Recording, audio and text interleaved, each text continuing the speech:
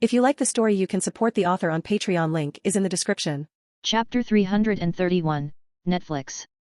Visual novel adventure became another genre that many video game entertainment companies wanted to adapt.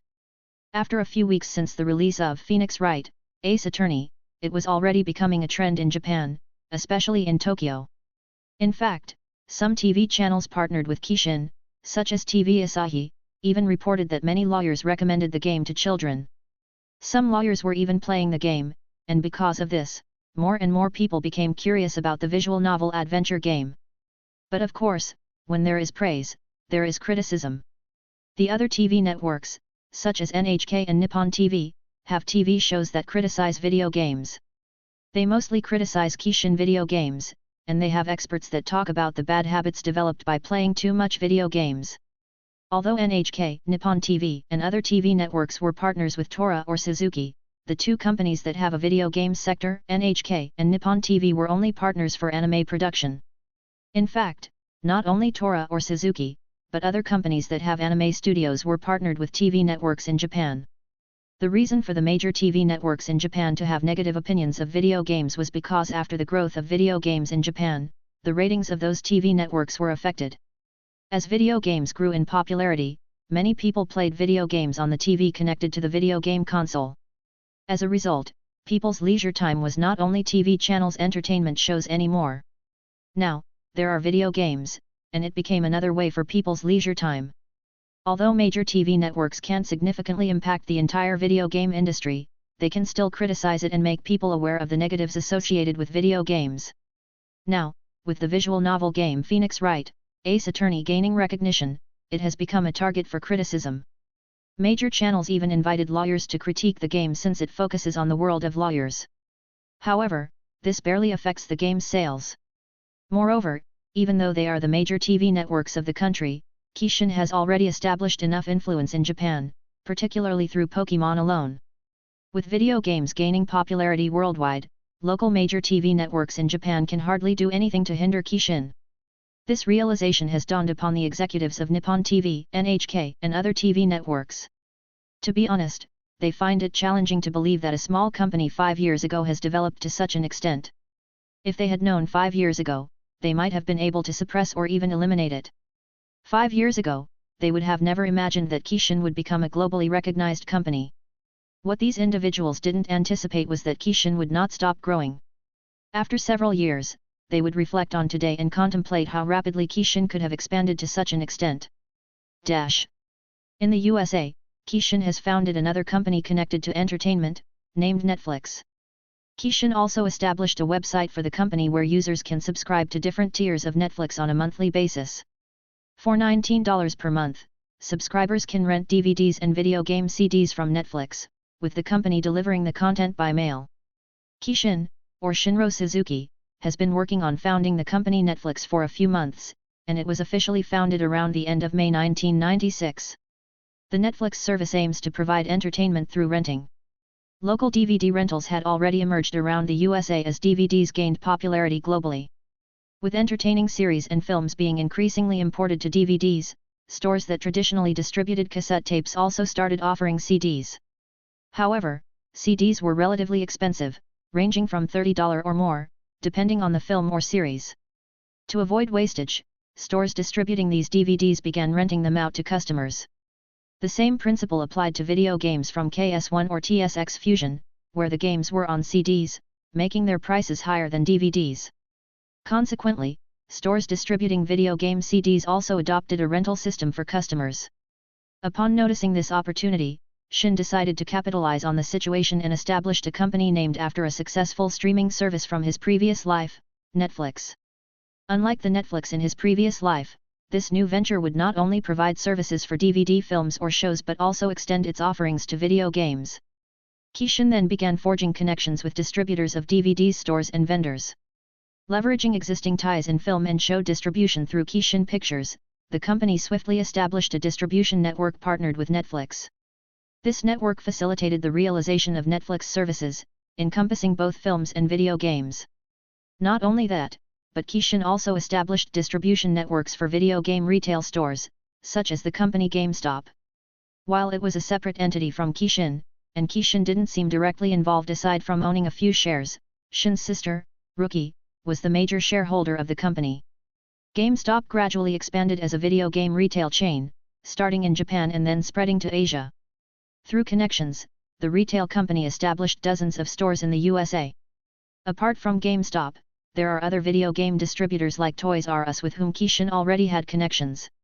As a result, the video game CD renting service of Netflix, especially through mail delivery, became even more feasible. When it comes to delivery, logistics, and transportation networks, keep in mind that Kishin has Amazon practically at its disposal.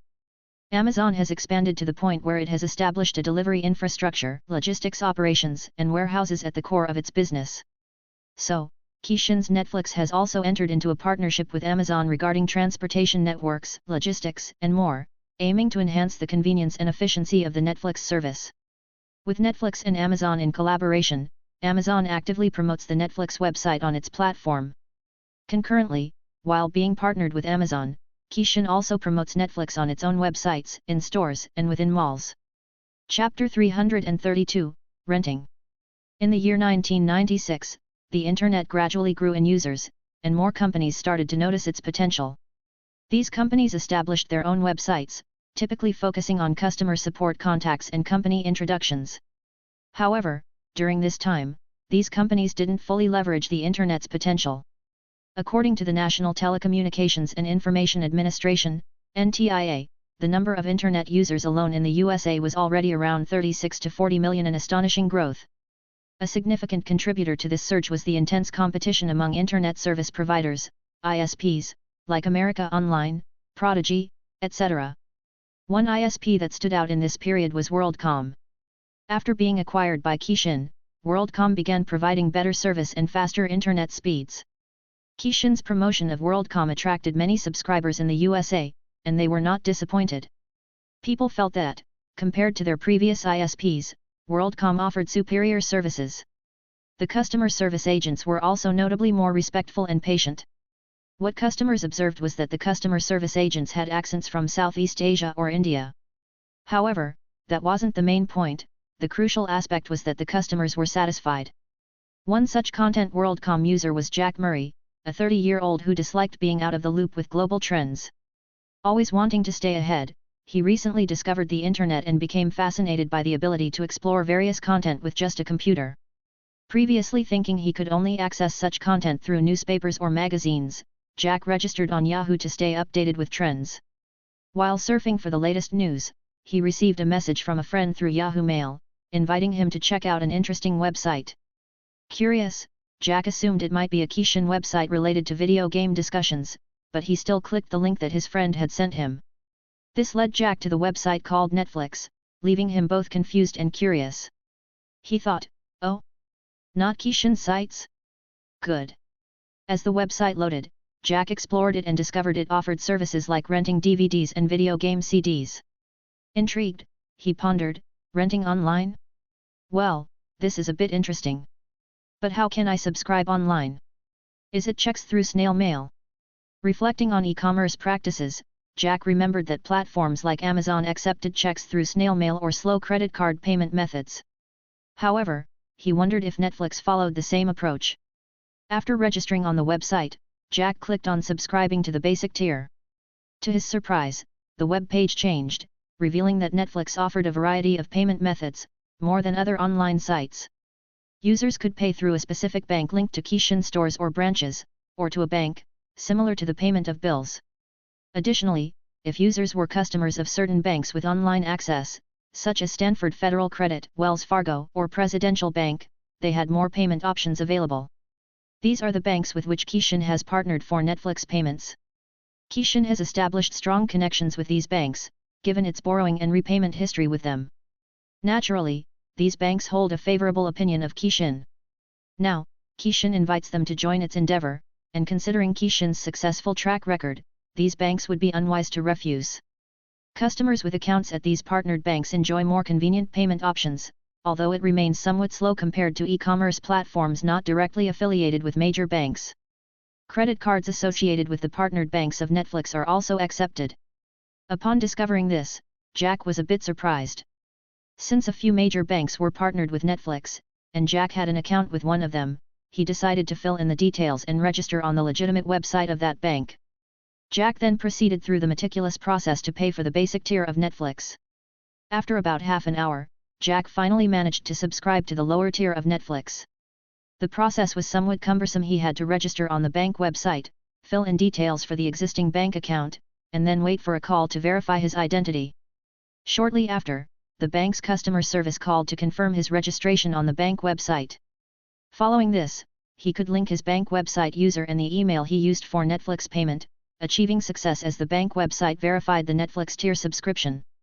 Relieved, Jack sighed, and now he could explore the films, TV shows, DVDs, or video game CDs on the website. Jack, seldom interested in video games, scrolled through the titles of shows and films available for rent.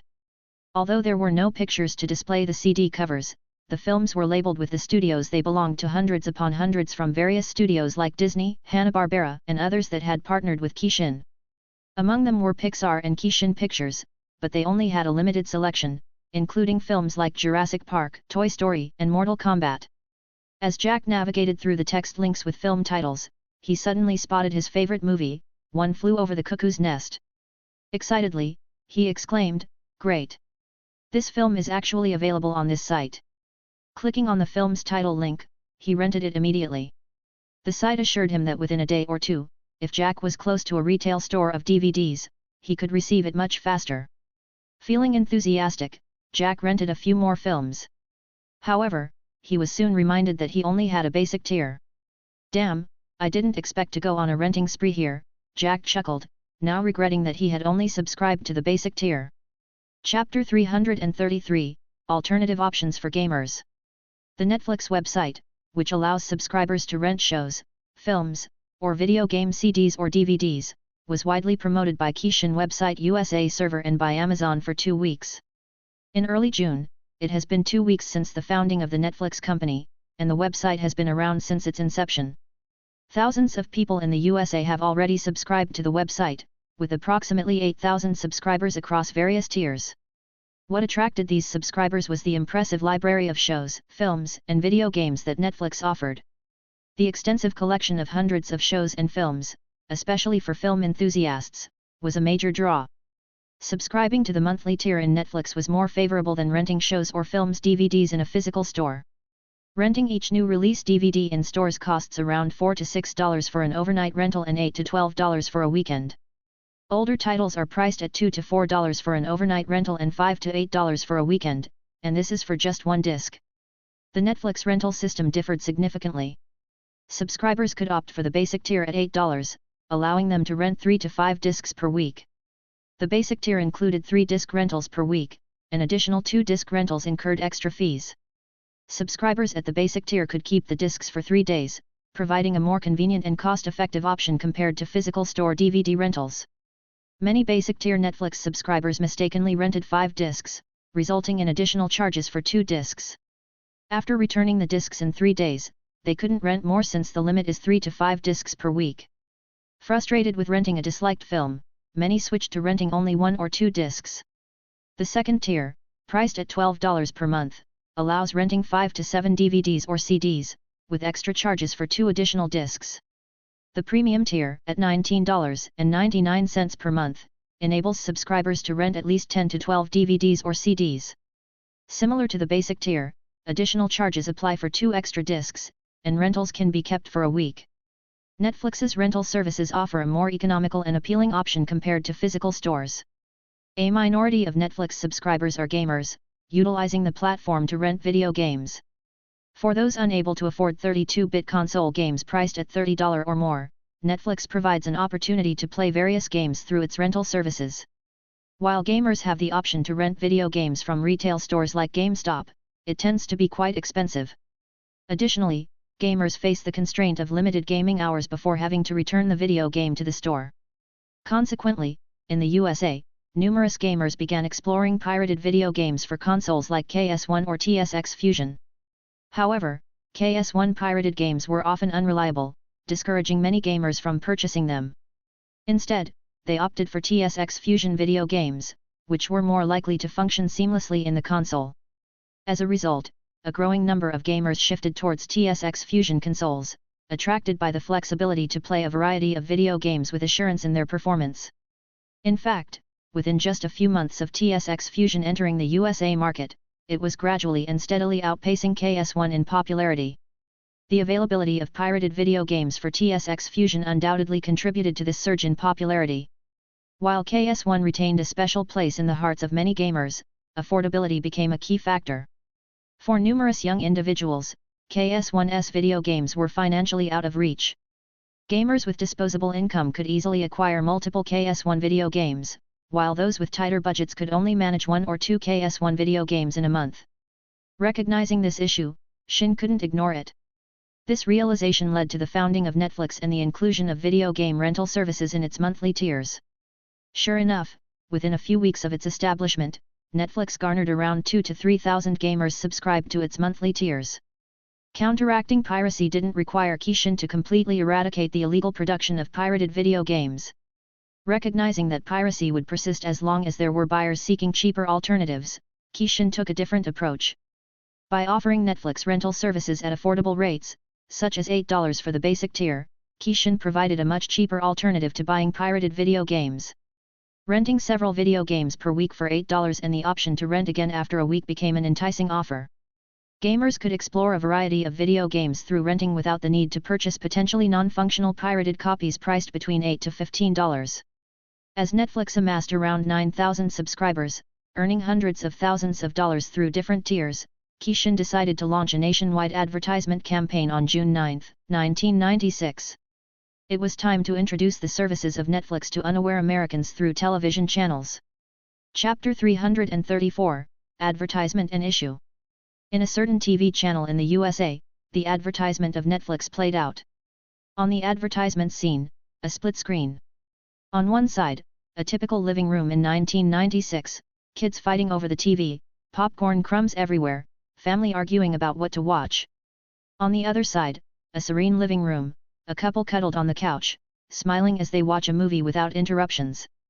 Then the American narrator sounded, his voice was warm and friendly. Tired of movie night turning into family feud night? Sick of late fees, empty shelves, and nothing goods on? The screen split faded and focuses on the serene couple, and the narrator sounding, introducing Netflix. The future of movie nights is here. With Netflix, you can get the camera's close-up shots of a stack of DVDs delivered to a mailbox, a user-friendly website on a computer screen, and a movie playing smoothly on a TV. The narrator sounded once more, Hollywood's hottest movies delivered right to your door.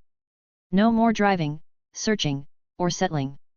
We have the classics, the blockbusters, and everything in between. Then the scene of the couple laughing was captured, and then the narrator sounded, discover your next favorite film. Our personalized recommendations help you find hidden gems you wouldn't have known existed. The camera cuts back to the happy couple now enjoying a bowl of popcorn together, with the narrator chiming in again, say goodbye to the video store hassle and hello to a world of cinematic possibilities. With Netflix, your all-access pass to Hollywood, from the comfort of your couch. After that, the scene changes with close-up shots of the Netflix envelope arriving in a mailbox, revealing a shiny DVD and a colorful video game CD. Choose from thousands of blockbuster movies, captivating TV shows, and the hottest 32-bit adventures for your KS1 or TSX Fusion. Dive into Tomb Raider's mysteries, conquer Final Fantasy, or soar through Happy's vibrant landscapes. The scene returns to the couple, with the man suddenly noticing something and excusing himself to the woman. After taking something from the mailbox, he is exhilarated to see his favorite video game and movie finally delivered, GTA 3 video game and The Godfather film. After that, the man returns and says, "Sweetheart, are you still watching the film?" "Yes, why?"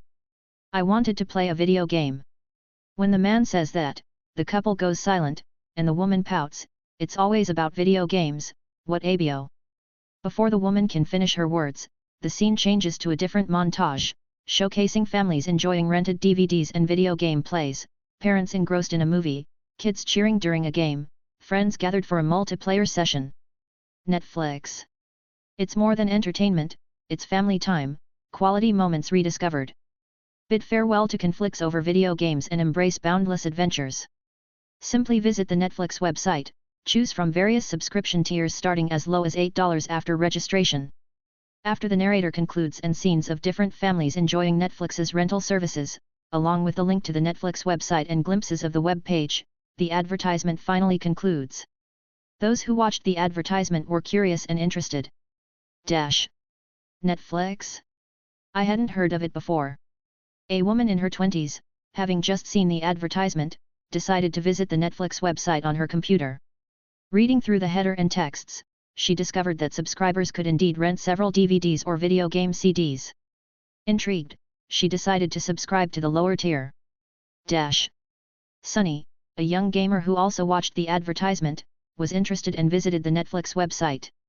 Seeing the low subscription price and the ability to rent multiple video games, he promptly informed his parents about it. His parents, observing their son's desire to subscribe to Netflix for renting DVDs or video games, felt there was nothing wrong with it. In their opinion, it's a preferable option compared to their son purchasing pirated video games. In fact, the parents themselves wanted to subscribe to Netflix after seeing the extensive list of DVDs available for rent. They opted for the $19.99 tier, and Sunny's mother remarked, "How can renting DVDs be so cheap? Is this some kind of fraud?" Sunny's father reassured her, saying, "Not a fraud, honey. It was just advertised on ABC channel. Do you think they would advertise something fraudulent?" I don't think so." Meanwhile, Sunny was thrilled to see his parents subscribing to the top tier, allowing him to play any KS1 video games he desired. While Netflix was gradually becoming a big success for Kishin, the Kishin branch in the UK was facing a minor issue. The issue at hand is that the GTA series in the country was gaining some popularity, and authorities noticed that the game had a violence and crime theme. Despite Kishin rating their video game GTA 3 as a 13+ game, the other two games in the GTA series, namely GTA I and II, were rated as suitable for ages 7 and above. However, the themes in GTA I and II were centered around violence and crime. Moreover, even though the age ratings were set at 7 or 13, it was deemed inappropriate for individuals of those ages to play the GTA series, especially given the foul language in the dubbed version of GTA 3 and its contents. Consequently, the British Board Film Classification was contemplating a complete ban on the GTA series in the country. Certainly, Kishin representatives in the UK will not allow this and will undertake the necessary steps to prevent the video game from being banned in the country. This issue made headlines on television channels in the UK, reaching even ordinary civilians, but the most concerned group was undoubtedly the gamers. They fervently prayed that the GTA series would not be banned in the country and hoped that Kishin could address the concerns raised by the British Board Film Classification. In Kishin Rule's headquarters, in Shin's office, he reviewed the report detailing the threat of the GTA series being banned in the UK. Not limited to the UK, some countries were contemplating a ban on the video game GTA series, despite the games being in their markets for months. Shin sighed, recognizing that the only viable ways to prevent the banning of the video game GTA series might involve ultimately rating it as 18+ and editing out inappropriate content and dubbed language. Although Shin perceived the graphics of GTA 3 and the entire series as cute and funny, he acknowledged that the perspective of the people in this world was not the same. Chapter 335, Navigating the Legal Maze. In the UK, the GTA series was under the threat of being fully banned by the British Board Film Classification. Despite GTA 3 having been in the Japan and US markets for months, the EU version released in the UK had only been around for a few weeks. Yet, it was already on the verge of being banned.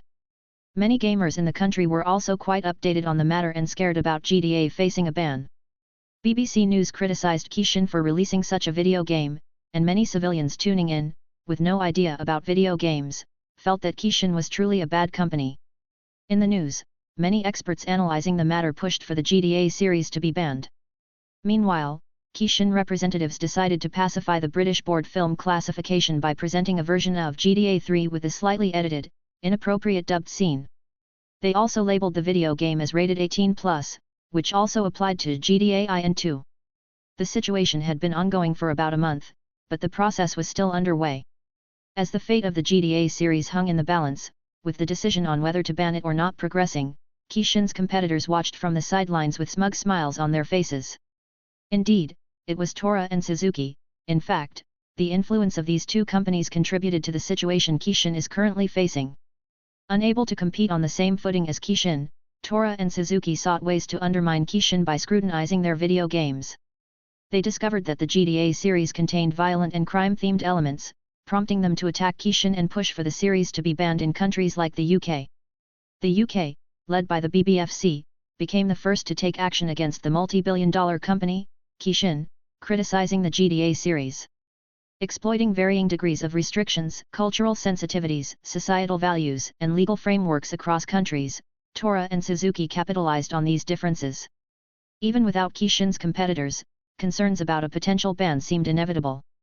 However, Kishin could have handled the matter more easily, with minimal public pressure through local media coverage. Beyond the UK, the GTA series faced apprehensions in countries like Australia and Germany, the latter enforcing a strict Youth Protection Act, Jugendschutzgesetz, regulating violent content in media. Kishin representatives, along with legal advisors, managed the situation adeptly. In Australia, Kishin complied with regulations by imposing strict age restrictions on their video games, including the GTA series. Similarly, in Germany, Kishin adhered to regulations by implementing strict age restrictions and making modifications to align with the legal requirements. However, Brazil exerted significantly higher pressure on Kishin. The Department of Justice in Brazil contemplated a complete ban on the GTA series, asserting that the video game promoted violence and crime through content featuring car hijacking, killing, and more. Consequently, they considered it reasonable to ban the video game series without the need for procedures or discussions with Kishin representatives. Nevertheless, Kishin was determined to prevent this scenario. Despite facing pressure, the company made earnest efforts to appease authorities by willingly implementing age restrictions and removing specific content. In Tokyo, Minato, Japan. Shin reviewed the report on the GTA series, much like the evaluation of the Mortal Kombat video game, currently undergoing scrutiny regarding potential bans. Shin discovered the challenging diversity of censorship laws across many countries. Despite holding back foul language in the GTA 3 series and ensuring the content was toned down compared to the original GTA 3 from his previous life, it still fell outside regulations and wasn't deemed suitable for the age of 13 or so. Shin gained valuable insights from this experience, realizing the importance of consulting the company's legal advisors before releasing video games in different countries. Despite the GTA series released by Kishin in the UK and Germany being the EU version, which inherently had restraints compared to the US version, it still failed to fully comply with the regulations of these countries. In early August 1996, Kishin successfully appeased the British Board Film Classification. The GTA series now carried strict age restrictions, requiring an 18+ age for purchase or gameplay. Additionally, certain cut scenes were removed. Kishin successfully navigated the regulations in Australia and Germany, implementing 18+ age restrictions and removing specific content or cut scenes. However, many gamers under 18 in these countries were disappointed. While relieved that GTA 3 avoided a ban, the restriction of purchase until the age of 18 left them somewhat saddened. Yet, alternative means of obtaining and playing the game still existed. Meanwhile, Kishin faced challenges in Brazil, where the court was deliberating whether to ban the game or not. In the USA, Kishin adjusted the age restrictions for GTA 3 in response to a small group's complaints about their children being influenced by the game. Despite Kishin's initial adherence to US video game regulations, the evolving nature of these regulations, especially in the early stages, prompted caution. To prevent potential legal or political actions, Kishin proactively modified the age restrictions for GTA 3 in the country. Chapter 336, Influence. In mid-August 1996, Tora and Suzuki launched their latest handheld devices in the USA, extensively promoted through advertisements, billboards, and posters in public places, including train stations. However, Walmart, the retail company, harbored doubts about the success of Tora and Suzuki's handhelds. The executives were aware of Kishin's Game Boy Advance and anticipated its release in the USA. Despite this uncertainty, Walmart opted to distribute the Tora and Suzuki handhelds. Even if Kishin's Game Boy Advance eventually dominated the market, Walmart anticipated profitable returns from the handheld video game consoles by Tora and Suzuki. Similar to the TSX Fusion, Walmart distributed such a product, despite initial doubts about its popularity in KS1. Surprisingly, TSX Fusion achieved modest success in the market, with sales proving quite decent. In essence, despite KS1's dominance, Walmart still profited from TSX Fusion console sales. Walmart attributed the success of TSX Fusion to the availability of pirated video games on the console compared to KS1, even though it's not the retail company's concern. On another note, gamers who purchased Suzuki's handheld console, Game Man, found it to be well received despite its rectangular design. The controls were an improvement over Suzuki's previous handheld, boasting a wider screen with better brightness and impressive graphics. The same sentiment applies to the Tora handheld console, which shares a similar design with the Suzuki handheld console. The release of these two handheld consoles ignited discussions among gamers. Many enthusiasts compared their Tora and Suzuki handheld consoles, with some noting minimal differences in their performance. However, avid Tora or Suzuki fans seemed oblivious to these nuances, firmly asserting the superiority of their chosen handheld console. The handheld console discussion also found its way to the Kishin website. Speaking of websites, Kishin, despite being extensively promoted with WorldCom in the States, had several reasons why its website stood ahead of others, even rivaling the popular Yahoo in terms of popularity. Kishin distinguished itself by having arguably the best website forum for discussion, coupled with a simple yet accessible design. While Tora and Suzuki also maintained their websites, they couldn't match the popularity of Kishin's website. This was primarily because Kishin essentially owned the core technology behind the World Wide Web, WWW, granting the company significant control over its website's performance and scalability. Imagine having direct access to servers, data centers, and network protocols, bypassing the limitations of external providers.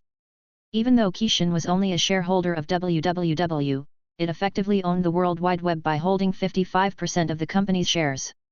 After acquiring 55%, Kishin refrained from acquiring any more shares to avoid potential backlash.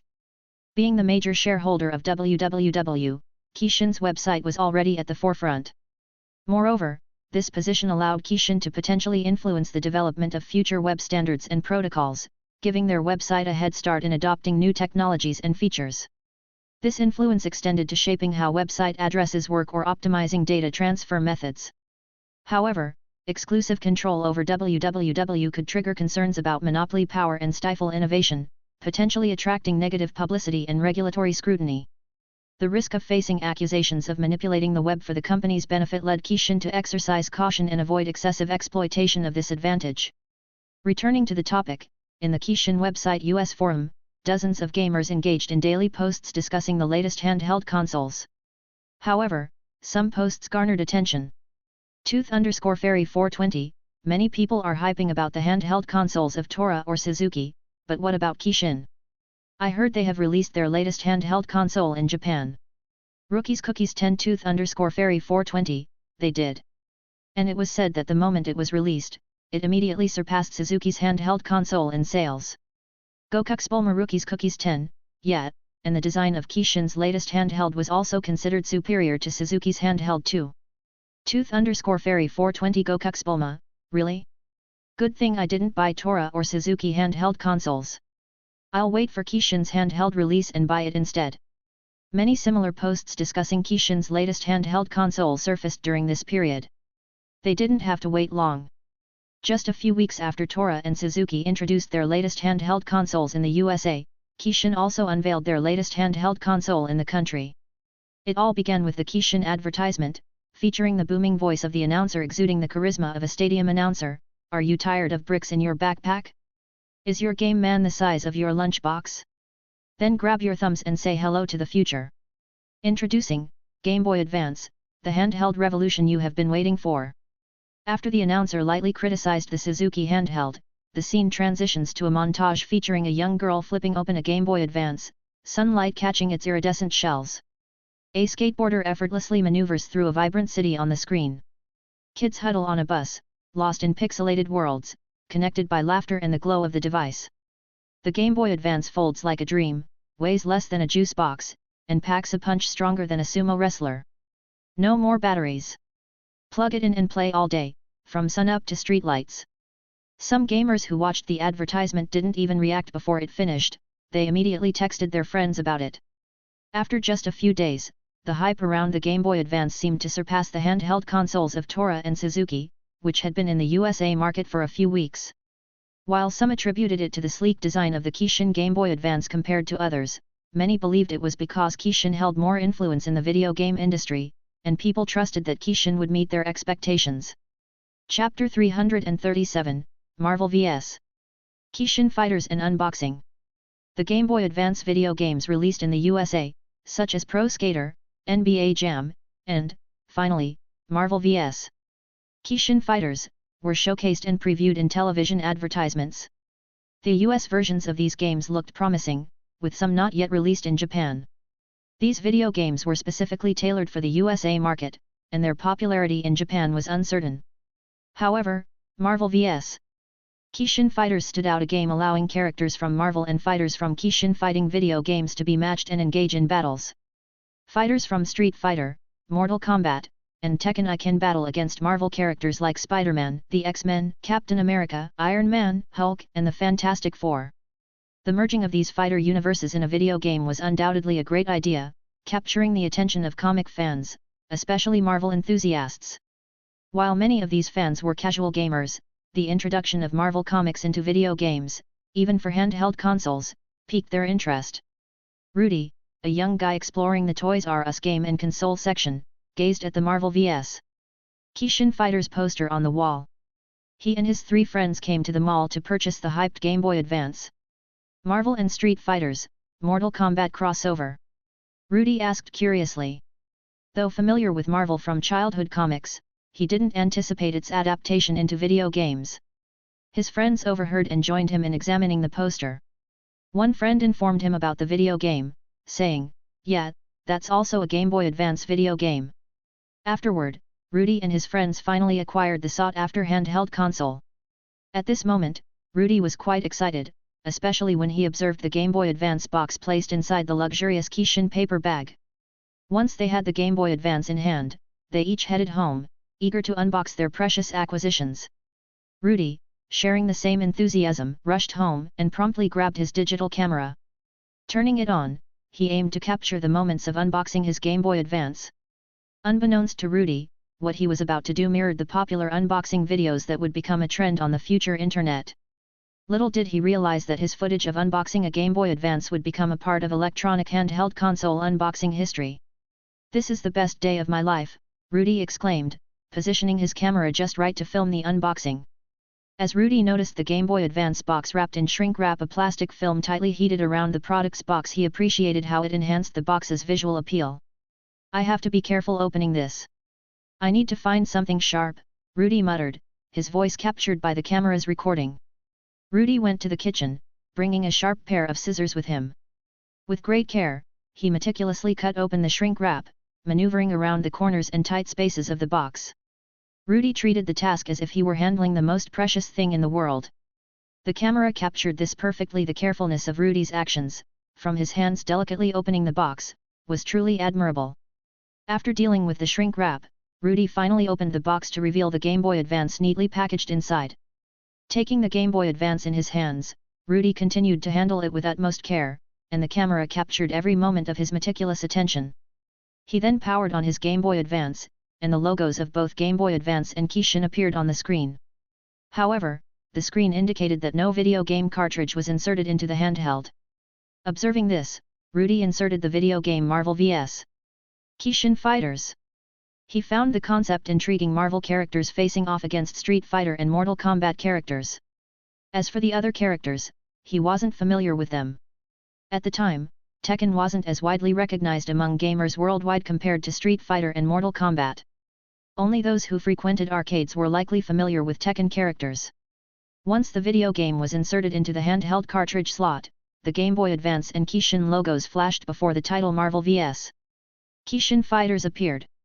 As the intense soundtrack played, Rudy pressed start and selected the one-on-one fight mode. The list of characters then appeared.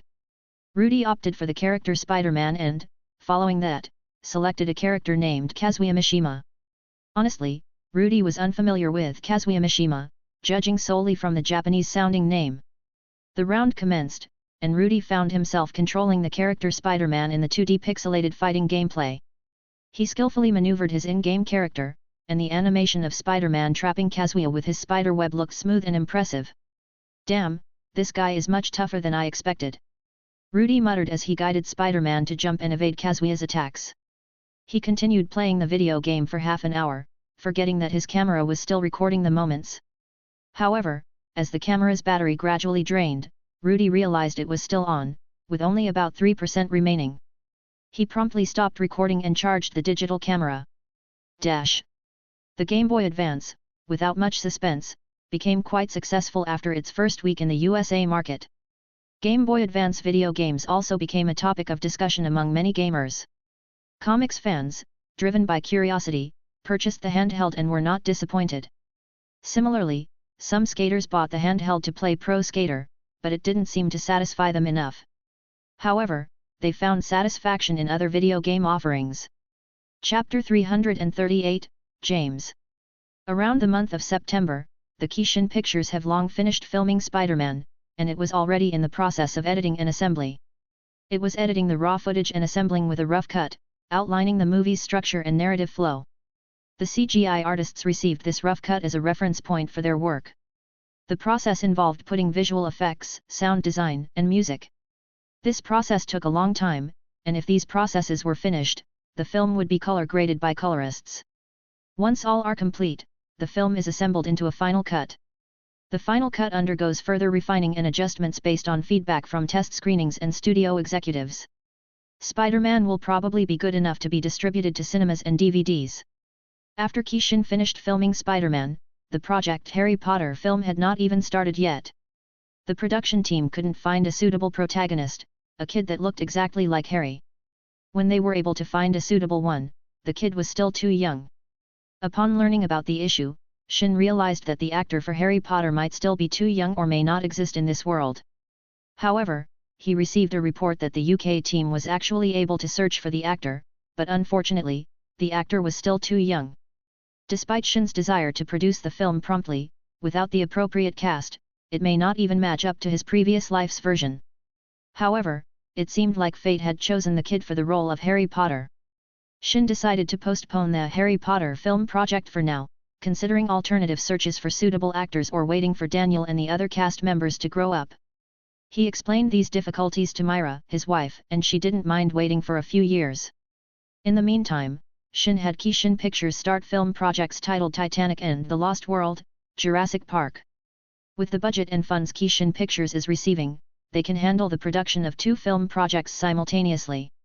At the Kishin Pictures headquarters in New York, the writers and director for the Titanic film gathered in the dedicated writer's room. This creatively designed space featured comfortable furniture, whiteboards, and even a model of the doomed ship to inspire collaboration. The Titanic film project was still in the production stage.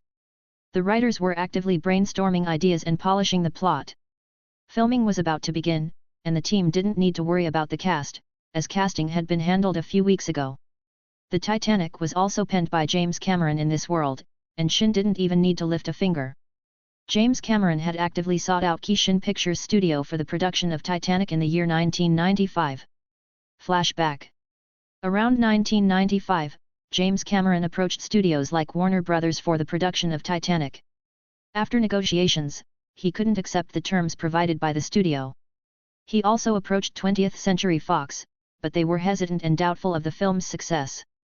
The studio imposed too many conditions, and the negotiations dragged out.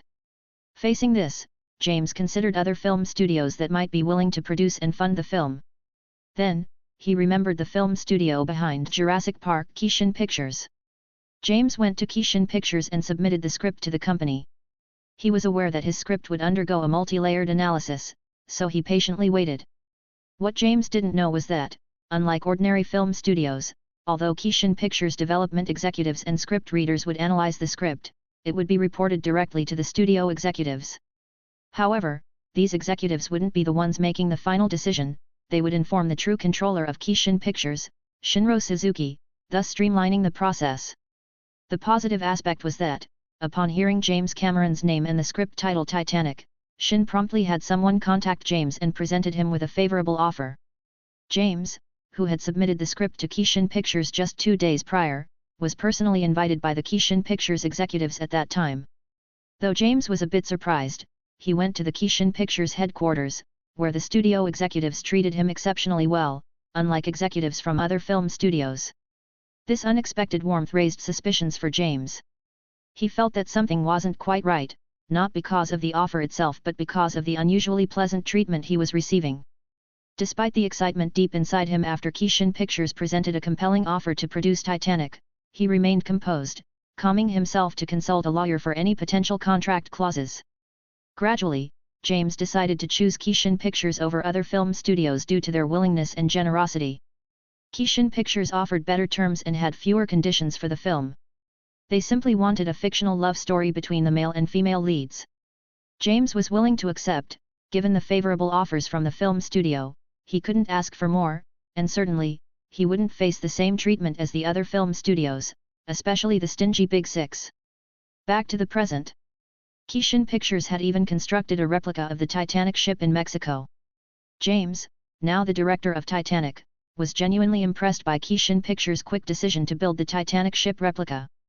He believed the studio had ample funds to spare, and the replica had been completed a few weeks ago, with filming about to commence. The last-minute polishing of the script had also concluded, and after a while, in September, the Titanic film project finally began. Chapter 339, Contribution. In the USA, New York, the Video Game Awards ceremony that has been preparing by Electronic Gaming was announced in February 1996, and currently now in September, they were reaching out to video games entertainment companies.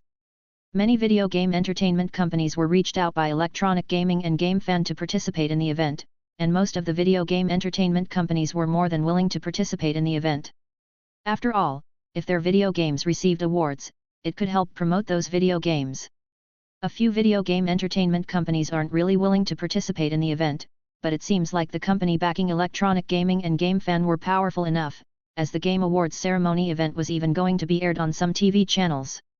Some TV channels, such as ABC and CBS, actually provided Electronic Gaming a time slot to air the video game ceremony. These two channels were major TV channels in the USA. So, even though some video game entertainment companies were unwilling to join the Video Game Awards ceremony, especially if their video games would not receive any awards, they decided to participate. Electronic Gaming and GameFan also extended invitations to two major video game companies, Tora and Suzuki. Tora and Suzuki accepted the offer without much hesitation, confident that their video games would be awarded in at least one or more categories. Electronic Gaming and GameFan also reached out to Japanese video game production companies. These companies had a branch in the USA and were participating in the Game Awards ceremony scheduled for October 3, 1996. Meanwhile, the Quake video game has only been in the market for several months, yet it has already sold about 1.4 million copies. This incredible sales figure was truly admired in the computer industry, and hundreds of thousands of Quake players were from the USA. With the outstanding sales of the video game Quake, the Kishin Plays software CDs, used as third-party software for online gameplay, also experienced an incredible surge in sales. Now, about 230,000 people were using Kishin Plays software, and what does this mean? It means that many more people were gradually getting accustomed to the idea of online gaming. A significant portion of these users were playing Doom, Doom 2, Quake, and Warcraft 2. It seems like the era of the first-person shooter online gaming was already making itself known. Although it may not have appeared as huge at the time, Kishin was already making a significant contribution to developing the video game industry. With an increasing number of Kishin Plays software users, Kishin had to update and expand their servers to accommodate the growing traffic and load of the user base. The server technology of 1996 was evolving rapidly, and limitations in bandwidth and processing power could quickly bottleneck online gaming experiences. Kishin was swift in its actions, implementing scaling strategies and adding more physical servers to handle increased traffic. Furthermore, Kishin optimized their software over time, focusing on improving efficiency and reducing its resource footprint. This involved optimizing network communication protocols, employing data compression techniques, and refining server-side game logic.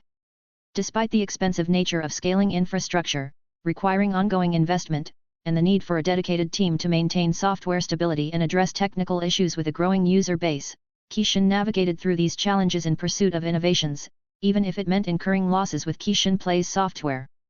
Because Kishin knew that a successful online gaming platform could attract more partnerships with game developers, expand advertising revenue streams, and solidify Kishin's position as a pioneer in the online gaming space. In fact, Kishin Plays software already had many partnerships with video game companies, and the revenue was starting to pick up slightly. While Kishin was experiencing some success with Kishin Plays software, competition started to emerge. Netscape Online Software, another third-party software offering video games support for online gaming, was developed by Netscape Communication. Additionally, Redis Software, developed by Microsoft, also provided online gaming support for video games. Although the two competitors were still somewhat inferior compared to Kishin Plays software, Netscape Communication and Microsoft excelled in software development. They could certainly pose a threat to the position of Kishin Plays software if Kishin were not careful. In fact, Netscape Online and Redis software had some advantages in certain functions that Kishin Plays software lacked.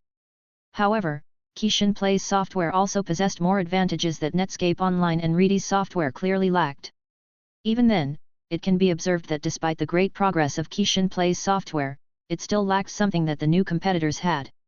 Therefore, Kishin can learn from the competitors' software and fill in the gap that they are lacking. In the country of Japan, specifically in Tokyo, anime fan communities were gradually starting to miss the Dragon Ball anime. Dragon Ball recently concluded its airing a few months ago, ending with 153 episodes. While the anime fans were not overly depressed with the One Piece anime being shown on television, they still felt a sense of lacking without the Dragon Ball anime.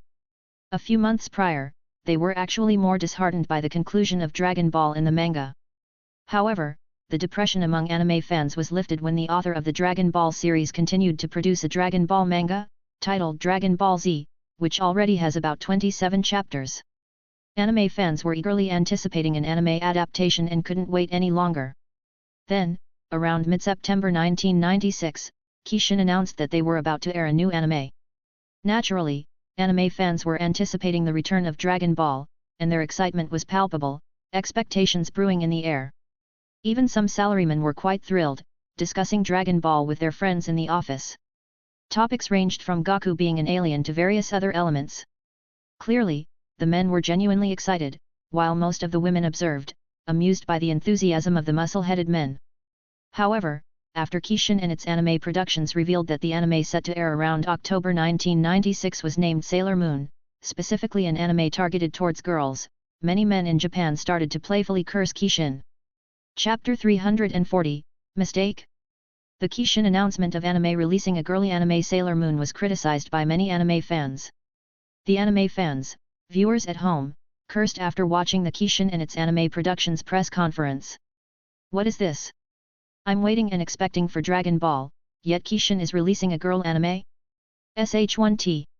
A chubby young man tossed the remote to the television after having his expectations dampened. The same can be said for the other viewers that are Dragon Ball fans. What is Kishin actually thinking? It's well known that anime about girls is not well received. Yet they even produce an anime for girls. This is unacceptable. We need Dragon Ball Z. Many anime fans, mostly men, criticized Kishin and its anime studios, such as Mad Ranch Animations, Mappa Studios, and more, for even considering the production of anime for girls. However, many women and girls also started to defend Kishin against the boys criticizing it. For instance, in a certain high school in Tokyo, Japan, a young man was discussing his issues with Kishin with his friends. Damn Kishin! Let's not watch that anime. Let's not support that Sailor Moon. Boycott Kish. Before he could finish his words, he was interrupted by a pretty young woman. Criticizing Kishin just because they didn't release an anime you were expecting and instead announced an anime for girls. The young woman snorted with a smirk and said, "Seriously, what shallow and narrow-minded boys you are." The young man and his friends were a bit stunned, not because they were being interrupted by the opposite gender, but because they were noticed by the most popular and pretty young woman in the class. They exchanged glances, then, without even talking, they understood each other. The young man talked back to the pretty young woman, seemingly angry, but in reality, they only acted offended to extend their conversation with the beauty. Kishin's announcement of an anime for girls, Sailor Moon, drew the attention of competitors in the anime industry, and those competitors felt exhilarated seeing Kishin make a mistake. One such competitor, Nippon TV, was quite happy with the development of Kishin's anime. Although it was considered only a minor mistake for Kishin, Nippon TV CEO Akimitsuo Ishizawa was still happy and in a good mood. At the same time, he couldn't help but be curious. Akimitsuo looked at his secretary and said, "It's quite interesting, isn't it? Kishin should have already known that girls-themed anime is quite unpopular. Kishin should have known that already, right? His secretary, a man wearing a sleek and formal black suit, adjusted his glasses and replied, I think Kishin knows this. From what we've heard, the chairman of Kishin led the anime production himself. From my perspective, the chairman of Kishin might think he has too much money in his hands and decided to waste it away on making a girl-themed anime. At the same time, he might want to test whether it'll be well received. I am certainly sure, and everyone was already sure, that the anime will not even be watched by the anime fans, let alone receive a positive response. Akimitsuo Ishizawa nodded and agreed with his secretary's perspective, but at the same time, he felt something amiss. However, he ignored it without much thought. While the anime Sailor Moon has not yet aired, its teasers have graced the television on the TV Asahi channel. The scene resembled a commercial. A boy sat in the living room, fixated on the television where an anime scene played. The camera zoomed in on the television, perfectly capturing the anime scene the boy was watching. A lone figure, adorned in a sailor fuku fashioned from shimmering moonlight, drifted gracefully amidst the ethereal cityscape. Her long golden hair flowed like a river of moonlight, capturing the celestial glow in every strand. A crescent moon tiara adorned her brow, mirroring the city's luminescent crown. Who is she? The boy muttered, his eyes glued to the screen. The figure had blonde hair, and her hand, held aloft, clutched a silver wand edged with intricate constellations. As she raised it, the city skyline responded. Lights pulsed within the buildings, their rhythm echoing the heartbeat of a sleeping giant. Then, with a flick of her wrist, the entire cityscape erupted in a dazzling symphony of neon. Colors swirled, buildings danced, and the moonlit metropolis pulsed with an energy both alien and thrilling. This is a dream, breathed a woman, her hands clasped at her chest. Yet, the girl on the screen was no dream. Her sapphire eyes, burning with determination, met the gaze of every viewer, her voice strong and clear, ringing through the boy's living room. In the name of the moon, I'll punish you. The screen dissolved into a single image, the silhouette of the moonlit warrior against the backdrop of the pulsating city. Below, stark white text announced, Sailor Moon. Coming soon to TV Asahi. As viewers, many of whom were Dragon Ball fans, watched this teaser that felt more like a commercial, they snorted, this is the anime that Kishin spent so much money on? What a waste! Ridiculous! Just from this scene, I can tell it's an anime that will never see success. A pity. If it were Dragon Ball Z, I might have been more excited by now. While the predominantly male anime fans were complaining, a few female anime fans who saw the teaser felt intrigued. In a certain household, a young man with his 3 sisters just watched the Sailor Moon teaser, and he overheard his sisters talking. Kishin's use of visual effects in commercials has really improved. It was a teaser for an anime, though. Just a teaser, but I already see potential in it. The young man, hearing his older sisters seemingly interested in the anime, immediately quipped, hey, it's just another bad anime. How can you know it's bad if we haven't watched it? I suggest we at least watch the first episode to see if it's good, right? Upon hearing that, the young man quickly responded, but didn't we already agree on watching Mechanical Boy on Nippon TV? Mechanical Boy was going to be aired on television at the same time as Sailor Moon. Just watch it at your friend's house, alright? Don't you get tired of dozens of robot series in anime? Upon hearing that from his second older sister, he muttered, damn it. Chapter 341, Game Awards of the Year. Around October 3, 1996, in the USA, the Video Game Awards ceremony of electronic gaming and game fan began. The Carnegie Hall was already bustling with people, the production team to broadcast the event was already in place. Many video game entertainment companies entered the hall and sat upon seats. Murmured discussions took place. Then, a blonde American host appeared on the stage. There was a large LED screen behind him, on which were written, the first Game Awards ceremony of EG and Game Fan, a night of pixels and passion. The American blonde host then spoke, welcoming the people and making some funny jokes that gamers could understand. For example, big round of applause for the best soundtrack category. And the award goes to, the dogs in Resident Evil. Seriously, those barks still haunt my dreams. The audience laughed, and the video games team that was nominated in the event, voted in each category, also laughed softly. The nominees turned to the Resident Evil 1 team, who were the representatives for the game. I see we've got some real survival horror fans here. Just remember, if you see a zombie with a fedora, run. And for the love of polygons, don't waste ammo on the dogs. When the host said that, the audience, including the video game fans in attendance, laughed. The Resident Evil 1 team also joined in the laughter with the other nominees. Speaking of Resident Evil, the award for best use of tank controls goes to the entire cast of Resident Evil 1. Talk about limited movement options. You could turn faster with a brick tied to your leg. The Resident Evil 1 team, consisting of Japanese members, laughed along with the others, but deep inside, they were already contemplating how to improve their game next time. After the Resident Evil 1 jokes by the host continued to joke about some video games. However, some teams representing those video games didn't take it lightly and were a bit upset, feeling their games were insulted. They even considered walking out, but since the event was live, doing so would only further embarrass themselves. Following the break in the joke session, the host received a reminder from the higher UPS to tone down his jokes about other video games. Although the host disliked being held back, he had no choice. The Electronic Gaming and Game Fan were hosting the video game ceremony event, which was still relatively new, and they had yet to establish themselves as a reputable host for video game awards ceremonies. While the company Electronic Gaming and Game Fan held influence in the video game magazine industry, the event they were currently hosting presented a different challenge. Many teams representing their video games primarily came from Japan and other countries. Approximately 48% were Japanese, 35% were American, and 17% were from either Europe or Asia. After the host's mixture of roasting and praising the nominated video games, the ceremony was finally about to begin. It started with the early announcement awards, with the first being the most anticipated game from the years 1994 to 1996. The years 1994 and 1995 were included due to the numerous video games that generated buzz during that time. The nominated video games were GTA 3, Metal Gear Solid I, Resident Evil 1, Gloomy, The Land of Happiness, Uprising, Religion of Nightmares, Silent Hill, and Roar of Destruction, among others. The award was ultimately received by Metal Gear Solid I. It was a close competition with GTA 3, but the latter was currently facing some issues. Although Kishin had mostly resolved them, there were still lingering undercurrents. Following the most anticipated game, the ceremony proceeded with the Community Choice Award, which was won by Resident Evil 1. Next was the Sports Game of the Year, and the award went to Football World, a video game resulting from the collaboration between Toru Suzuki.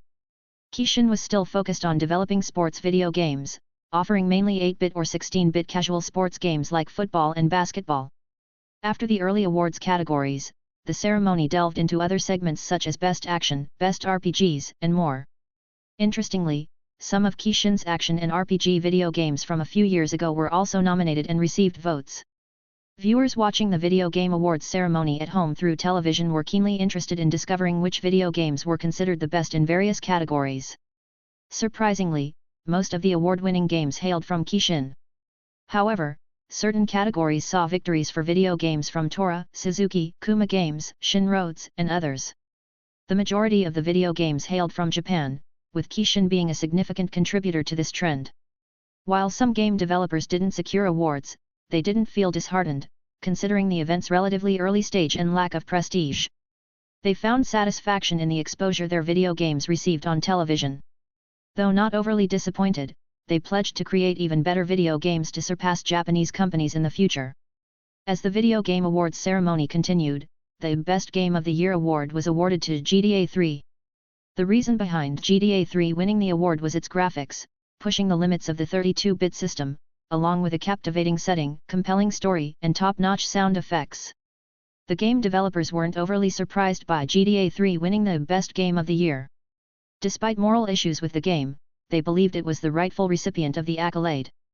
Following this, viewers at home discovered other video games that received awards in specific categories, sparking their interest to play them. They could either rent these games on Netflix or purchase them from GameStop. Chapter 342, Small Success. In Tokyo, Japan. After the Sailor Moon anime first episode was first aired, it sparked a diverse and vibrant range of emotions. Sailor Moon resonated deeply with the kids and teenagers, especially the girls. The themes of friendship, courage, and fighting for what's right connected with the young audiences. The vibrant visuals, catchy music, and empowering female characters made it phenomenal. Anime critics even praised the show's innovative storytelling, engaging visuals, and well-developed characters. However, when there is praise, there will be criticism. The anime Sailor Moon faced criticism from certain parents and conservative groups who found the show inappropriate for children due to its fantastical violence, occasional suggestive humor, and non-traditional gender roles portrayed by the characters. Following the release of the second episode of Sailor Moon, even some feminist critics contended that the series reinforced traditional gender stereotypes despite its overarching theme of female empowerment. They highlighted the emphasis on beauty, romance, and domesticity juxtaposed with superhero action. Meanwhile, at the Nippon TV headquarters, Akimitsuo Ishizawa initially felt satisfied when he noticed the low ratings for the first episode of Sailor Moon compared to their anime Mechanical Boy. However, a week later, when the second episode of both series aired, the tables turned. Mechanical Boy experienced a significant drop in ratings, while Sailor Moon saw a notable rise, as reported by Video Research or VR. How is this possible? How could a seemingly unpopular and girly anime suddenly achieve high ratings? Akimitsuo Ishizawa couldn't help but express his confusion. His nearby secretary adjusted his glasses and, arms crossed, remarked, "It appears we underestimated the anime Sailor Moon, CEO." Akimitsuo Ishizawa nodded and replied, "It seems so. However, it's only the second episode. There's no true winner yet. Sailor Moon may have a good rating for its second episode, but the same cannot be said for future episodes." Upon hearing that, the secretary chose to remain silent this time, refraining from uttering any flattering words his boss would typically enjoy hearing. He understood that if his boss turned out to be wrong, he might get blamed for jinxing or something. After the second episode of the Sailor Moon anime aired, many girls between the ages of 5 and 13 began imitating their hero, Usagi Tsukino. In a specific park in Tokyo, Japan, a group of girls played together. Moon Prism Power, Make Up. A 7-year-old girl mimicked Usagi Tsukino's transformation into Sailor Moon. Moon Prism Power, Make Up. Another 6-year-old girl followed suit. No. Kamayu-chan was supposed to be the villain, Queen Beryl. The 7-year-old girl broke character and exclaimed. The 6-year-old named Kamayu-ran shook her head and said, "No. I don't want to be the villain, Sakoto-chan. I want to be Sailor Moon." Sakoto Ryo, the 7-year-old, disagreed. The other girls also desired to be Sailor Moon, none of them wanted to play the role of the villain, Queen Beryl. Disagreements arose among the girls before they all settled on portraying Usagi Tsukino, Sailor Moon. Similar situations unfolded in other parks and playgrounds where girls and even boys were imitating either Sailor Moon or Tuxedo Mask. Some even insisted that their parents buy them costumes from Kishin merchandise for kids and a stuffed toy of Luna from the Sailor Moon anime. The influence of the girl-themed anime Sailor Moon is evident after just 2 episodes. Although it has garnered only limited popularity among children and teenagers at the moment, its appeal is gradually growing among the broader audience. Many anime studios were taken aback by the unexpected surge in popularity of Sailor Moon, a girl-themed anime. The fact that this anime, with only 2 episodes aired, is already impacting the youth and gaining popularity surprised industry professionals. Some directors or animators from anime studios even found their own children enthusiastically talking about Sailor Moon. This prompted those studios, initially underestimating the anime's female fan base, to reassess the potential of catering to a female audience in their future girl-themed anime projects. However, anime industry insiders will have to wait and see the true potential of the girl-themed anime Sailor Moon. In their estimation, Sailor Moon may achieve modest success as a Kishin anime, suggesting that it might not reach the same level as Yu-Gi-Oh!, but still attain a commendable level of success. The visual novel game with the new genre, Ace Attorney, was finally released in the USA and EU. As is customary, the release was delayed to ensure the availability of the video game in the US and EU versions. Within a few days of gracing the USA and EU market for Game Boy Advance, the game garnered significant attention. Thanks to its charm, many kids playing the video game felt inspired to become attorneys, much like Phoenix Wright. Even teenagers and young people in high school were contemplating choosing law school to become attorneys. The trend became so prevalent that some local authorities in certain countries recommended the video game due to its positive influence, especially when compared to the video game GTA 3. The video games for KS1 were gradually expanding in the library, not because Kishin was consistently releasing video games. In fact, Kishin only released a few video games over the course of a few months. Entertainment companies played a crucial role in developing video games for the 32-bit console. However, gamers eagerly awaited the release of Kishin video games for KS1. After a few months of anticipation, Kishin finally announced new video games to be released in Tokyo, Japan. The titles revealed were Tekken 3 and Pro Skater. Though just 2 games, the announcement, especially the inclusion of Tekken 3, originally an arcade release, left many gamers satisfied. Frequent arcade goers in Japan were particularly excited to see another fighting arcade game adapted for console gaming. Chapter 343, Latest Video Game and Kishin Samstar Success. After the Tekken 3 video game was released, the most excited people were the arcade goers. These people will be willing to spend countless hours playing the video game Tekken 3 in the arcades. And gamers competing in this video game Tekken 3 even surpassed the competition of the other Kishin fighting video games, such as Street Fighter series or Mortal Kombat series in the Japanese arcades. Those gamers were extremely excited, and in some places, they discussed lively. "Oh yeah! We can finally play Tekken video game on console." A thin man, wearing glasses, named Suko Kenta, exclaimed. "Yeah! And it's even the latest Tekken. The third entry of the Tekken series."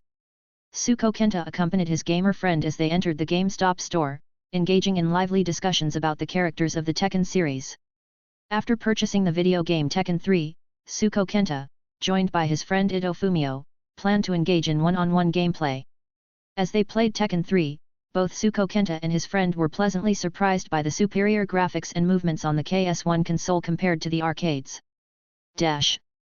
Within a few days of hitting the Japanese market, Tekken 3 and Pro Skater recorded estimated sales of around 58,000 and at least 20,000 units, respectively. Given the Tekken series' existing popularity in arcades, its strong sales in the market weren't overly surprising. Many arcade enthusiasts anticipated Kishin adapting the Tekken series for the KS1 console. Pro Skater also garnered attention from skateboarders in Japan. Meanwhile, the partnership and collaboration between Kishin and Samstar in mobile phone technology research finally bore fruit. In contrast to the Kishin Revolt series phones, which shared the same design and model as Nokia from Shin's previous life, the Kishin and Samstar mobile phone is set to truly revolutionize the industry. The Kishin Samstar designed phone boasts a colored screen and retains a keyboard, but with a flippable design. Flippable phones were already a trend, with Motorola introducing a flippable phone back in 1995. However, the distinction lies in the fact that Motorola's flippable phone didn't achieve the same level as the Kishin Samstar flipping phone. The Motorola StarTAC 1995 featured a compact clamshell design that folded in half, significantly reducing its size when not in use. This made it easily pocketable and marked a departure from the bulky, brick-like phones of the era. Yet, the upper shell of the Motorola StarTAC didn't function as a screen. Instead, it primarily served as protection for delicate internal components like the display and keypad when the phone was inactive. This shielded them from dust, scratches, and accidental button presses. In essence, the Motorola StarTAC 1995 isn't truly a modern-sense flipping phone, as there were other flipping phones like MicroTAC, designed solely to cover the keyboard. The Kishin Samstar mobile phone set itself apart. It embodied a modern sense of a flippable mobile phone, featuring a small screen in the upper shell and a keyboard below, a design that truly defined flipping mobile phones. Despite the small size of the Kishin Samstar mobile phone's screen, it was remarkably large for its era. Despite Kishin Samstar's notable achievements in mobile phone innovations and technology, they recognized that their mobile phone product was not quite ready for the market. Despite the many faults that still needed solving, the chairman of the Samstar Group expressed great satisfaction with the results. Time passed swiftly, and October was on the brink of concluding, making way for the month of November. Around November 2, 1996, in the USA, the entertainment scene was taken aback by the sudden teaser of the Spider-Man movie on television channels. Viewers were captivated by the scene on their televisions. The skyline, a jagged tooth against the twilight, hummed with the city's restless thrum. Taxi horns shrieked, neon pulsed, and in the shadows, something crawled. Not a rat, not a roach, but something swift and silent, a whisper against the concrete jungle. It's Spider-Man. The hero, clad in an almost entirely red suit, was scaling the building. Spider-Man swung gracefully between buildings and structures, using his robust webs. The soon-to-be iconic Spider-Man swinging appeared remarkably realistic. The scene seamlessly transitioned from Spider-Man swinging at night to the day, where onlookers below pointed skyward. With a dramatic pose upon landing, Spider-Man was accompanied by the voice of an American narrator. Flashes of scenes from the Spider-Man movie filled the teaser, concluding with Spider-Man-themed text proclaiming, "Spider-Man, coming soon," and the American narrator. Viewers were visibly excited. The Spider-Man teaser looked exceptionally promising. Indeed, Kishin's use of CGI had reached a new level. Meanwhile, Warner Bros., holding the IPs of DC Comics, observed Kishin adapting Marvel Comics and sensed a potential threat to their dominance in comic adaptations to films. Chapter 344, Challenge. In the USA, the Spider-Man movie teasers kept appearing on television channels. Warner Bros. Was particularly not that happy. It was because the Spider-Man film was about to screen in USA cinemas on November 15, 1996. It just exactly faced off the screening with their film Space Jam, the movie starring Michael Jordan himself. And Warner Bros. Spent a lot on that film Space Jam. It was around $80 million. They were initially hopeful for that film, as their popular IPs such as Looney Tunes would be included in the film. Looney Tunes was an intellectual property that Warner Bros. Acquired from Hanna-Barbera before Hanna-Barbera was wholly bought by Kishin. Looney Tunes was highly popular, and by partnering their beloved IPs with the renowned NBA superstar, Michael Jordan, Warner Bros. Had high expectations for the film Space Jam. However, with the Spider-Man film also scheduled for the same date as Space Jam, Warner Bros. Wasn't entirely certain whether it would still achieve the anticipated success. After all, facing such a challenging situation. Simultaneously, they considered that if Kishin's Spider-Man fell short of expectations, it could be an opportunity for Warner Bros. To surpass it with Space Jam.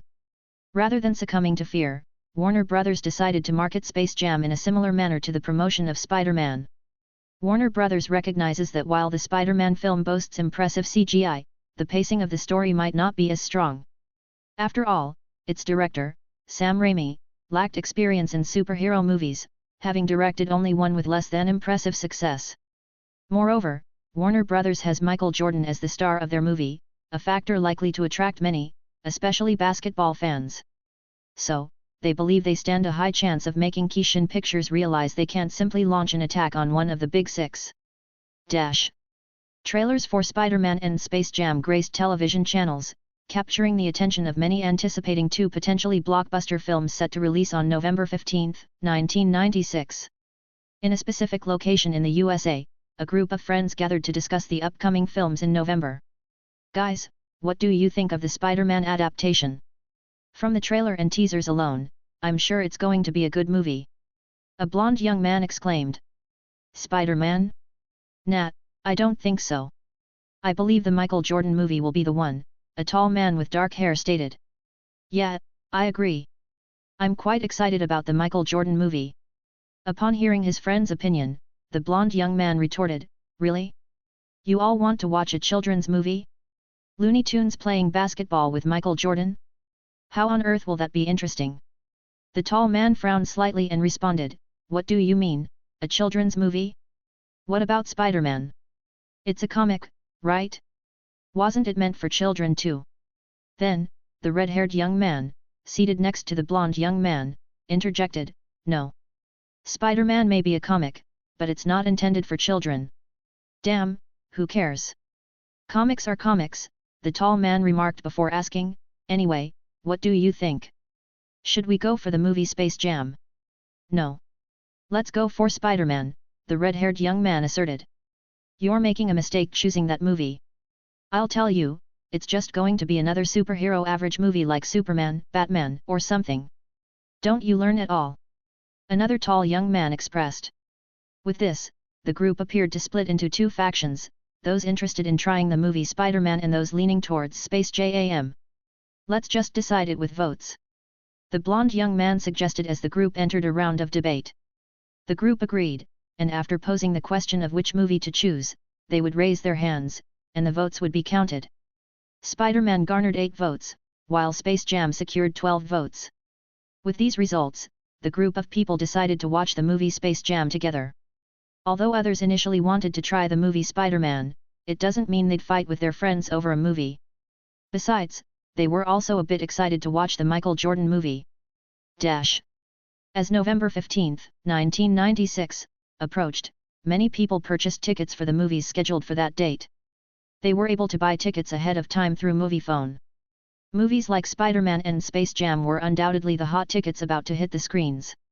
From the ticket sales, although Kishin Pictures had established a reputation in the USA, it still seemed to be slightly behind the big six film studios such as Warner Brothers, as estimated by the ticket sales for Space Jam. While the film Spider-Man also boasted impressive ticket sales, it fell slightly behind the numbers for Space Jam. Sure enough, on November 15, 1996, the first-day box office results for Spider-Man and Space Jam were revealed.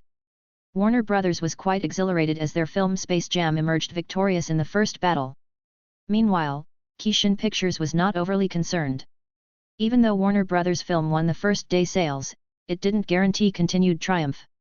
Thus, they put their best efforts into hyping Space Jam. With NBA superstar Michael Jordan himself promoting the movie to his fans, this certainly helped, as basketball fans were eager to support Michael Jordan. Chapter 345, Win. On the first day, the box office result of Spider-Man was $14 million, while the movie Space Jam had a first-day box office of about $22 million. Some Warner Brothers executives even celebrated the first-day box office results of their movie Space Jam, but of course, while they're partying, they know that the battle between themselves and Kishin Pictures was not yet over. Warner Brothers desire to completely beat Kishin Pictures one-sidedly, but doubt that's possible. So, Warner Brothers just continued marketing and promoting their movie on television channels, posters, newspapers, TV shows, etc. The Kishin Pictures movie Spider-Man may be good, but Warner Brothers will do its best to maintain dominance in the daily and weekly box office results through extensive marketing and promotion. Warner Brothers' marketing and promotion efforts were undoubtedly on another level compared to Kishin Pictures Film Studio, despite their few successful blockbusters. However, Kishin Pictures was backed by Kishin rules and marketing and promotion were not a problem. Kishin Merchandise has long released toys of Spider-Man, including toys, clothing like hoodies, kids' Spider-Man costumes, and other platforms of Kishin. In fact, without that, the word of mouth for the Spider-Man movie was very important and crucial as well. When the Spider-Man movie premiered at Man Village Theatre on November 13, 1996, many people began spreading the word about the film to their friends and families. Warner Brothers won the first-day box office, primarily due to Michael Jordan's involvement, the popularity of basketball, and Warner Brothers' excellent reputation and influence in the movie industry. However, after the successful first and second-day box office for Warner Brothers' Space Jam against Kishin Pictures' Spider-Man, the second day saw Space Jam not dominating the box office as it did on the first day. It was still slightly ahead of Spider-Man, but things took a different turn on the third day at the box office. In a certain theater, the audience enjoyed the highly recommended movie Spider-Man. The audience was engrossed in watching the film, especially during the scene where Peter Parker caught the slipping Mary Jane and perfectly caught the falling food on the tray. The audience was even more impressed by the scene where Peter Parker fought back against the bully named Flash. The CGI scene where time seemed to stop for Peter Parker was amazing, and the slow-motion effect made kids in the cinema shout in excitement. After that, the audience continued watching the movie with focus. During the scene where Peter Parker ignored the robber, and coincidentally, the robber killed his Uncle Ben, it evoked mixed emotions in many audience members. Uncle Ben left a lasting impression, especially after he said, "With great power, comes great responsibility." Now, with Peter Parker crying while looking at his Uncle Ben, many people realized that if Peter Parker hadn't let the robber escape, his Uncle Ben wouldn't have died in such a way. Some audience members also realized that Uncle Ben's quote, "With great power, comes great responsibility," seemed to make more sense. The audience observed as Peter Parker was consumed by anger and hatred. Peter Parker was clearly angry with himself for letting such a wicked criminal, the robber, get away. If he could have stopped the robber at that moment, his Uncle Ben wouldn't have needed to die. Peter Parker also displayed an obvious amount of hatred, and the audience assumed that Peter Parker would avenge his Uncle Ben. As expected, as the audience watched, they saw Peter Parker searching for the robber, and after finding him, he took matters into his own hands and confronted the criminal. Some audience members couldn't understand how kids were allowed in the cinema for the screening of Spider-Man with its complicated story and character development of Peter Parker. However, they assumed it might be because the gory scenes were not as apparent. As the Spider-Man movie, about to come to an end, inadvertently led to the death of the antagonist, who happened to be the father of Peter Parker's friend, Peter was visibly guilty as he comforted his friend for the loss of his father. When the Spider-Man movie concluded, the audience even applauded for a minute or so before walking out of the cinema with satisfaction. Many people promoted the Spider-Man movie with their friends, and on the third day, the box office for Spider-Man reached $38 million. While the Space Jam movie earned around $13 million, there was a significant decline in box office sales for Warner Bros. Simultaneously, with the appearance of the Marvel superhero Spider-Man in cinemas, many people began to take notice of Marvel Comics. Some even purchased comics featuring Spider-Man. Marvel Comics sales experienced a definite surge, which was evident from the first day of Spider-Man movie. As time passed, the sales continued to increase further. In 1996, the internet was not as relevant as it is in the future, and entertainment primarily revolved around video games, TV shows, films, novels, and comics. People bought comics as a source of entertainment, and after the release of Spider-Man in cinemas for the first few days, the popularity of Marvel Comics soared at an incredible rate in the USA market. With the increased sales of Marvel Comics, Kishin finally began to reap profits after previously losing money on Marvel Comics. Along with the success of the Spider-Man movie, it can be said that Kishin has profited significantly from just one superhero movie. As Marvel Comics gradually rose in prominence, people started to notice that Warner Bros. And DC Comics would soon face a strong competitor. However, many disagreed with this view, feeling that Warner Bros. And DC Comics were still unreachable for Kishin Pictures and Marvel Comics. Despite the success of Kishin Pictures' Spider-Man movie, it doesn't necessarily mean they can consistently produce great superhero movies one after the other. Chapter 346, Diverse Achievements. Warner Bros. Has spent a significant amount on the marketing of the film Space Jam, but on its third day, its box office sales started going downhill. The box office on the third day was $8 million. Although it was already good box office sales for the day, it was possible due to Warner Bros.' ongoing promotion of the film Space Jam. Warner Bros. Also kept spending a huge sum in marketing. Although the box office sales of Space Jam already declined on the third day, Warner Bros. Still has a bit of hope and continued to spend a lot in marketing the movie, clearly hoping that it'll surpass the Spider-Man movie once more, but the results were disappointing. In the first week, Kishin Pictures' Spider-Man movie box office sales for the week were a staggering $140 million.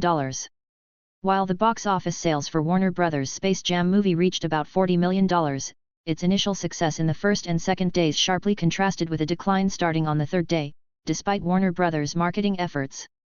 Due to Warner Bros. Investing a substantial sum in marketing the Space Jam movie, it achieved a box office revenue of around $40 million. However, this success was primarily attributed to the marketing expenses, resulting in minimal profits for Warner Bros. Recognizing this, Warner Bros. Opted to cease their significant spending on the marketing of the Space Jam movie. Consequently, with reduced marketing efforts, the box office performance of Space Jam continued to decline, while the Spider-Man movie maintained its dominance in year-round box office sales. Undoubtedly, Kishin Pictures' Spider-Man stood out as the blockbuster movie of 1996. In Tokyo, Japan. The Spider-Man movie was making its way into the country with teasers and trailers. From television alone, Japanese viewers could discern that the movie was exceptional, thanks to its incredibly advanced CGI. Many Japanese had already purchased tickets in advance. Meanwhile, the Sailor Moon anime also gained considerable popularity in Japan, with many girls imitating Usagi Tsukino's appearance by dyeing their hair.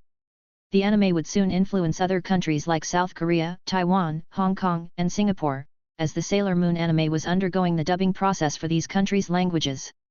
In Kishin's headquarters, Chairman Shin and the executives reviewed the corporation's ventures over the past few months.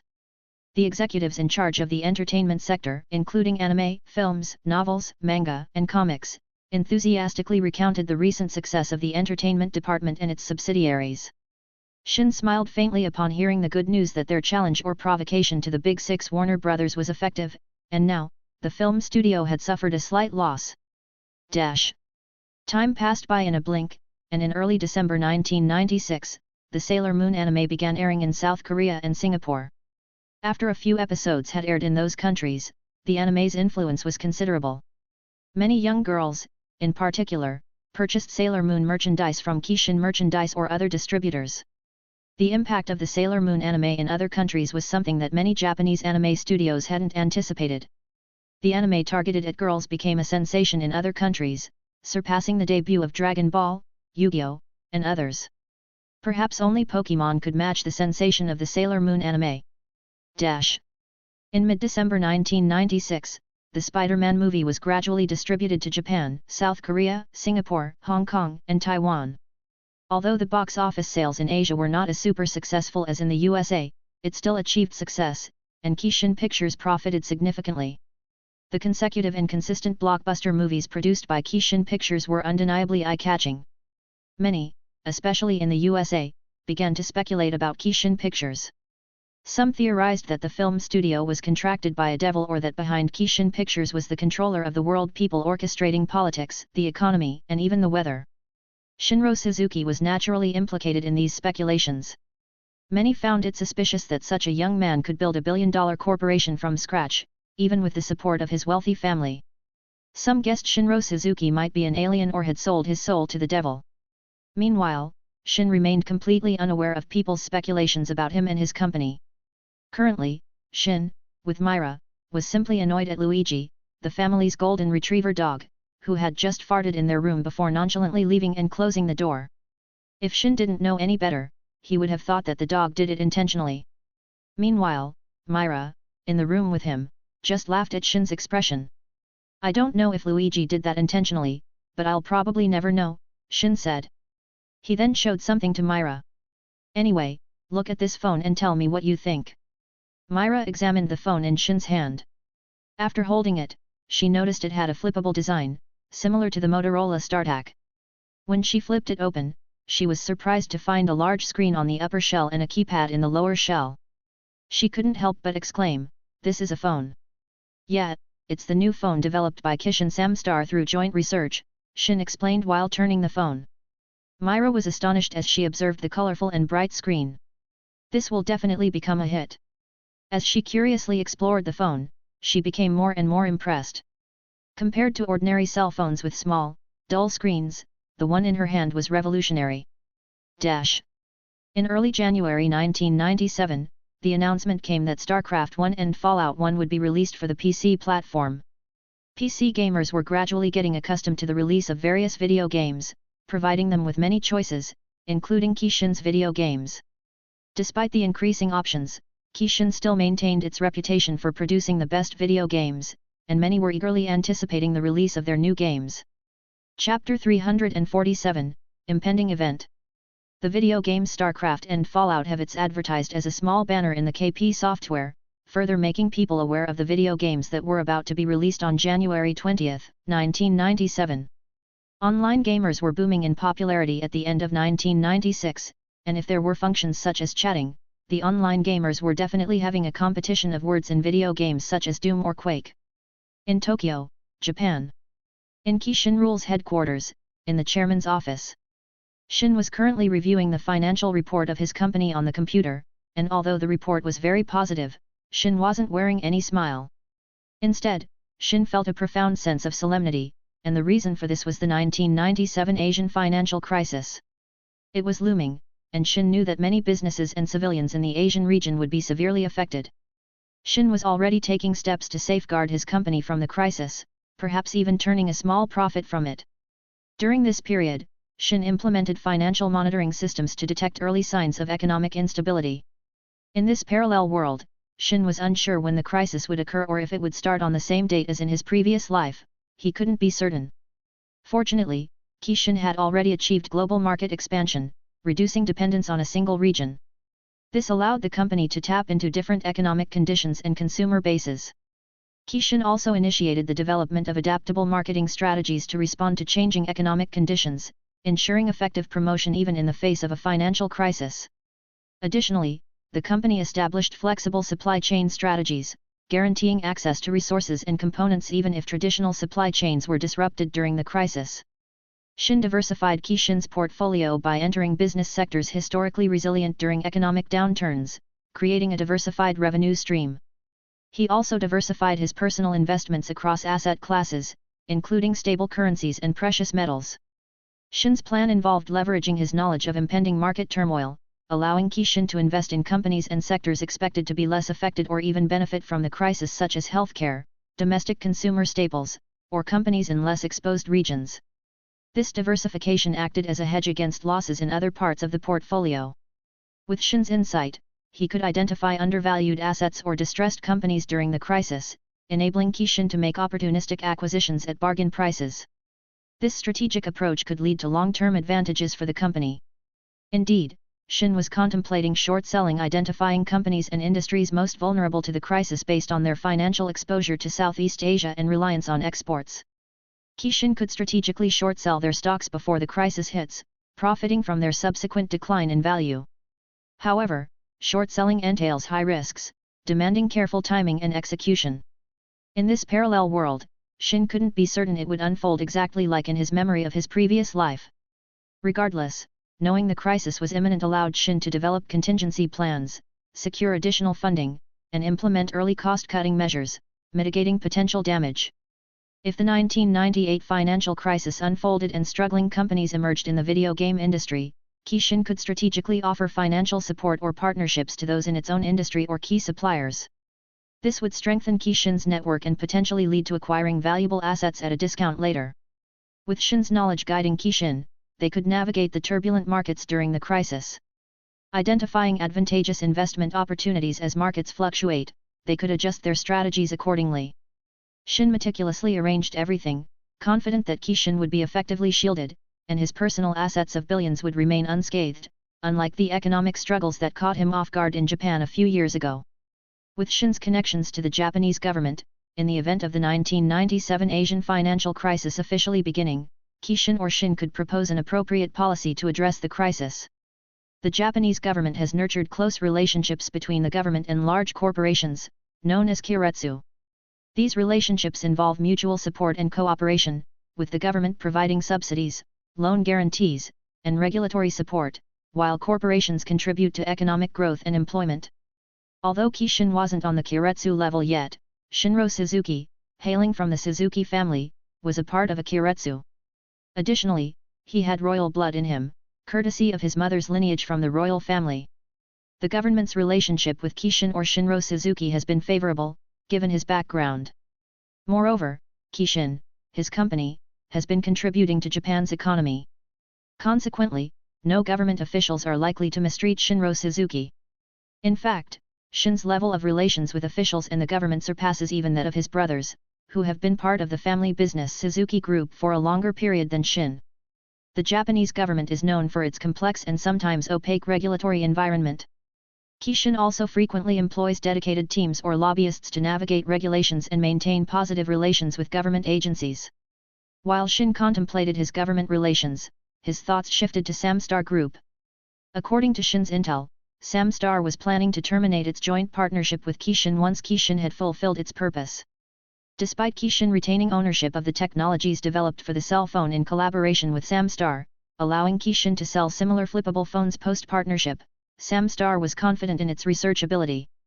They were determined to innovate their own flippable cell phone and compete directly with Shin, aiming to emerge victorious in this competition. Shin wasn't overly concerned about Samstar's plans. After all, Shin derived substantial benefits from Samstar's technologies. In fact, if his memory served him correctly, during the 1997 Asian financial crisis, that South Korean conglomerate would incur significant losses. This fate would be shared by other South Korean conglomerates that would later make significant strides, such as Hyundai Motors and LG in this world. Shin could simply acquire shares when they were low and struggling. By becoming a significant shareholder, Shin could potentially gain access to a portion of their technologies as well. Chapter 348, Fallout. On January 9, 1997. In the USA, California. James entered his room and turned on his computer by pressing the button on the computer. The Windows logo in the startup appeared and loaded before the computer fully booted up. James then pressed the eject button of the CD slot, and the CD slot ejected. James put the CD of a video game, Fallout. Excitedly rubbing his hands together, James installed the video game on his computer. "I'll finally be able to play a PC game," James muttered. He had just bought his first ever PC video game from GameStop. Many of his friends were already playing video games, and they expressed their positive experiences, especially when they talked about playing with people online as a noble experience. James also aspired to join the PC gaming community and engage in online play with others, using his allowance to purchase a video game called Fallout, a newly released title recommended by his friends. For some reason, James sensed that his friends might only be interested in him buying the latest Kishin video games so they could borrow the Fallout CD and install it on their own PCs. Nevertheless, James shrugged off any concerns, as he was genuinely curious about playing the most recent release from the self-proclaimed #1 video game company in the world, eager to explore what Kishin's PC games had to offer. James then ejected the CD slot once more, removing the video game CD, as the game was already installed. He opened the video game, and the Fallout animation intro began.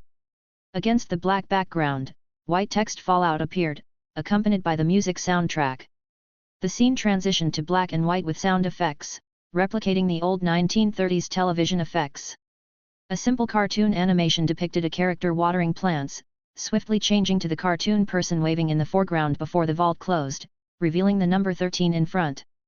The black and white scene shifted to newsreel footage, labeled Galaxy News, featuring a soldier shooting another person in the back of the head. The soldier, covered in a mask and suit, appeared to notice the camera focusing on him and waved back. Zooming out, it revealed the scenes were playing on an old television. James read the text on the television, "Buy war bonds." Despite noticing differences in the USA flag within the game compared to the real one, James observed that the game referenced the actual USA. Government propaganda continued playing on the old television until the music soundtrack seemed to malfunction, repeating, "Maybe maybe maybe," before slowly fading into the background. The screen turned black, and a man's voice resonated. "War. War never changes." Upon hearing these 4 words and witnessing the accompanying image, James was instantly immersed in the video game's narrative. Images unfolded successively as the narrator delved into a chilling montage of historical wars, illustrating his point. James saw depictions of ancient Roman soldiers, Spanish conquistadors, and Nazi stormtroopers, all motivated by the pursuit of power, resources, and dominance. The narrative then shifted to the 21st century, where war escalated to unprecedented destructiveness. The narrator described a world devastated by nuclear blasts, the struggle for depleting resources such as oil and uranium, and the development of increasingly terrifying weapons. The narrator underscores the irony of war: advanced technology employed for destruction, soldiers sacrificed for feudal causes, and an unending cycle of violence that leaves the world in ruins. He delves into the concept of victory's Pyrrhic in nature, accentuating the hollow triumphs and devastating costs of war. The narration seamlessly transitions to the Fallout context. James listens to the story of the Great War that nearly obliterated humanity and the vaults, the last bastions of civilization clinging to survival beneath the irradiated Earth. There are whispers of a new civilization, hinting at the potential for rebuilding and renewal. The narrator concludes on a poignant note, stating that from the ashes of nuclear devastation, a new society dares to walk in the wasteland's dust. Following the animation intro, the video game menu appeared, and James selected the new game option. He chose a character, and James found the themes of green text and systematic fonts impressive.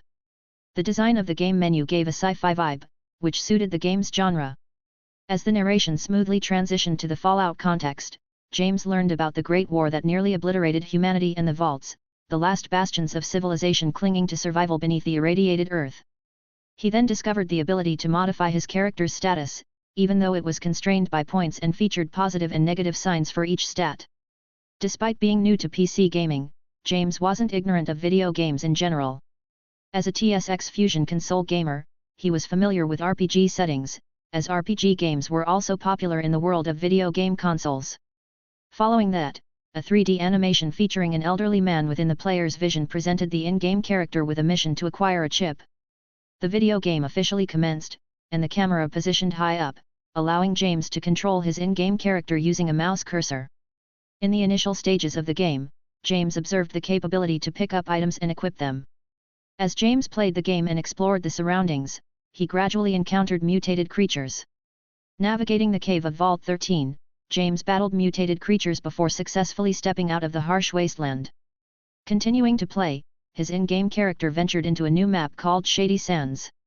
Time passed, and it had only been half an hour since James started playing the game, yet he was already deeply engrossed.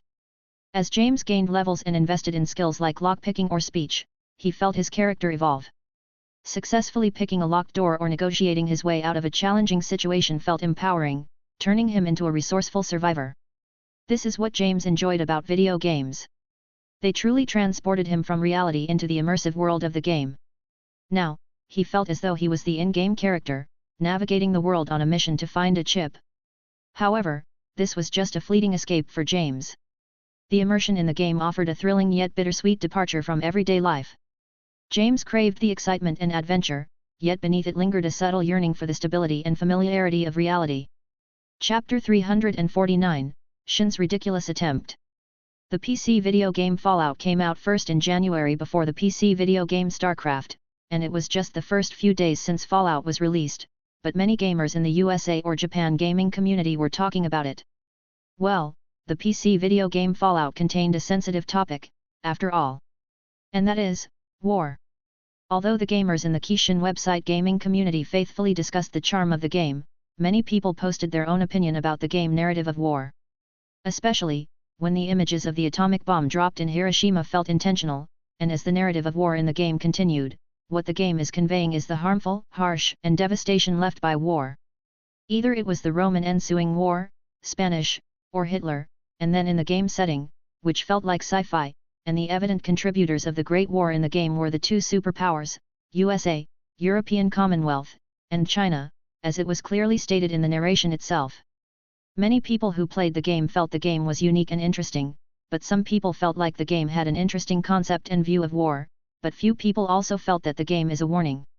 Those few individuals could grasp what Kishin is attempting to convey to the masses, similar to when the Resident Evil 1 theory of the T-virus emerged. Some believed that unethical pharmacies became notably cautious not to expose their tracks after the T-virus theory gained popularity. Many still entertain the possibility that a pharmacy somewhere was developing a virus and preparing for it.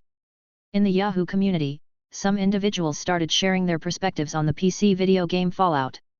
Certain individuals speculated about a malfunctioning computer system initiating a nuclear strike, setting off an unstoppable chain reaction of retaliation. Others speculated about a massive asteroid impact, supervolcanic eruption, or global pandemic triggering widespread disaster and a breakdown of social order, ultimately leading to nuclear war as a desperate attempt to maintain control. People's creativity seems boundless. There's even someone who proposed that if an extraterrestrial threat arrives on Earth, humanity would respond with a unified but desperate effort, including the use of nuclear weapons as a last-ditch measure. While some people have ridiculous and expansive imaginations, others truly recognize the potent impact of the nuclear bomb. Many were concerned about such a weapon. Environmental concerns and awareness of natural disasters were on the rise, making scenarios involving apocalyptic events more relatable.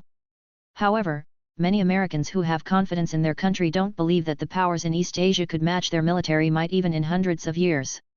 Moreover, many informed and educated individuals who played the PC video game Fallout didn't feel much about the intro story of the Great War in the game, where China could actually rival the USA. After all, the game is just a game. The story within the game was merely fiction and couldn't be taken seriously, so those people simply enjoyed the game and didn't think much about it. Some individuals who came across the concerned posts in the Yahoo community couldn't help but scoff. Their responses to these potentially panic-inducing posts went along the lines of pointing out that in the year 1997 alone, China was still transitioning from a planned economy to a market economy. The USA, on the other hand, was significantly more developed with higher per capita income and more widespread technological advancements. The USA was demonstrably ahead in most aspects of technology, making major strides in computing, space exploration, and other fields. Although China was investing heavily in technological development, it was still catching up. The current USA possessed a far more powerful and sophisticated conventional military compared to China. Despite both countries being major nuclear powers, the USA had a larger nuclear arsenal at that time. Upon reading these responses, many worried individuals sighed in relief. Apart from war topics, gamers showed little interest and instead engaged in discussions about the video game Fallout. While gamers entertained theories about the game, these were harmless and centered around concepts such as Vault-Tec's experiments going deeper than imagined. Some speculated that the entire wasteland was one elaborate social experiment, manipulating events and testing human behavior on a grand scale. Others pondered whether the vaults weren't intended as shelters but as controlled environments for genetic experimentation, breeding humans for specific traits or creating a new, improved humanity. Discussions about the main villain, the Master, also emerged alongside these game theories. However, the majority of gamers were focused on exchanging tips and tricks about the PC video game Fallout. Advice included tips like talking to everyone, NPCs, reading everything, as newspapers, notes, and terminal entries revealed lore, clues, and hidden quests. Trade items with merchants to get what you need, charisma helps secure better deals. Explore everywhere, hidden caches, side quests, and unique encounters lurk in every corner. Tokyo, Japan. Shin scrolled through web pages on his computer, observing the responses of gamers and non-gamers to Kishin's latest PC video game, Fallout. He chuckled at the ridiculous theories and contemplated when he encountered posts underestimating a country. He sighed, after all, those people were unaware that those power would gradually grow significantly in just a decade or so. In Shin's previous life, tension among many countries in the world had already resulted in war. That's why, Shin felt that aside from recreating video game consoles from his previous life with his money, which he didn't bother counting, he could explore the experiment of virtual reality. Shin knew it was almost impossible to develop such technology, but trying is trying. Perhaps if he could fully develop a virtual reality device, it could distract the people of this world, even government officials, to the point that they'd engage in war in the virtual world rather than the real one. Of course, Shin was aware that even with his money, he couldn't fully develop it. And he obviously would not attempt the experiment now, as the research facility for that project wasn't even completed yet.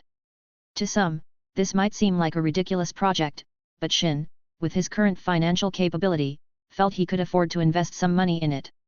Even if it takes dozens upon dozens of years, Shin believed it was worth taking the risk to research it. Shin sighed. Sometimes, he wondered if Kaiba Akihiko, the designer of Nerve Gear, existed in this world, everything would be easy and fall into place. Chapter 350, Research Project and Starcraft. Kishin has been planning a research project called Nerve Gear. Kishin also started a dedicated neuroscience department, and the company is planning to staff it with top researchers on sensory perception and processing. Few top researchers already joined the neuroscience department of Kishin, and the team is researching would map the neural pathways for sight, touch, and proprioception, body awareness. Research brain regions responsible for spatial awareness and balance. Investigate how emotional responses manifest in brain activity. Kishin also plans to develop the BCI or brain-computer interface, working on both non-invasive and invasive BCI technology to interpret brain signals related to movement, sensory perception, and emotions. The aim is to potentially translate these signals into commands for the virtual environment and send sensory and emotional feedback to the brain from the virtual world. In fact, while Kishin is constructing the research facility, the company initiated a related project tied to the Nerve Gear initiative haptics and simulation technologies. Kishin has invested in researching omnidirectional treadmills and haptic suits designed to provide simulated movement and touch. Kishin has invested in advanced display technologies, including retinal projectors for high-resolution visuals, and spatial audio systems for realistic soundscapes. Furthermore, Kishin has initiated collaborations with neuroscience research institutions such as universities and research labs to contribute to brain mapping and BCI development. However, Kishin anticipates challenges in developing the Nerve Gear due to the limitations of brain science in 1997, where many neural pathways and functions remain unknown. Additionally, technological hurdles exist as BCI and haptic technology were in their infancy during this time. But Shin disregarded the challenges, problems are meant to be solved. Moreover, being a pioneer in full immersion VR would provide Kishin with a significant competitive edge. Early research and development could set the stage for future VR breakthroughs.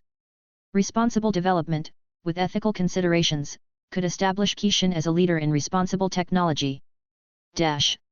On January 20, 1997, the video game Starcraft was finally released. The intro animation of the video game Starcraft commenced with the Kishin logo as usual, followed by the voice of a man speaking through the radio. The animated scenes centered around space and spacecraft, featuring a man wearing glasses inside a spaceship.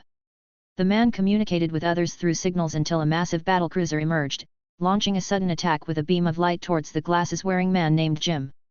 Gradually, it obliterated the spaceship where Jim was located, depicting the animation scene where Jim's head exploded upon being hit by the beam of light until the entire spaceship was completely obliterated. Following this, the animation shifted to capture the battlecruiser attacking with the beam of light in the distance, leading to the appearance of the Starcraft logo. A few days after the release of the video game Starcraft, it garnered the label of a masterpiece among RTS video game fans.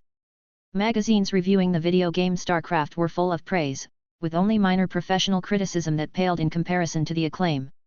The criticism mainly stemmed from the game's challenging and intricate nature, but gamers anticipated this, given Kishin's track record with another popular and equally complex RTS video game, Warcraft.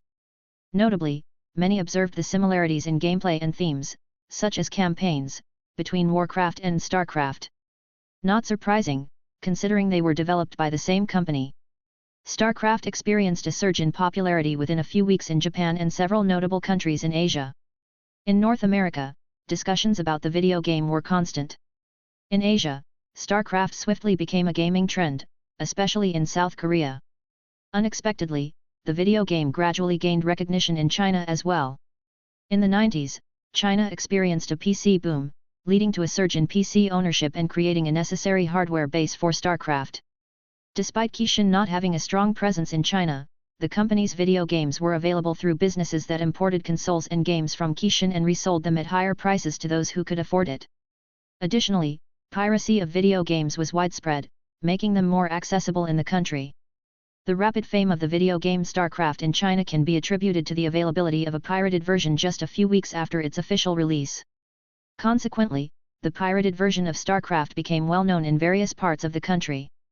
Despite anti-piracy measures, many individuals still purchased the pirated version of Starcraft for a brief experience, even if they couldn't play it in full.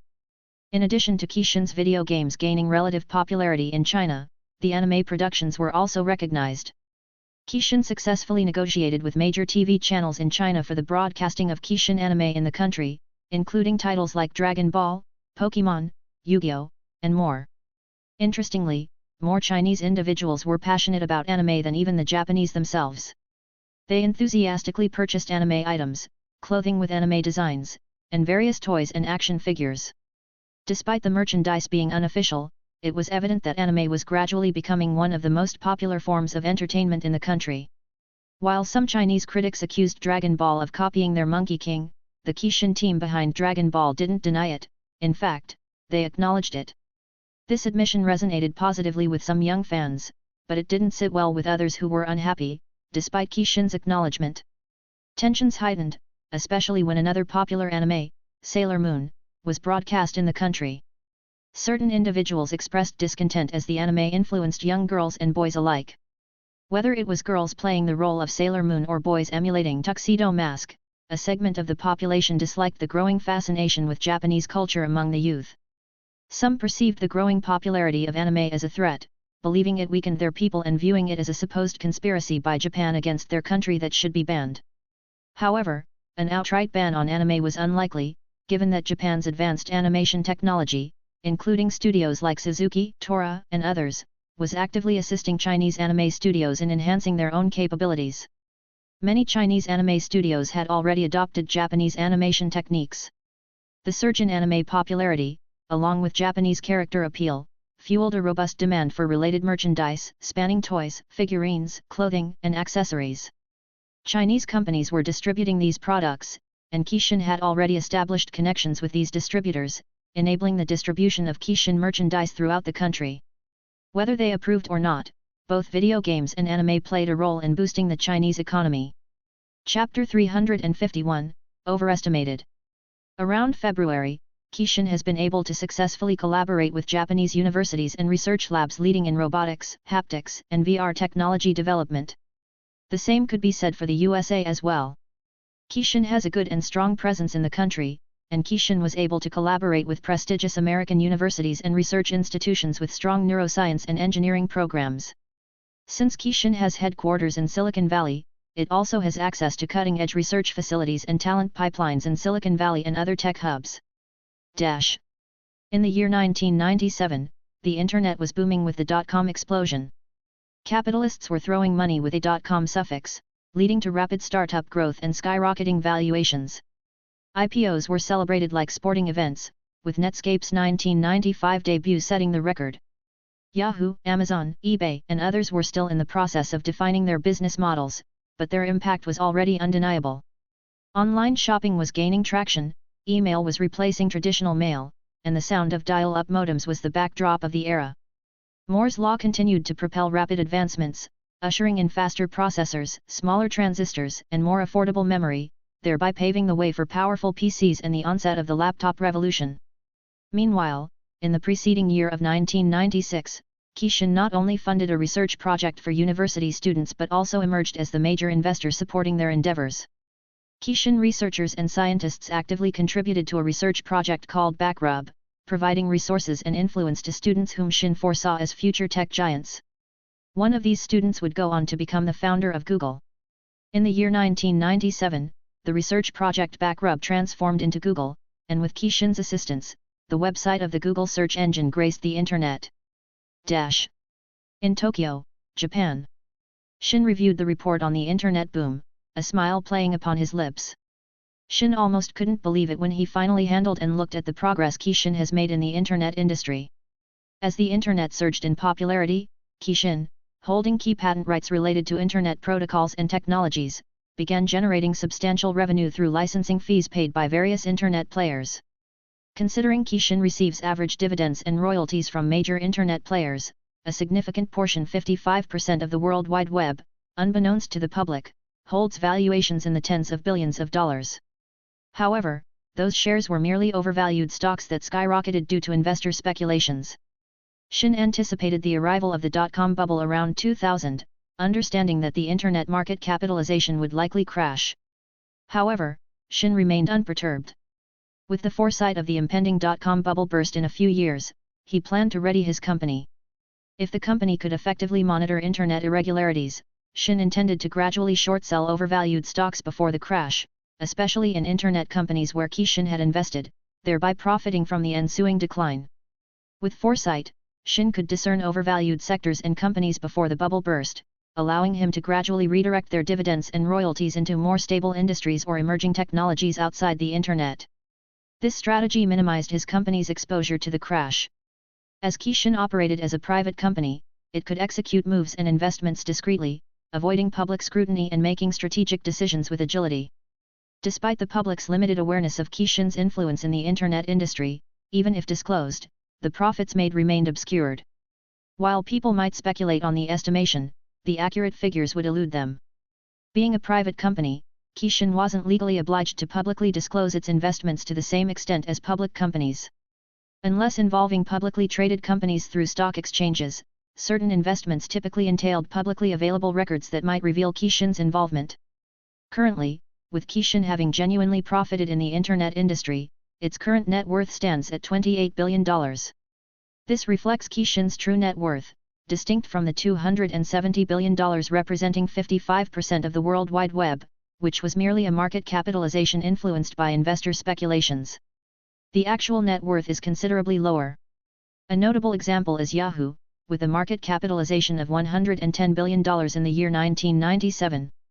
However, Shin was aware that Yahoo's actual net worth was significantly lower, around $4 to $5 billion.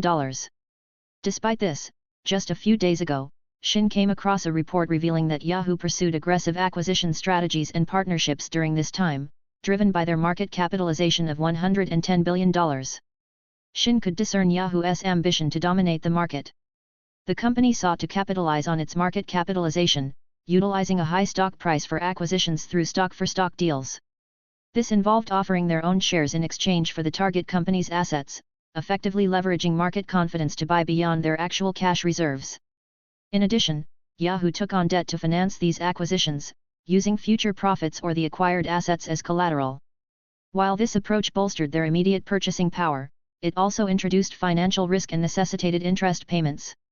In fact, Kishin has been approached by Yahoo representatives with an offer to acquire Kishin's intellectual property, particularly popular video game or anime characters.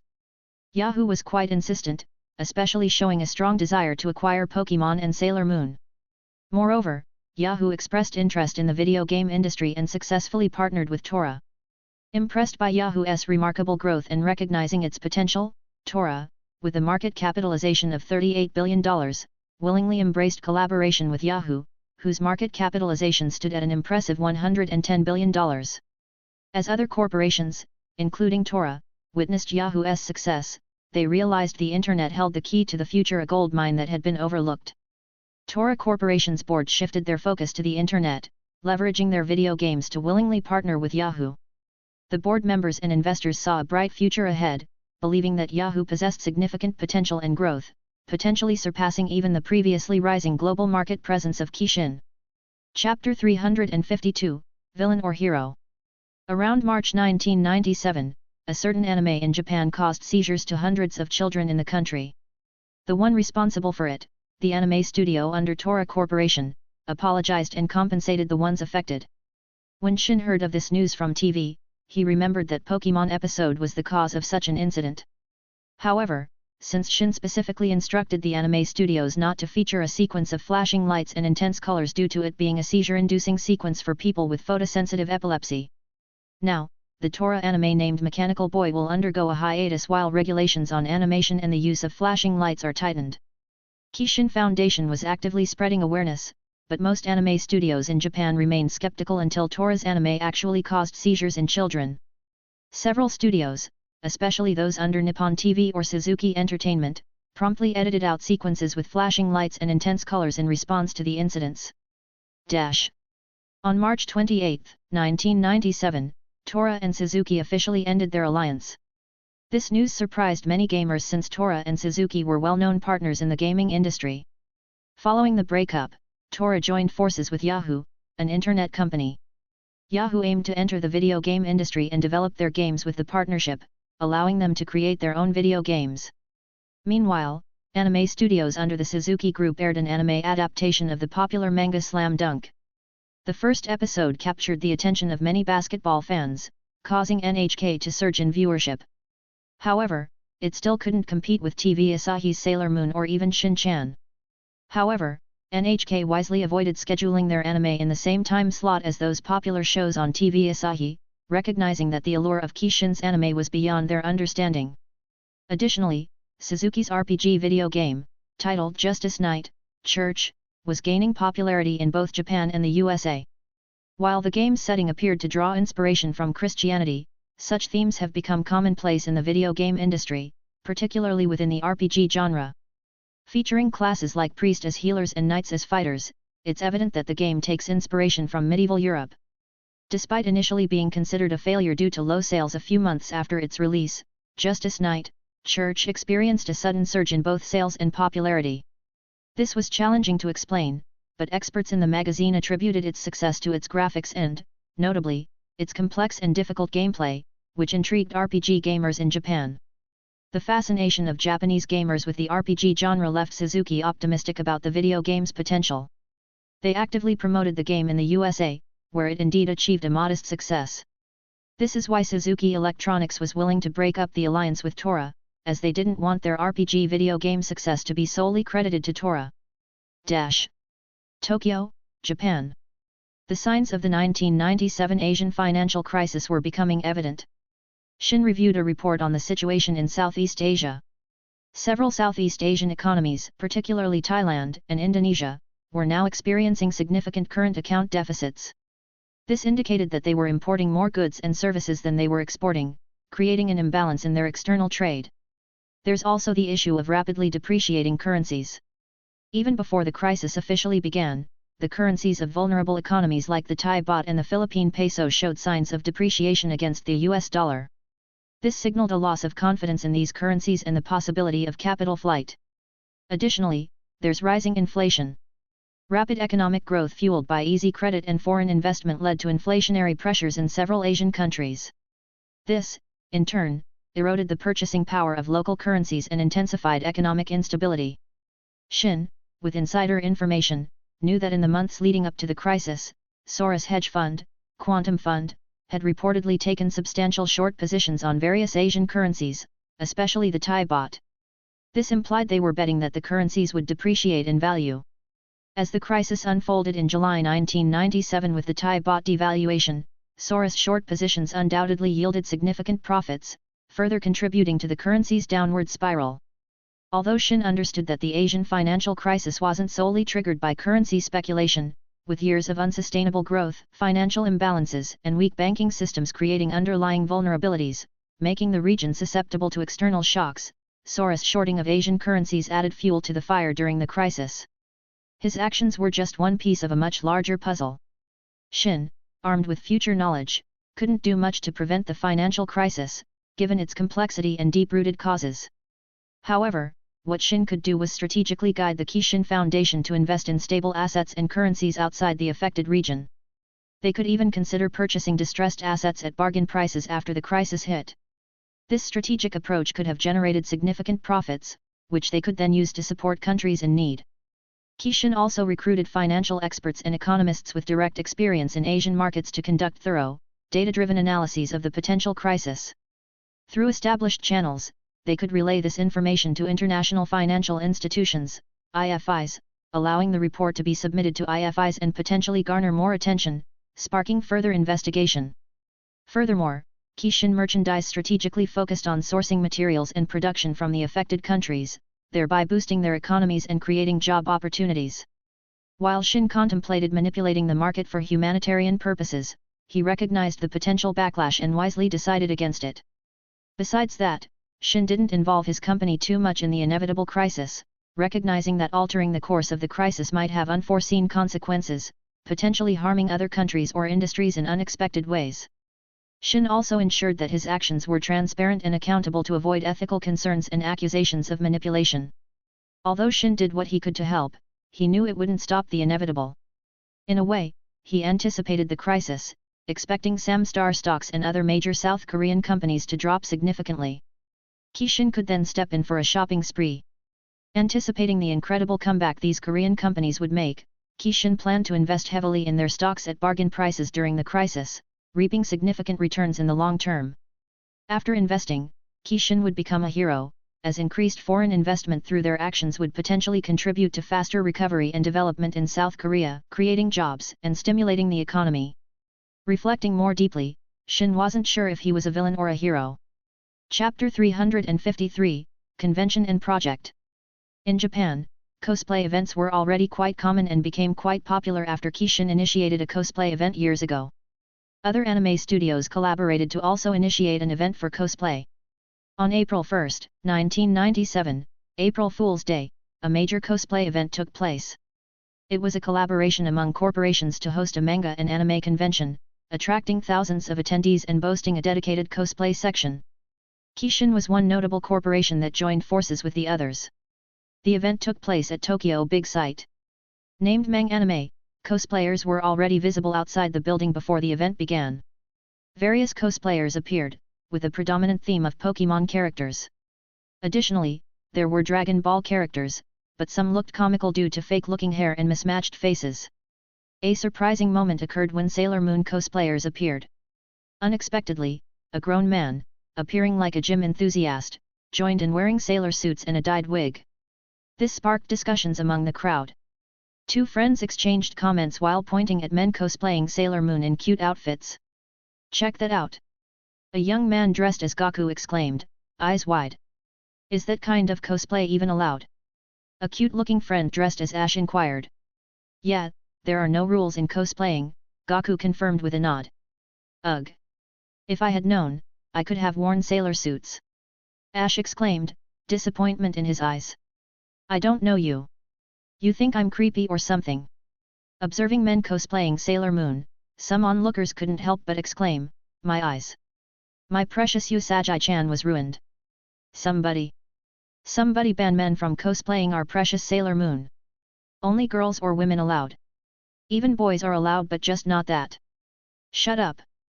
Meanwhile, the group of gym friends cosplaying as Sailor Moon exchanged glances. "I told you this wouldn't work," sighed the man with a face full of makeup as he looked at the burly man. The burly man, towering over his sailor friends, was meant to appear intimidating. However, his dress, along with the excessive makeup and lipstick, looked too ridiculous. "These people are just too narrow-minded. They couldn't see the greatness and hard work we've done to achieve our perfectly sculpted bodies." Saying this, the burly man struck the iconic Sailor Moon pose by raising his left foot and acting cute. "We will win this cosplay, no matter what!" he shouted, causing other cosplayers to stay as far away as possible. Some bystanders, who unintentionally witnessed the scene, exaggeratedly covered their mouths with tearful eyes. "Arg! Give me back my innocence! I still remember, when I was a little boy." Observing this, the cosplayers couldn't help but laugh, While there were men cosplaying Sailor Moon, there were also many women cosplaying, though they didn't attract as much attention as the burly and muscular men. Nevertheless, their presence comforted the male otakus whose hearts had been terribly wounded by the sight of sailor men. Kishin's game department was currently discussing Suzuki's popular RPG video game. The game developers who played Suzuki's RPG also drew inspiration from it. It could prove beneficial in the development of their ongoing video game project, Final Fantasy VII. The founder crafted both the storyline and gameplay mechanics. However, Shinro advised the game developers that if they could enhance the game's narrative and mechanics, they were free to do so. The challenge for the game developers lay in the fact that the narrative and gameplay mechanics provided by the founder were already exceptionally well crafted. They believed that only a few enhancements could improve the game, but simultaneously, the game developers felt a sense of inadequacy, fearing that they might not be fulfilling their duties or that the founder would perceive their efforts as less than optimal if they only made slight improvements. Consequently, after the initiation of the Final Fantasy VII project in 1995, they engaged in brainstorming sessions to elevate the game further, akin to their approach with other Kishin video games written by the founder, such as Metal Gear Solid I and Warcraft 2. Interestingly, there were supposed to be separate Warcraft 2 and 3, but the game developers decided to merge the game's story and levels, considering their experience with releasing GTA I and 2 separately, which didn't fare well in the market. Drawing inspiration from Suzuki's RPG video game and learning from Justice Knight, Church, the game developers embarked on refining Final Fantasy VII. The extended development time for Final Fantasy VII was not solely for KS1. Kishin had planned to release KS2 in 1999, with the Final Fantasy VII also being available on the console. Chapter 354, Electric Town. On May 9, 1997, the Pokémon Center, along with the anime and manga hub establishments, was finally completed in the Akihabara district, Electric Town. In fact, other companies that were also building establishments in Akihabara district, Electric Town, were also completed. Companies such as Apple, Microsoft, Suzuki, Tora, Mitsubishi, Toyota, etc., are the ones that agreed to rent on Kishin's property land. The commercial hub was nearing completion, with a few buildings yet to be constructed. However, thanks to the substantial funds Kishin invested to expedite the process, it was gradually nearing its conclusion. The accelerated construction progress was evidently fueled by Kishin's willingness to spend generously. In reality, the funds Kishin provided didn't solely come from Kishin, as 70% of the buildings belonged to other companies. Kishin gathered a pool of money from these companies, enabling their buildings to be completed much faster. As a result, with a steady stream of money, Kishin introduced some ideas, such as implementing modular construction or prefabricated buildings, to reduce on-site construction time. Additionally, with core infrastructure and key anchor tenants, the hub gradually attracted more businesses as it gained traction.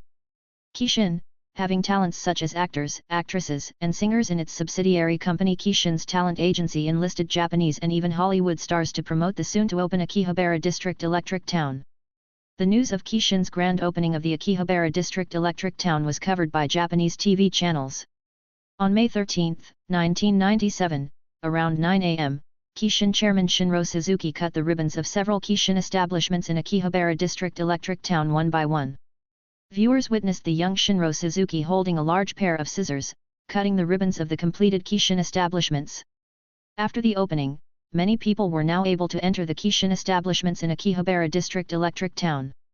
Then, on May 14, 1997, what Pokémon fans had been eagerly anticipating finally arrived. The chairman of Kishin, once again, cut the ribbon of the Grand Pokémon Center building. As soon as he cut it, many fans in the area clapped loudly. Yet! Woo! Now I can enter the Pokémon Center. Pokémons, wait for me! The crowd cheered, especially the Pokémon fans. Many children are also gradually becoming Pokémon fans as they grow up. With the opening of the first Kishin's Pokémon Center in Akihabara District Electric Town, it truly excites many people. After Kishin's grand opening of their establishments in Akihabara District Electric Town, other companies such as Apple, Microsoft, Suzuki, Tora, Toyota, Nintendo Kopai, etc., also opened their establishments in the Akihabara District Electric Town. Kishin's ability to attract a large audience in the area led other companies to believe that opening their establishments was a wise decision too. Consequently, a growing number of people started entering Akihabara District Electric Town. The installed billboards also began displaying advertisements. In just about a week, Akihabara District Electric Town had transformed into a bustling hub, with anime and manga fans playing a significant role in attracting more people. Indeed, Akihabara District Electric Town had become a tourist attraction, featuring the Pokémon Center and various well-known Kishin franchises. Companies observing the influx of people in Akihabara District Electric Town began to experience mixed feelings. Those who became tenants felt relieved that their choice was right, while those who declined Kishin's offer regretted their decision slightly. Certainly, they could never have imagined that Kishin could fill the once isolated place like Akihabara District Electric Town so rapidly. Some small business restaurants also profited from the bustling crowd, those fortunate enough to accept Kishin's offer and become tenants in Akihabara District Electric Town. The eye-catching restaurant that gained prominence was the emerging maid restaurant and cafe, featuring beautiful young women as servers, which attracted both Japanese locals and tourists alike. Akihabara District Electric Town's ability to draw in a large crowd wasn't solely due to manga, anime, or Kishin's famous franchises. It also owed some of its popularity to businesses that employed provocative tactics to attract people. While Akihabara District Electric Town doesn't host brothels or red light establishments, there are similar venues. The distinction is that patrons are not allowed to touch the women, only to look. Despite this limitation, many people were still willing to pay high prices at these establishments. While not explicitly prostitution, men who could only gaze upon beauty were still willing to pay a high price for services like massages or sexually provocative actions from women. What the R18 establishments exploited was men's fantasies, allowing them to indulge in thoughts about whether they could touch the women or not. This created false hope through super provocative actions that stimulated men's fantasies. Some businesses were drawn to the adult establishments, feeling that Kishin shouldn't have allowed such practices in the area. What they were unaware of is that the owner of those establishments was the Yamauchi-gumi, the Yakuza gang that had transformed into a security company. Even though the Yamauchi-gumi had ceased illegal activities, they found that operating as a security company didn't generate sufficient funds.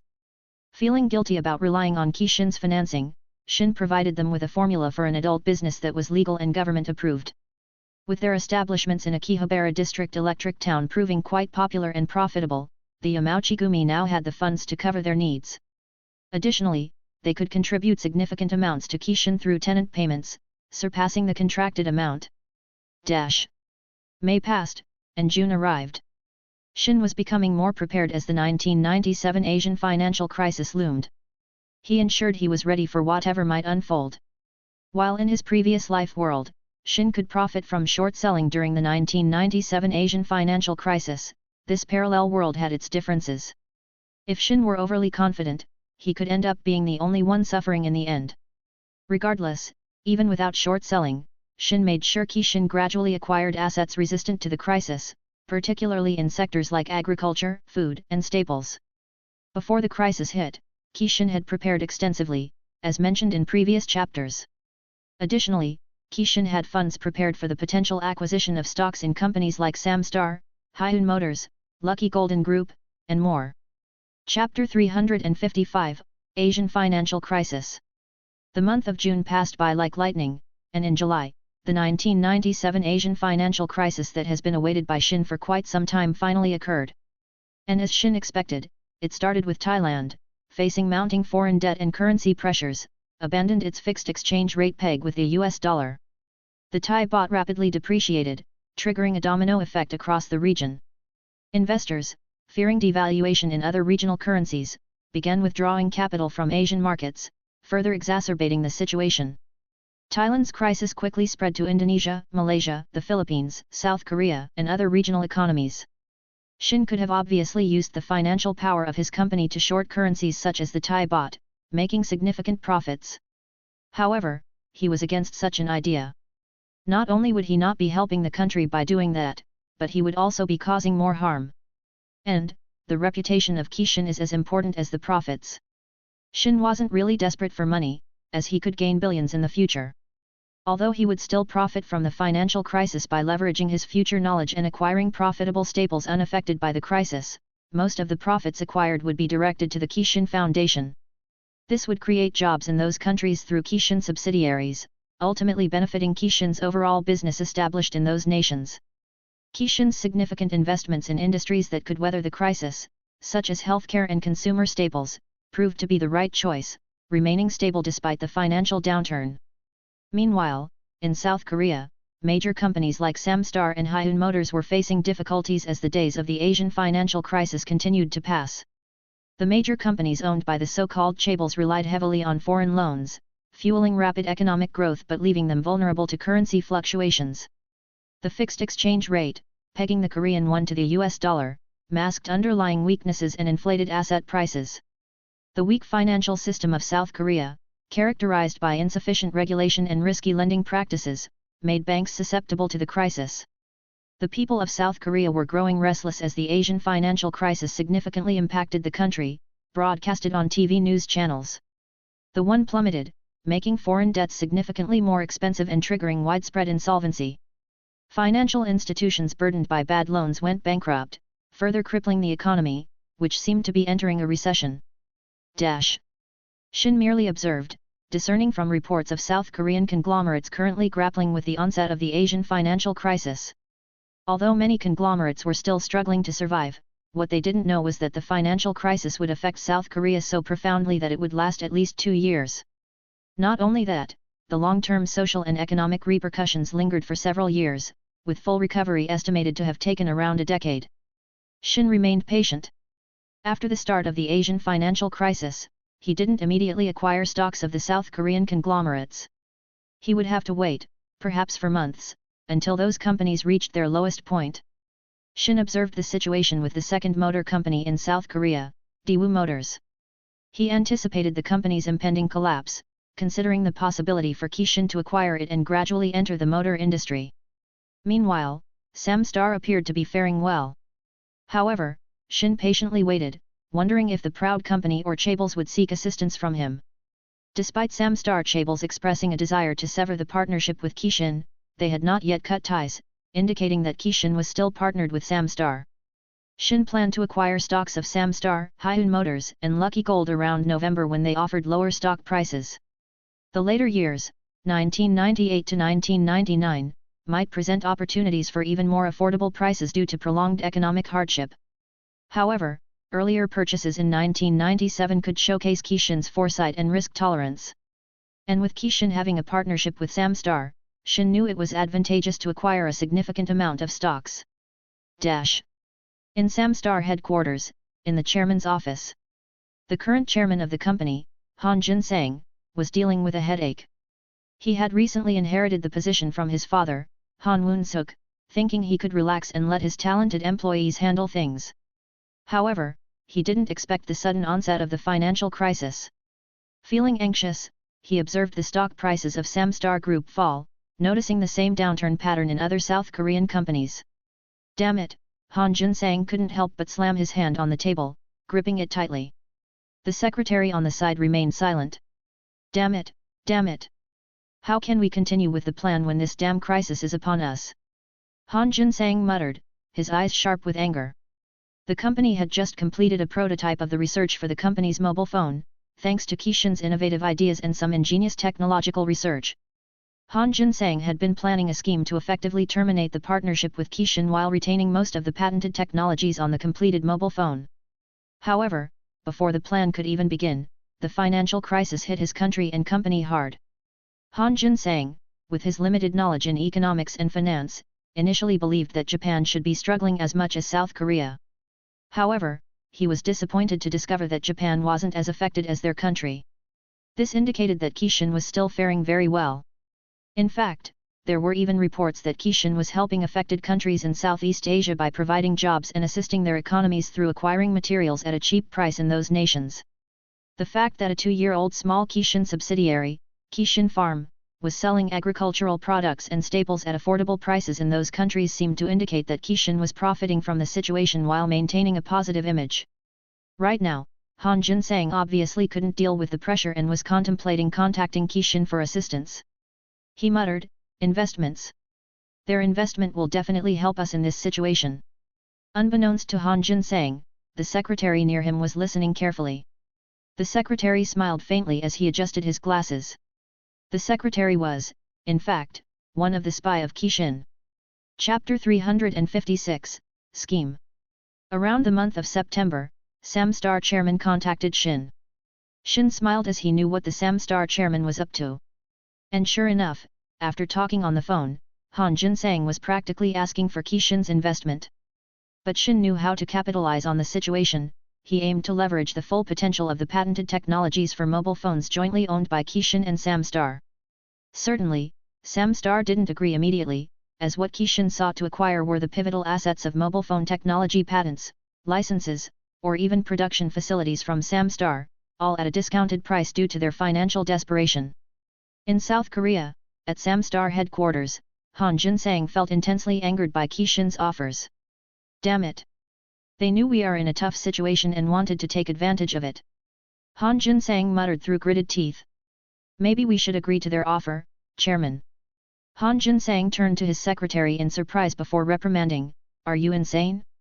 Do you realize how crucial the technology patents for our company could be? The secretary, unfazed by the chairman's anger, nodded and said, I understand, but will those technology patents really help our situation, considering the risk of releasing and putting production into our mobile phone without neglecting other business sectors of the company? Is it not better to sell all the rights to Kishin, especially since the company needs funds, Chairman? Han Jinsang shook his head and said, you don't understand. After we manage to pull through this situation, we can put the mobile phone into production, and once it hits the cell phone market, it will significantly profit us. The secretary nodded in understanding and respect, then suggested, if that's the case, Chairman, why don't we release the flipping phone to the market earlier than Kishin? If we are the first to introduce such an innovative product, we can not only survive but thrive in this crisis. He bowed after making the suggestion. Han Jinsang was a bit surprised when he heard that, and he said, but the cell phone is still in the middle of prototype refinement and testing. Although it's completed, it doesn't yet meet the expectations the experts want it to meet. The secretary nodded and said, but this is a crucial moment for the company. Kishin's exact same flipping phone should also be in the same stage of refinement and testing as our company. It's still in progress, and although our company is confident in surpassing Kishin under normal circumstances, the current financial struggle changes the equation. Kishin might complete their refinement and testing of their flipping phone before us. So, I think it's only reasonable for us to directly mass-produce our flipping phone and introduce it to the market before Kishin. Han Jinsang nodded, finding it sensible, but hesitated. But what if consumers complain about problems with our phone? The secretary adjusted his glasses and replied, consumer reactions don't matter. What matters is that we introduced an innovative cell phone, a breakthrough in the market. And most importantly, the company will profit immensely just from releasing the phone. As Han Jinsang continued to listen, the more he found it compelling, and he could feel excitement coursing through his body. Even if Kishin releases a flippable design phone with almost the exact features and technologies as our flipping phone, the market will see them as mere copycats of the Samstar cell phone, the secretary said with a smile. Han Jinsang was silent for a moment, gazing deeply at his secretary. He then remarked, I must say, you are quite smart. I am fortunate to have you as my secretary. The secretary smiled upon hearing the flattery and replied, I am also fortunate to have you as my chairman. Han Jinsang smiled and patted the secretary on the shoulder, while the secretary looked extremely humble with a slightly lowered head. From a third perspective, the two appear like a modern emperor and a modern eunuch, despite both donning black suits. The formal and overly respectful demeanor of the secretary contrasts with the arrogance of the chairman, giving the impression that they are following in the footsteps of their ancestors, a servant and a king. In Tokyo, Japan. At Kishin Rule's headquarters, in the chairman's office. Shin just received intel that Samstar was about to allocate a significant amount of money, despite the company's financial struggles, to mass-produce the flipping cell phone.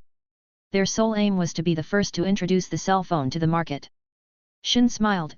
What Samstar didn't expect was that Kishin's flipping phone was already in mass production. Samstar's plan to boost their stocks with a cell phone would not work.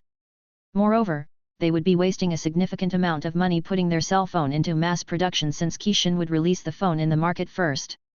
Being a conglomerate company, Samstar had other business sectors to manage in this tough situation. Yet, the chairman's desire to focus the company's budget on the mass production of the cell phone in the hope of striking it rich was a rushed and imprudent move. Before Samstar could realize it, it was already too late, and the chairman wouldn't even know that his secretary was actually a traitor. Chapter 357, Kishin Strategic Acquisition and Announcement. In November 1997, amidst the turmoil of the Asian financial crisis, Japanese conglomerate Kishin embarked on a series of strategic acquisitions. Targeting financially distressed South Korean chaebols, conglomerates, like Hyun Motors and Lucky Gold Group, Kishin leveraged its substantial resources to acquire valuable assets at bargain prices.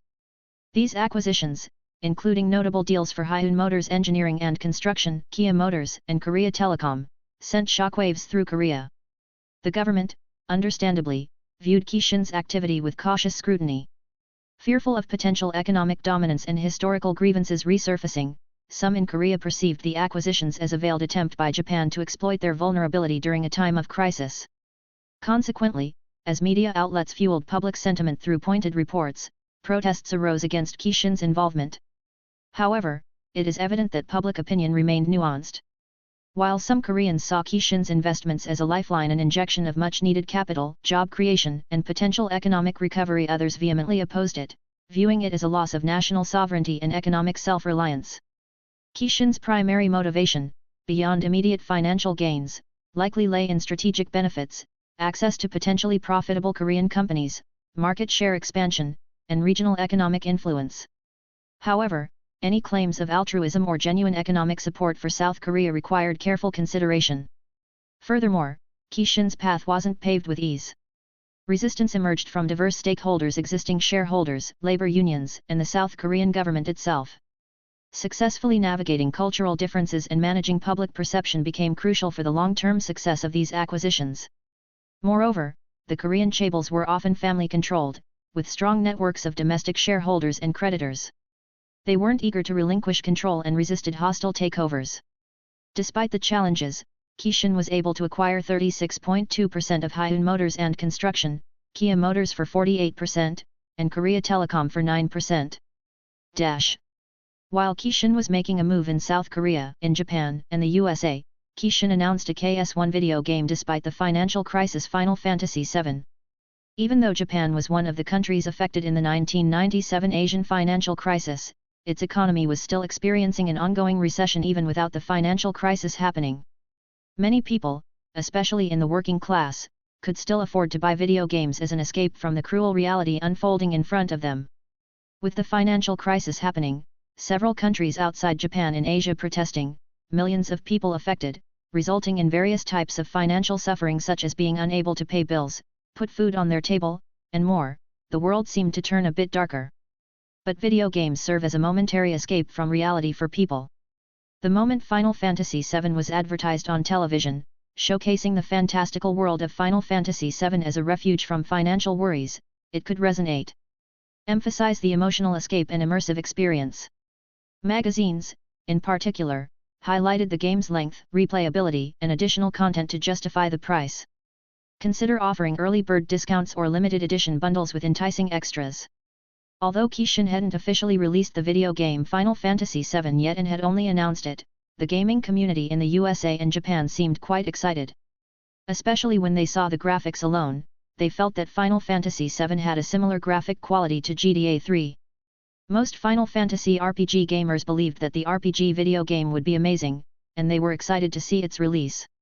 Meanwhile, the Asian financial crisis didn't hinder the Game Awards of the Year by the Electronic Gaming and Game Fan magazine. The venue remained at Carnegie Hall, and as before, it was broadcasted. Various video games were nominated, and this time, Kishin's video games weren't as nominated as before. This was because most of Kishin's video games had already been nominated and had won awards in most categories the previous year. Other video game companies were finally given the chance to win some awards in each category at the ceremony. Surprisingly, the Game Awards of the Year went to the new Suzuki RPG video game Justice Knight, Church. The Suzuki video game developers team of Justice Knight, Church received a standing ovation and applause from their fellow game developers. Surprisingly enough, the Suzuki game developers looked quite young, and many found it interesting to see that numerous recent university graduates chose to work as game developers. This trend is beneficial for the video game industry. These young individuals can undoubtedly develop excellent and exceptional video games, as evidenced by the game developers of Justice Knight, Church.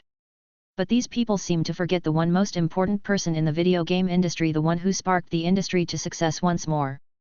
Shinro Suzuki, at the age of 19, started and founded a company, Kishin, considered an inspiration to many young people today. The young Japanese game developers of Justice Night, Church stood on the stage of Carnegie Hall, receiving praise from the host. These young game developers took great inspiration from the king of video games Shinro Suzuki, the Yu-Gi-Oh of the video game industry. However, little did they know that their idol would present them with a difficult challenge through the Kishin announcement of Final Fantasy VII. At the same time, perhaps inspiring them once again. Chapter 358, KSM. By late November, a flicker of excitement ignited within Han Jun-sang, chairman of Samstar. Months of tireless effort had yielded hundreds of thousands of their new flip phone model, brimming with potential. Yet, the looming question of potential malfunctions held little sway. Testers would meticulously comb through each unit, ensuring initial functionality. Marketing gears were already churning, poised to propel the phone into the market. However, just as Samstar primed its launch, a seismic tremor shook the Asian market. Kishin unveiled its own flip phone, simultaneously announcing its US and Asian release. Within a week of this audacious move, Kishin's phones flooded the market, leaving no room for suspense. Samstar's carefully crafted marketing strategy, rendered virtually obsolete, watched as Kishin's devices infiltrated South Korea. The distributors of the flippable mobile phone were Hyun Motors and Lucky Gold. Two powerful Korean conglomerates, Hyun Motors and Lucky Gold, served as Kishin's distribution channels. Emblazoned with their own logos, these phones, essentially Kishin's brainchild, flooded the market, leaving Han reeling. The months of meticulous planning, the tireless production efforts all seemingly rendered futile in the face of Kishin's swift and decisive action. When Samstar chairman Han Jun-sang witnessed all of this, he couldn't contain his simmering anger. Anger simmered within Han, a potent brew fueled by frustration and disbelief. The meticulous development of Samstar's phone, the painstaking production process all diminished by Kishin's lightning-fast maneuver. The race to market, once thought to be neck and neck, had become a humiliating sprint, with Samstar left at the starting line. While Samstar incurred significant losses in mass-producing the flippable mobile phone, the board of directors felt that Han Jun-sang wasn't fit to be the chairman. The Han family took advantage of Han Jun-sang's fault, and family members with positions in the Samstar group either competed for the chairman position or supported the person with the highest chances of becoming the chairman. Han Jun-sang felt threatened, although he had enough time to deal with Kishin.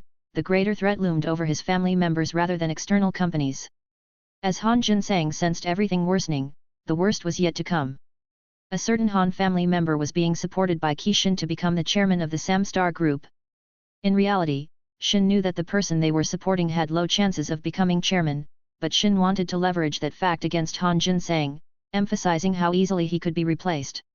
As Han Jun-sang grappled with the vulnerability of his position, Shin understood that sooner or later, the chairman would relent and have no choice but to allow significant stockholders, including Han Jun-sang, to let Kishin purchase their stocks at a lower price than the market. Meanwhile, as Kishin announced and released the flipping mobile phone with its considerably larger screen and captivating keypad in 1997, many businesses in the industry were captivated by the creative design of the phone. The colorful display and screen brightness were ahead of its time. Many mobile phone manufacturers were captivated by Kishin's groundbreaking new phone. Numerous electronics companies were impressed by Kishin's technologies. Although Kishin had actually developed the technology in collaboration with Samstar, before the Asian financial crisis, Samstar strategically insisted in the contract that each company would manufacture its own mobile phones independently without acknowledging the other's contribution. Essentially, they were on their own. Samstar's insistence on non-attribution stemmed from their ambitious plan to surpass Kishin after the success of the flip phone. However, their calculated move backfired spectacularly. Due to Samstar's stipulations, Kishin faithfully refrained from mentioning Samstar in the development of their new mobile phone technologies. Consequently, cell phone manufacturers who initially believed Kishin would not re-enter the mobile phone industry after selling its stocks in Revolt technology for about $3.1 billion a year ago were taken aback by Kishin's sudden release of a mobile phone, a device poised to revolutionize the cell phone market. The Kishin phone, named KSM or Kishin Mobile, was priced at $599. While some might consider it expensive, those who could afford it were highly satisfied. In fact, just a week after its release, many Japanese salarymen and young people who purchased the mobile phone found great satisfaction in its flipping design. The phone's flip, reminiscent of the Game Boy Advance, became a feature to proudly showcase to others. Even amidst the financial crisis in South Korea, many could still afford the mobile phone. With the discounted prices from High-End Motors and Lucky Gold compared to other countries, numerous people in the country eagerly bought into the hype surrounding the phone after its release. Even some political figures bought the Kishin phone for themselves. Clearly, the South Korean government wasn't opposed to the mobile phone's success, as it contributed to their economy. With Kishin's ongoing financial investments in various businesses, many who had lost their jobs managed to recover, thanks to Kishin's financial support. As days passed, Kishin's seemingly altruistic investments in South Korean businesses gradually changed the opinions of South Koreans toward the Japanese company. By the end of December, people started to view Kishin in a new light, especially after an exclusive interview with Kishin's chairman, Shinro Suzuki, conducted by a TBS Japanese reporter about the Asian financial crisis. The interview made its way into South Korea, shedding light on the country's situation and the chairman's thoughts. In the interview, Shin expressed, "I am trying to compensate for my ancestors' horrible actions by aiding Asian countries, including South Korea, in this Asian financial crisis through financial investments." Shin spoke with apparent passion. Footage of the interview even featured in TV news reports in several Asian countries that had received assistance from the Kishin Foundation. The reports highlighted Kishin's aid by purchasing materials in those countries at affordable prices. However, Shin didn't reveal his true intentions in the interview, that he was motivated more by profit than passion. Undoubtedly, he embodied the title of the chairman of shamelessness. Chapter 359, Final Fantasy VII. By January 1998, the highly anticipated RPG Final Fantasy VII of Kishin had finally stormed onto the scene. Initially, Suzuki game developers, creators of the popular Justice Knight, Church, expected it to be an intense competition, perhaps even slightly outperforming their own title. This sentiment echoed throughout the industry, with many already conceding Kishin's supremacy in the realm of video games development. However, the reality shattered their predictions. Suzuki had anticipated Final Fantasy VII to be a hit, perhaps even outperforming their own RPG. But within a week of its release, the Kishin juggernaut shattered all expectations. Sales skyrocketed beyond even the most optimistic forecasts, leaving other video game companies gasping in its dust. Early estimates suggested it could be the fastest-selling KS1 game ever, with some whispering a staggering 440,000 units in just the first week alone. The sheer magnitude of Final Fantasy VII took the industry by storm. Its groundbreaking graphics, captivating story, and innovative gameplay mechanics surpassed anything Kishin had produced before, and arguably anything Suzuki had ever witnessed. The game's dominance became an accepted reality, not just for Suzuki, but for nearly every video game company in the industry. Just a month after its release, Final Fantasy VII had already carved its name in history. Estimated sales soared to a staggering 3.2 million units, a figure so astronomical it left other video game companies blinking in disbelief. No one, not even Suzuki, could fathom how Kishin had pulled off such a feat. Savvy industry experts saw another factor at play: Kishin's masterful marketing strategy. By announcing Final Fantasy VII months ahead of release, they built a tidal wave of anticipation. Gamers, hungry for information and tantalized by glimpses of the groundbreaking title, waited eagerly.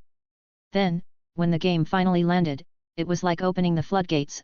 A torrent of players swept in, eager to claim their copy. This calculated pre-release buzz, the experts agreed, was both audacious and brilliant. Kishin had gambled, and they'd hit the jackpot. Fueled by both Kishin's ingenious marketing campaign and the viral buzz ignited by gamers enthralled with the experience, Final Fantasy VII exploded into a phenomenon. The burgeoning internet played its part, Kishin's website serving as a hub for fan fervor and fueling anticipation. Major players like Tora and Suzuki watched in awe, taking meticulous notes on Kishin's audacious tactics and market mastery. The industry had witnessed a paradigm shift, and Kishin held the reins. As industry minds reeled from Kishin's seismic win with Final Fantasy VII, gamers reveled in a feast for their eyes.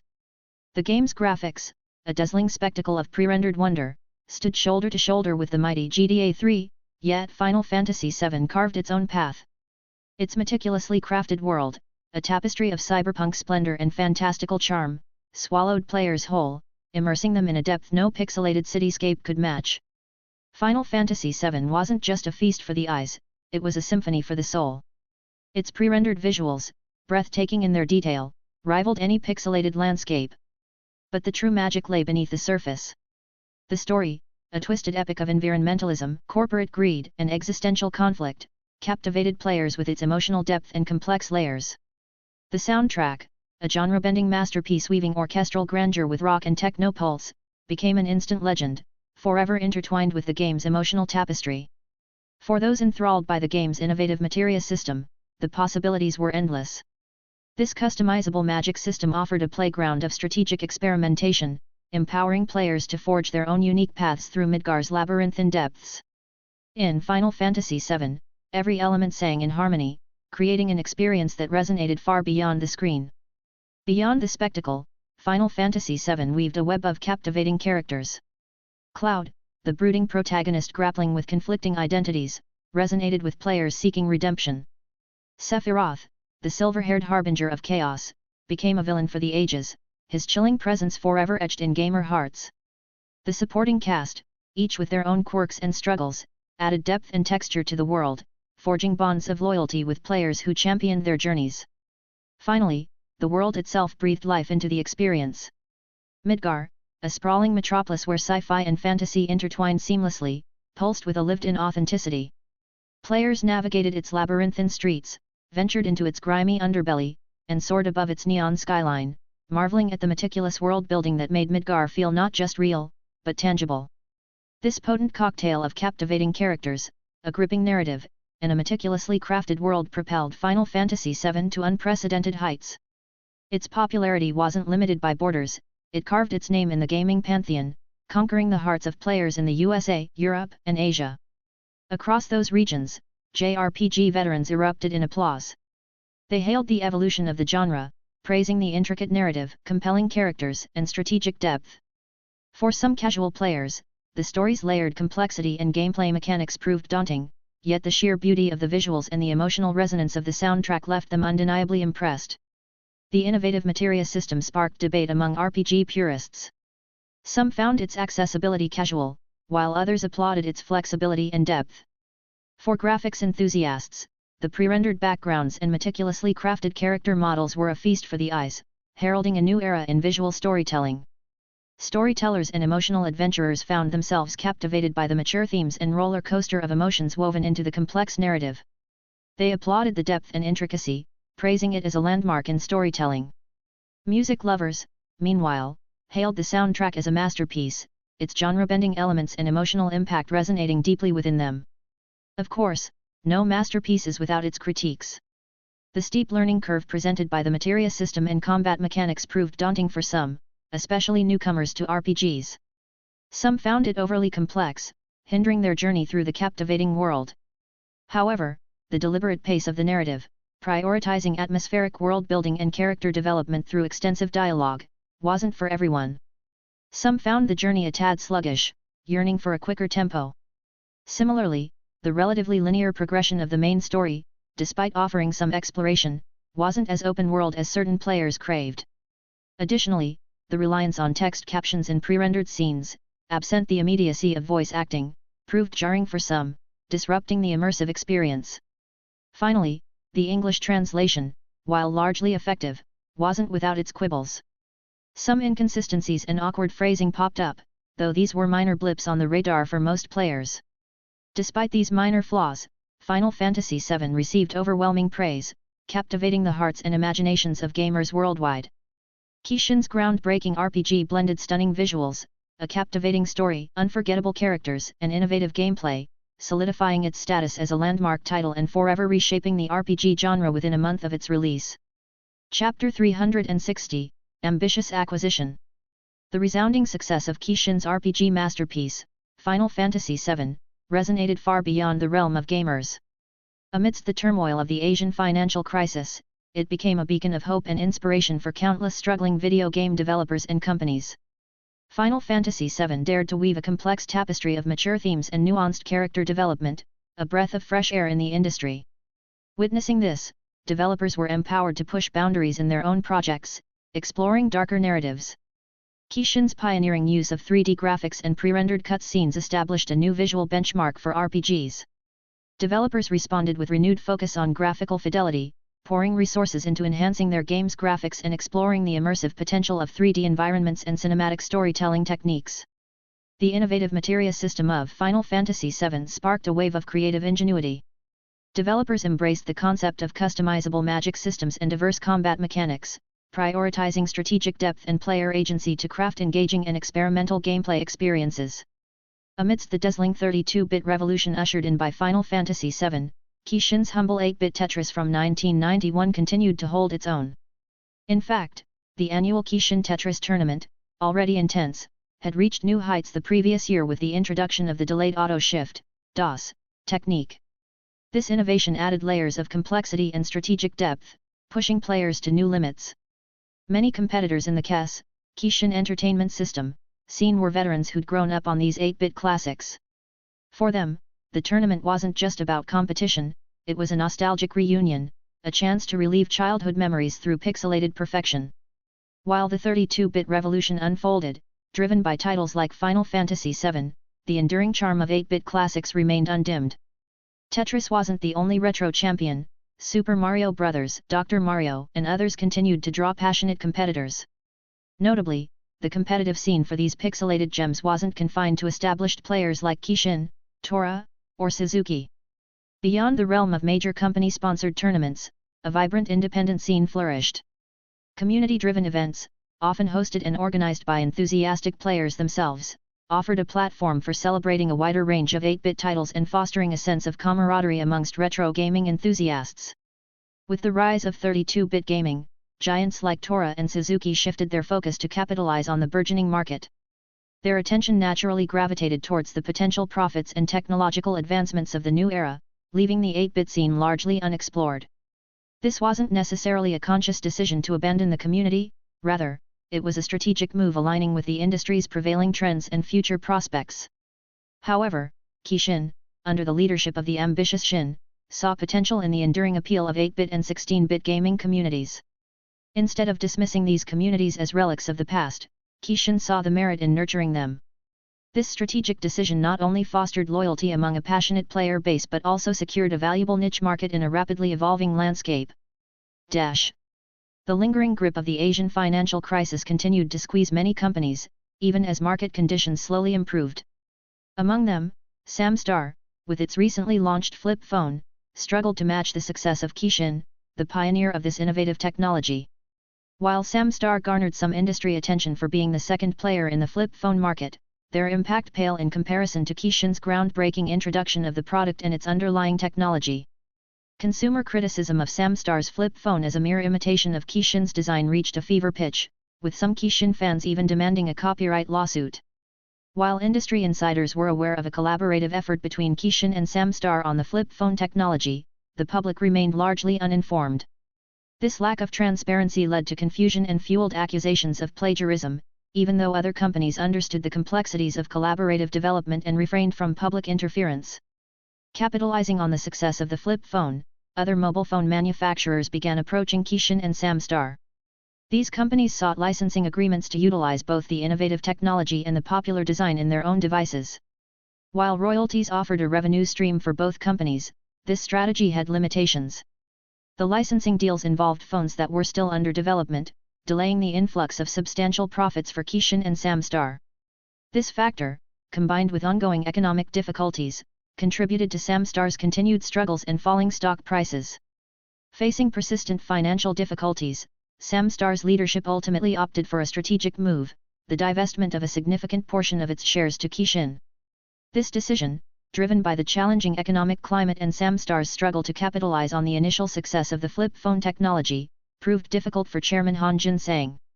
Despite holding a substantial personal stake in the company, recognizing the dire financial circumstances, he ultimately joined other shareholders in selling their shares to Kishin. While Kishin's growing presence in the market unsettled Han Jun-sang, the true tipping point came with their aggressive courtship of a family member Han deeply disliked. Faced with this perceived threat and mounting financial pressure, Han reluctantly decided to sell a significant portion of his Samstar shares to Kishin. This was a seismic shift. In one fell swoop, Kishin had eclipsed both the Korean Development Bank, the long-dominant government-backed shareholder, and the Han family itself, who had held a 21% stake for generations. The South Korean government found itself in a quandary upon witnessing Kishin's acquisition of a 28% stake in Samstar. With no pre-existing regulations to restrain such foreign investment, their hands were effectively tied. They could only watch as Kishin solidified its position while new regulations were painstakingly drafted and debated. Kishin's acquisition of a 28% stake in Samstar immediately catapulted them to the position of major shareholder, granting them a coveted seat on the board.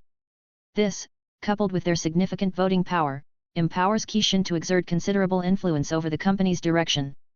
They can now play a key role in shaping strategic decisions, influencing partnerships and licensing agreements, and potentially steering the company towards a future aligned with their own vision. Despite accumulating billions during the financial crisis through strategic maneuvering, Kishin's net worth plummeted from 28 billion to 19 billion. This dramatic reversal can be attributed, in part, to their ambitious acquisitions of shares in South Korean conglomerates. While they shrewdly snagged Samstar for a bargain price of $4.2 billion, the remaining acquisitions proved significantly more expensive, dragging down the company's overall value. Kishin's aggressive acquisition strategy, fueled by debt and equity financing, further eroded its net worth despite securing strategic assets.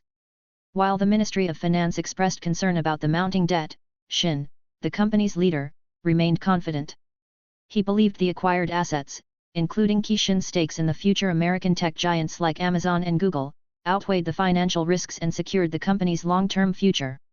Chapter 361, Bold Move. The Kishin acquisitions, a relentless march through South Korean conglomerates, were no secret. Headlines screamed of the staggering sums, whispers of ambition and madness swirling in their wake. Shin, the master puppeteer behind it all, felt the weight of scrutiny on his back, his father's gaze the heaviest of all. The call came as dusk painted the city a canvas of orange and gold. Shiro Suzuki, a man whose stoicism, spoke in clipped tones. These acquisitions, Shin, billions thrown like dice. Have you considered the fall? The sheer volume of South Korean stocks you've amassed, it's reckless, bordering on suicidal. Billions at stake, son. Billions you might never recover. Shin, the mystery wrapped in a smirk, offered no ready explanation. The money, after all, wasn't Suzuki blood. It was his own, a fortune built on a foundation only he truly understood. This, Shin finally said, his voice a low rumble, is not a gamble, father. It's a calculated leap. The call dropped right after Shin made that statement. Kishin's recent acquisitions raised eyebrows within the Suzuki family, particularly among Shin's siblings. Whispers of reckless and overreach mingled with a hint of schadenfreude. In their eyes, Shin's bold move smacked of arrogance, a potential Icarus act fueled by his meteoric rise. To them, Shin's actions reeked of arrogance, a gamble played with billions on the table. The sentiment resonated throughout the Suzuki clan, a discordant hum of doubt replacing the usual admiration. Whispers of arrogance and dwindling luck echoed through the opulent halls, fueled by the potential loss of billions. Uncles and aunts, faces edged with disapproval, offered thinly veiled mockery, while cousins, their eyes glinting with a mixture of envy and schadenfreude, awaited the inevitable fall of Kishin. Unfazed by the murmurs of disapproval, Shin savored a quiet victory. Kishin's strategic acquisitions had not only thwarted the Han family's disruption, but also forged a powerful alliance with Samstar. This move significantly bolstered Kishin's R&D capabilities, synergistically aligning with both companies' technological ambitions. Samstar's expertise, coupled with Kishin's existing stake in Apple, provided a fertile ground for accelerating the development of their game-changing iPod. For Shin, the whispers were mere background noise. The strategic chessboard had shifted, and Kishin was poised to make its next bold move. Shin wasn't done yet. His audacious vision soared beyond mere alliances. He craved dominance, to carve Kishin's name onto the Silicon throne. His next gambit? To ascend to the pinnacle of the semiconductor world. Kishin's tentacles first reached into Samstar, its strategic acquisition securing a foothold in the industry's beating heart. But Shin's gaze darted further, seeking hidden gems amidst the silicon dust. He identified Chartered Semiconductor, a struggling Singaporean fab teetering on the precipice of oblivion, crushed by the titans TSMC and Samstar.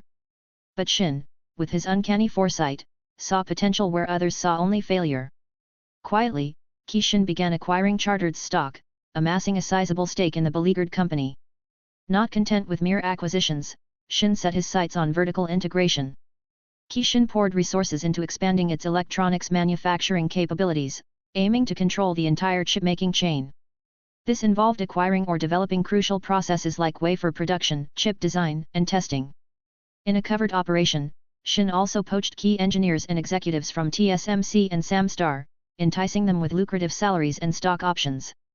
This talent heist, shrouded in secrecy, aimed to accelerate Kishin's ascent to semiconductor dominance. Shin dreamt of forging a world-class talent pool, a crucible where the brightest minds across the semiconductor value chain would converge. This masterstroke would not only fuel Kishin's innovation but also secure its independence. But Shin understood the delicate dance of resource dependence. He orchestrated a symphony of long-term contracts with critical raw material suppliers, ensuring a steady flow of silicon, rare earth elements, and the lifeblood of chip production. Yet, he refused to be chained to established players. Diversification became his mantra, forging alliances with emerging players in resource-rich regions. Shin, ever attuned to the winds of the future, recognized the burgeoning potential of domestic manufacturing. He envisioned a constellation of high-tech wafer fabs within Japan, severing their dependence on outsourced production of semiconductor and securing a tight grip on quality and security. This audacious move wasn't just about chips, it was about control, resilience, and a pivotal step towards Shin's grand ambition. With each calculated move, the blueprint for Kishin's future as a titan of the industry steadily materialized. This wasn't simply about conquering the semiconductor landscape, it was about pushing the boundaries of technology itself. Shin's dreams stretched beyond chips and circuits, into the realms of hyper-realistic virtual worlds and experiences yet undreamed of. Kishin, under his deft guidance, was poised to not only shape the present but forge a path towards a future brimming with technological marvels. A knowing chuckle escaped Shin's lips. Samstar, Apple, their resources alone would catapult Ki's R&D efforts. But Shin's gaze stretched beyond immediate gains. Nvidia, now firmly within Kishin's fold, was another piece in a grander puzzle. With each acquisition, the pieces clicked into place, forming a formidable picture of Kishin's inevitable ascendancy. Antitrust concerns?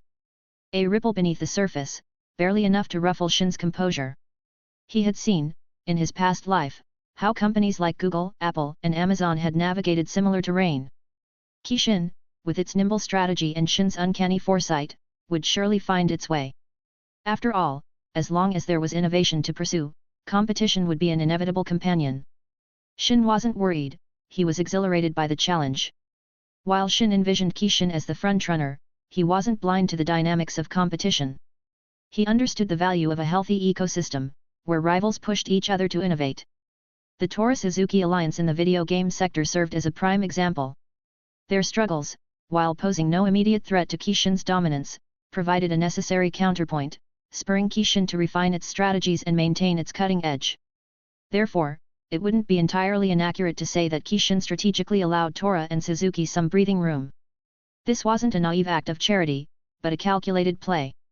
A controlled slowdown served a dual purpose: it facilitated the growth of its competitors, keeping the industry vibrant, while simultaneously masking Kishin's own relentless internal advancements. The public might perceive a faltering giant, but Shin saw a cunning predator, patiently stalking its prey from the shadows. The true test of Kishin's dominance, he knew, wouldn't be in crushing immediate threats, but in maintaining its edge against a constantly evolving landscape. Chapter 362, Titanic.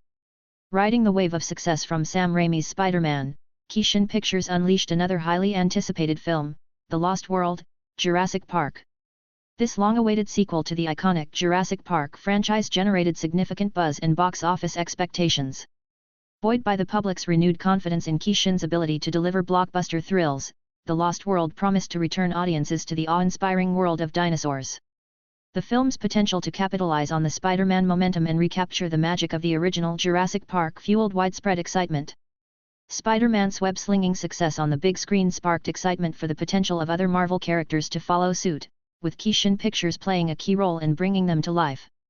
However, the studio's next film, Titanic, didn't generate the same level of pre-release anticipation.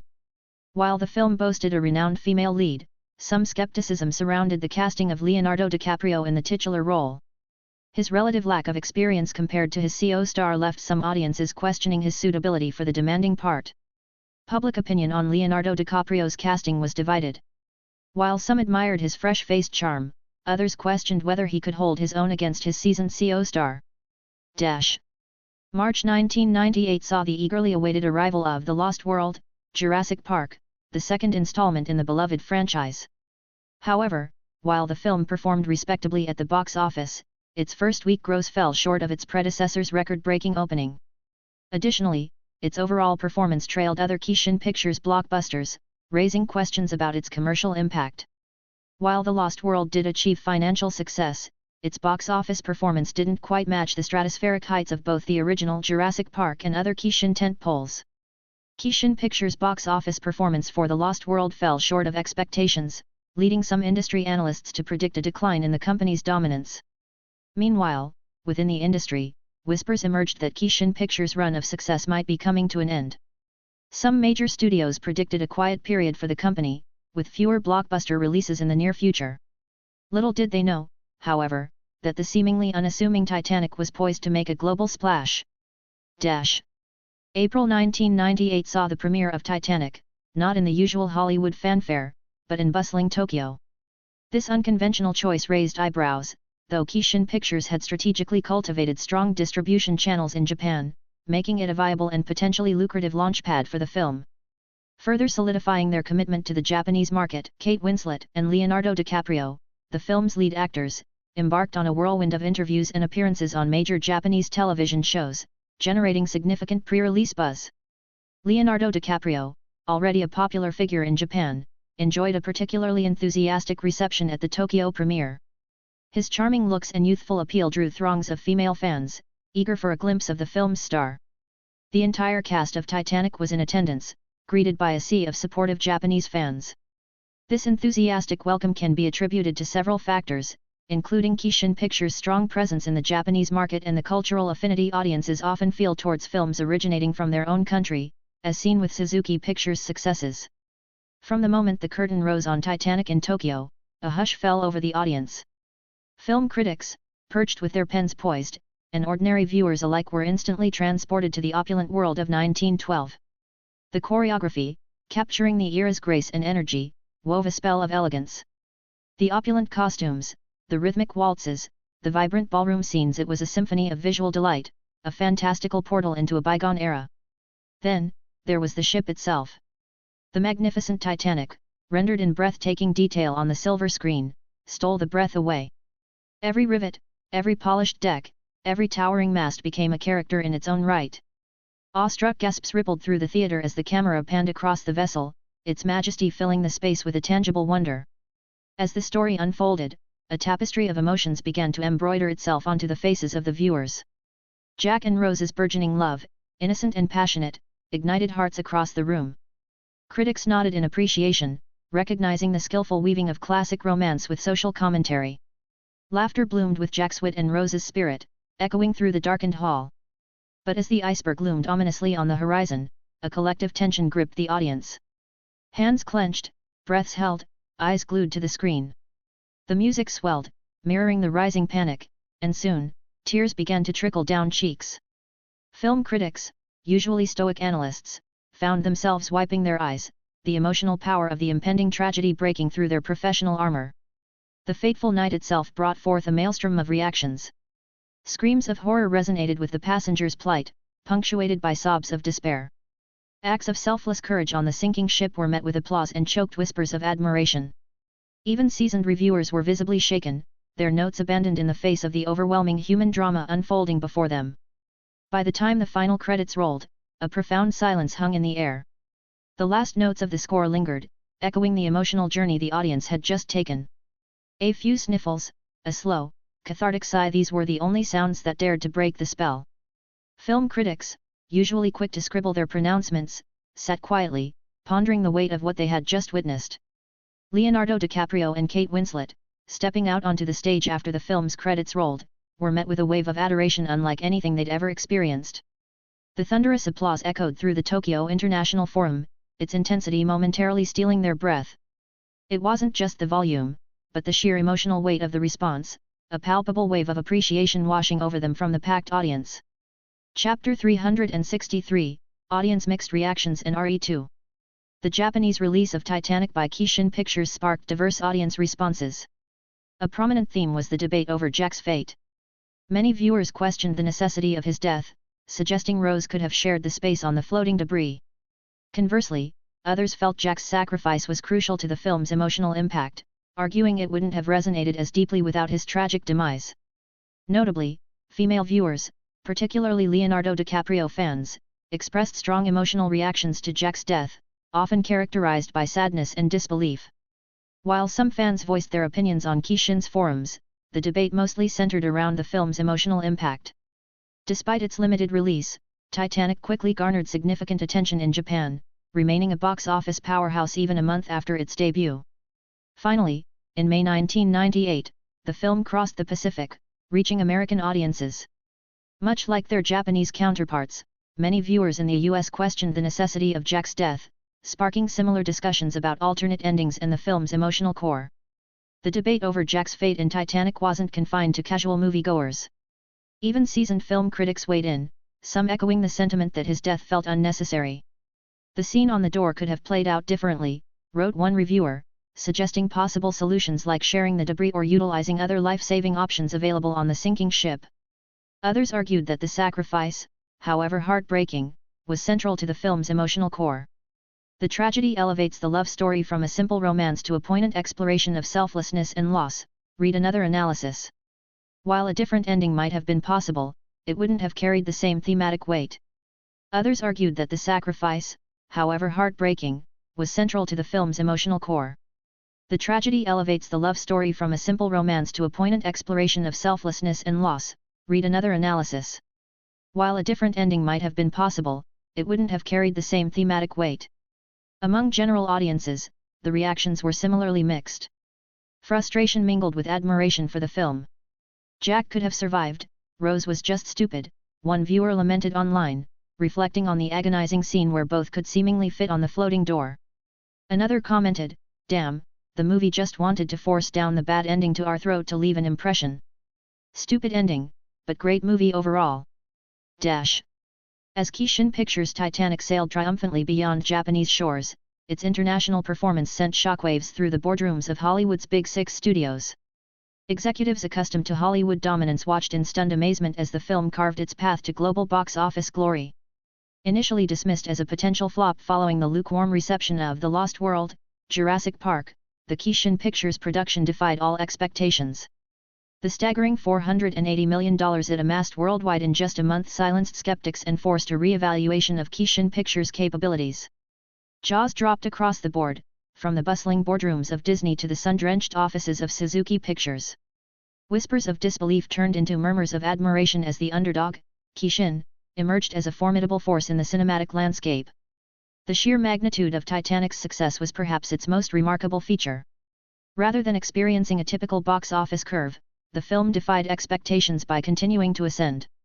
News channels, captivated by the phenomenon, dedicated airtime to dissecting its appeal, propelling it further into public consciousness. Across continents, the story resonated. In the bustling streets of New York, fervent discussions about the film echoed between skyscrapers. Across the English Channel, audiences wept openly in Parisian cinemas. Even in bustling Tokyo, where stories of star-crossed lovers were common, Titanic found a unique place in hearts. From bustling metropolises in America to quaint villages in Asia, Titanic resonated with diverse populations. Kishin Pictures' Titanic wasn't just a box office behemoth, it became a global cultural touchstone. The film's popularity transcended borders, sparking conversations and debates in living rooms and cafes around the world. One persistent thread in these discussions? Jack's death. Couldn't he have fit on the door with Rose? Was a question whispered in darkened theaters and argued on internet forums. The debate's fervor even reached American television screens. Experts, curious about the feasibility of alternative scenarios, recreated the film's final scene using specialized equipment and stunt performers. Their experiment aimed not to rewrite the film's ending, but to explore the physical possibilities and fuel further discussion about the choices made and their emotional impact. Fresh off the heels of their cinematic triumph with Titanic, Kishin made another splash in the entertainment world, this time with a video game announcement. Their release of the Resident Evil sequel, Resident Evil 2, that immediately grabbed the attention of gamers. The announcement evoked memories of the iconic survival horror experience that Resident Evil 1 delivered years ago. Few scenes in gaming history are as instantly recognizable as the bald zombie's head swiveling towards the camera in Resident Evil. This iconic moment, along with the game's chilling atmosphere and tense gameplay, fueled countless online theories about the T-Virus and Raccoon City's fate. Meanwhile, Kishin's ambitions extended beyond Resident Evil 2. Their focus on semiconductor advancements had them nearing completion of a 128-bit video game console. This powerful platform promised to usher in a new era of gaming, fueled by the cutting-edge chips Kishin had developed. Chapter 364, Incredible Achievements in Gaming Industry. Kishin's Resident Evil 2 arrived with a splash, offering players a chance to revisit the iconic horror experience that captivated gamers years ago. The opening sequence throws players right into the heart of the Raccoon City outbreak, showcasing the familiar shambling zombies and the haunting narrative of the T-Virus experiment gone wrong. This captivating prologue, filled with chilling imagery and evocative flashbacks to Resident Evil 1, quickly drew players into the game's unsettling atmosphere. For American players, the return to Raccoon City in Resident Evil 2 stirred up memories of the T-Virus conspiracy theories that raged years ago. The game's chilling portrayal of a viral outbreak resonated with some players' anxieties about pharmaceutical giants and the potential for biohazard disasters. Even non-players couldn't help but feel a shiver down their spines at the thought of zombies lurking in the woods, thanks to the game's effective atmosphere and unsettling proximity to real-world concerns. Upon its release, the 18+ rating of Kishin's Resident Evil 2 piqued the curiosity of many players, particularly regarding its potential for sparking outlandish and chilling theories. Would this new iteration spark the same kind of outlandish yet compelling conspiracy theories the previous one did? The speculation didn't disappoint.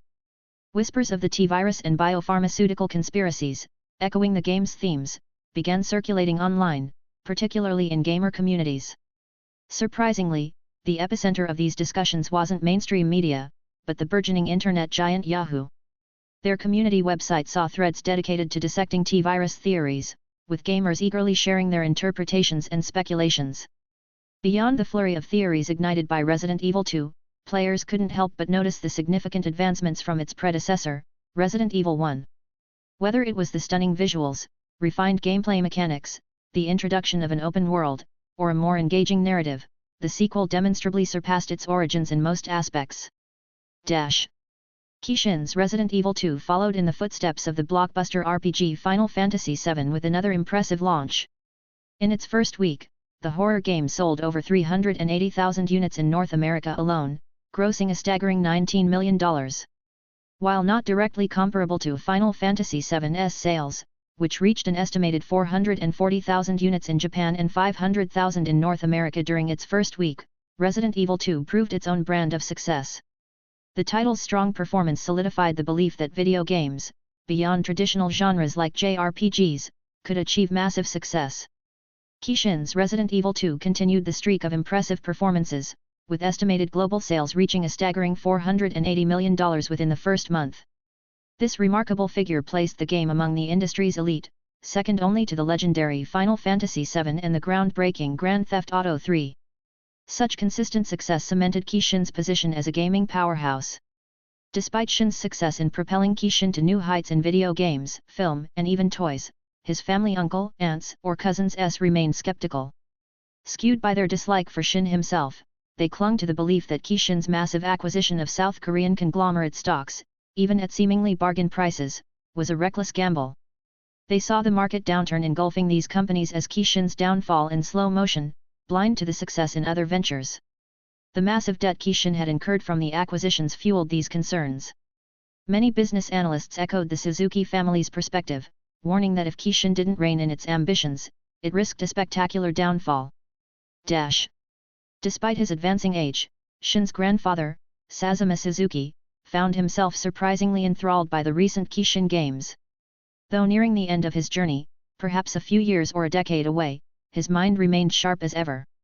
So, when news of Shin's audacious acquisition of billions of dollars worth of South Korean conglomerates reached Sazuma, he couldn't help but call.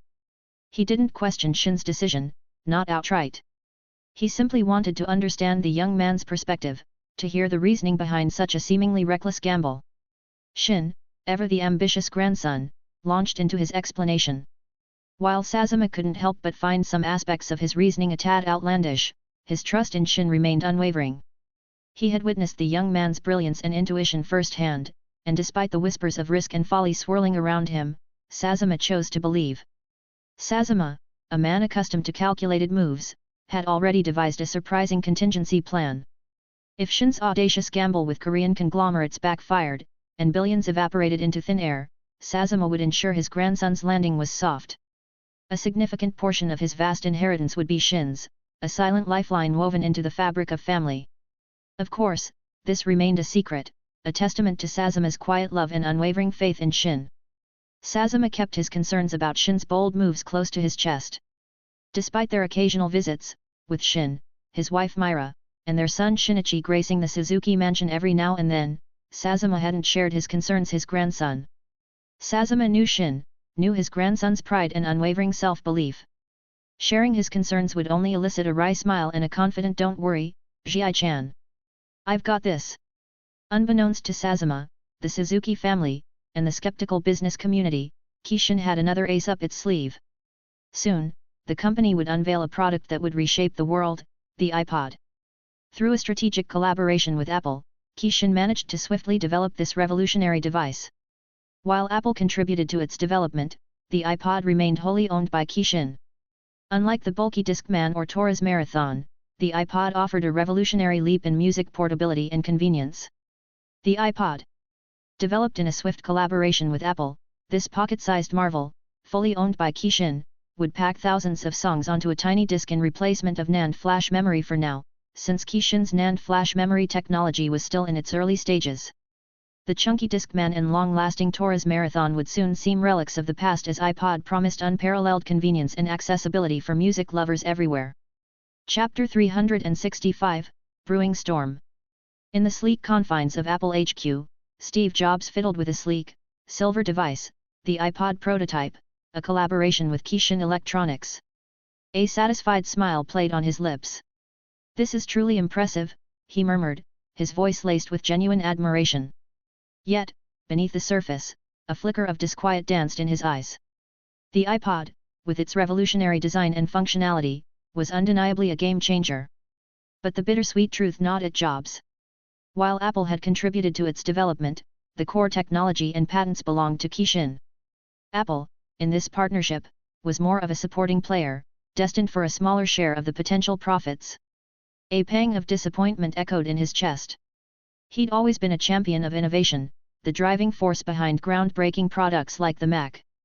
Yet, the iPod, a device that resonated deeply with his own vision for portable music, had slipped through his fingers, conceived and nurtured by another company. A sigh escaped his lips. He reminisced about the Walkman, the Discman, those clunky but beloved pioneers of portable music. He'd dreamed of a sleeker, more intuitive experience, but the iPod, with its elegant simplicity, had surpassed even his wildest imaginings. Yet, July loomed, and the stage was set. In Tokyo Big Sight, under the bright lights of the Electronics Expo, Steve Jobs would stand shoulder to shoulder with Shinro Suzuki, CEO of Kishin. Together, they would unveil the iPod to the world. And despite the gnawing unease, a spark of excitement flickered within him. Suzuki Electronics, a powerhouse in the portable music scene, had seen its iconic Discman evolve significantly since its 1980s debut. From clunky boxes to sleek, miniaturized marvels, the Discman had consistently carved its place as the reigning champion of music players. Now, the latest iteration stood head and shoulders above the competition, its compact form and refined features captivating music lovers everywhere. Smaller, sleeker, and boasting exceptional sound quality, the new Discman was Suzuki's crowning achievement. It had effectively silenced the murmurings of rival brands, solidifying its dominance in the hearts of music enthusiasts. This wasn't just a portable music player, it was a statement piece, a testament to Suzuki's unwavering dedication to innovation and refinement. While music lovers appreciated the Discman's functionality, most found traditional product commercials, heavy on technical jargon and features, a turn-off. Detailed specs about battery life, CD capacity, or technical functions rarely resonated with consumers. Despite this aversion, Suzuki Electronics persisted with their approach, often framing their ads as showcases of the Discman's capabilities compared to the competition. This strategy, though common at the time, could come across as boastful and alienate viewers. Yet, it's undeniable that the Discman's undeniable technological advantage over its rivals was likely a key factor in its continued popularity. However, a quiet storm was brewing on the horizon. A new approach to advertising and marketing was poised to emerge, one that would forever alter the landscape of product launches and consumer engagement. And its impact wouldn't be limited to marketing, it had the potential to reshape the music player market itself. This revolutionary force was Kishin's iPod, set to be unveiled at the Tokyo Big Sight in July. Suzuki Electronics, the reigning champion of portable music, remained blissfully unaware of the seismic shift about to hit. In July 1998, Steve Jobs set foot in Tokyo with the iPod launch looming on the horizon. While Kishin had the technological upper hand, Jobs recognized the potential of the device to revolutionize the market. He saw an opportunity to position Apple as a key contributor and ensure their share in the coming success. Apple's contributions to design and user experience deserved recognition, and a successful launch could indeed boost the Apple stock significantly. Beyond the immediate benefits, Jobs harbored a new idea sparked by the iPod. He believed it could be the foundation for something even bigger, and he sought to discuss it with Shinro Suzuki, CEO of Kishin and a significant Apple shareholder. Sharing this idea with Suzuki held little apprehension. Kishin, after all, was a significant shareholder in Apple, holding a 16% stake. More importantly, Jobs craved Kishin's expertise and speed to transform his nascent vision into reality. High above Tokyo's bustling streets, Steve Jobs stood in the opulent office of Shinro Suzuki, CEO of Kishin Electronics.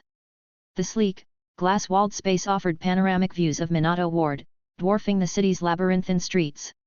Inside, the air held a subtle, pleasing aroma, emanating from a bowl of aromatic potpourri strategically placed on Suzuki's mahogany desk.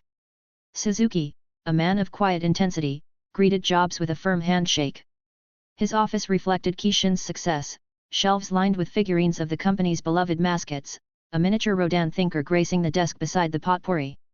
This carefully curated space, a blend of modern luxury and nods to Kishin's legacy, hinted at the magnitude of the meeting about to unfold. Steve outlined his vision to Shin, a mobile phone capable of storing thousands of songs, echoing the iPod's revolutionary potential. As he unveiled his vision, Shinro Suzuki couldn't help but be reminded of something iPhone. A quiet smile played on his lips. Shin scrutinized Steve, considering the implications. Shin listened intently, a thoughtful smile playing on his lips. So, Steve Jobs, inspired by the iPhone ideas appeared much earlier in his mind. He mused internally. But Steve's elation was short-lived. Shinro revealed that Kishin was already well on their way with a similar concept. Disappointment settled upon Steve's face. His seemingly unique and revolutionary idea was, in fact, being mirrored within Kishin's walls. Yet, before his dejection could deepen, Suzuki presented an intriguing proposition, a collaboration between Kishin and Apple on the iPhone project. Steve's face flickered with hope, though cautiousness lingered. He would need the board's approval, a formality yet an essential hurdle. Of course, the board's acceptance was almost guaranteed. Kishin's major stake in Apple secured their influence, and the potential success of the iPod had already won them over. This venture held promise, a potent blend of Kishin's technological prowess and Apple's marketing brilliance. As the date for the iPod's unveiling drew closer, anticipation crackled in the air. Major TV networks, sensing a seismic shift brewing, trained their cameras on the Kishin press conference. The promise of a world-altering product hung heavy in the atmosphere, drawing in gamers, fueled by speculation, buzzed with excitement, expecting another generation of consoles. Little did they know, Kishin had something far more revolutionary in store. Unfazed by the misplaced hype, the company remained laser-focused on their mission, to unveil a device that would forever change the way people experience music. While Tora and Suzuki were certainly intrigued by the rumors of Kishin's new console, it wasn't their main concern. Their own 128-bit console project was nearing completion, albeit still months or even a year away from launch. As a result, they were more curious about Kishin's technological leap, marveling at their Kishin's research and impressive achievement. A completed 128-bit console from Kishin would undoubtedly offer valuable insights for their own development. However, they were completely unaware that Kishin's upcoming announcement wouldn't be about a gaming device at all. Their minds were fixated on consoles, oblivious to the revolutionary music player poised to change the world. Chapter 366, iPod. On July 16, 1998, electricity crackled in the air of Tokyo Big Sight as Kishin prepared for its momentous announcement.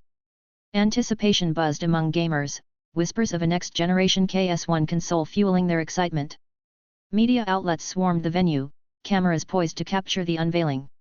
Even tech industry rivals sent representatives, their curiosity piqued by Kishin's cryptic teasers. The scene pulsed with a collective sense of something revolutionary about to be revealed.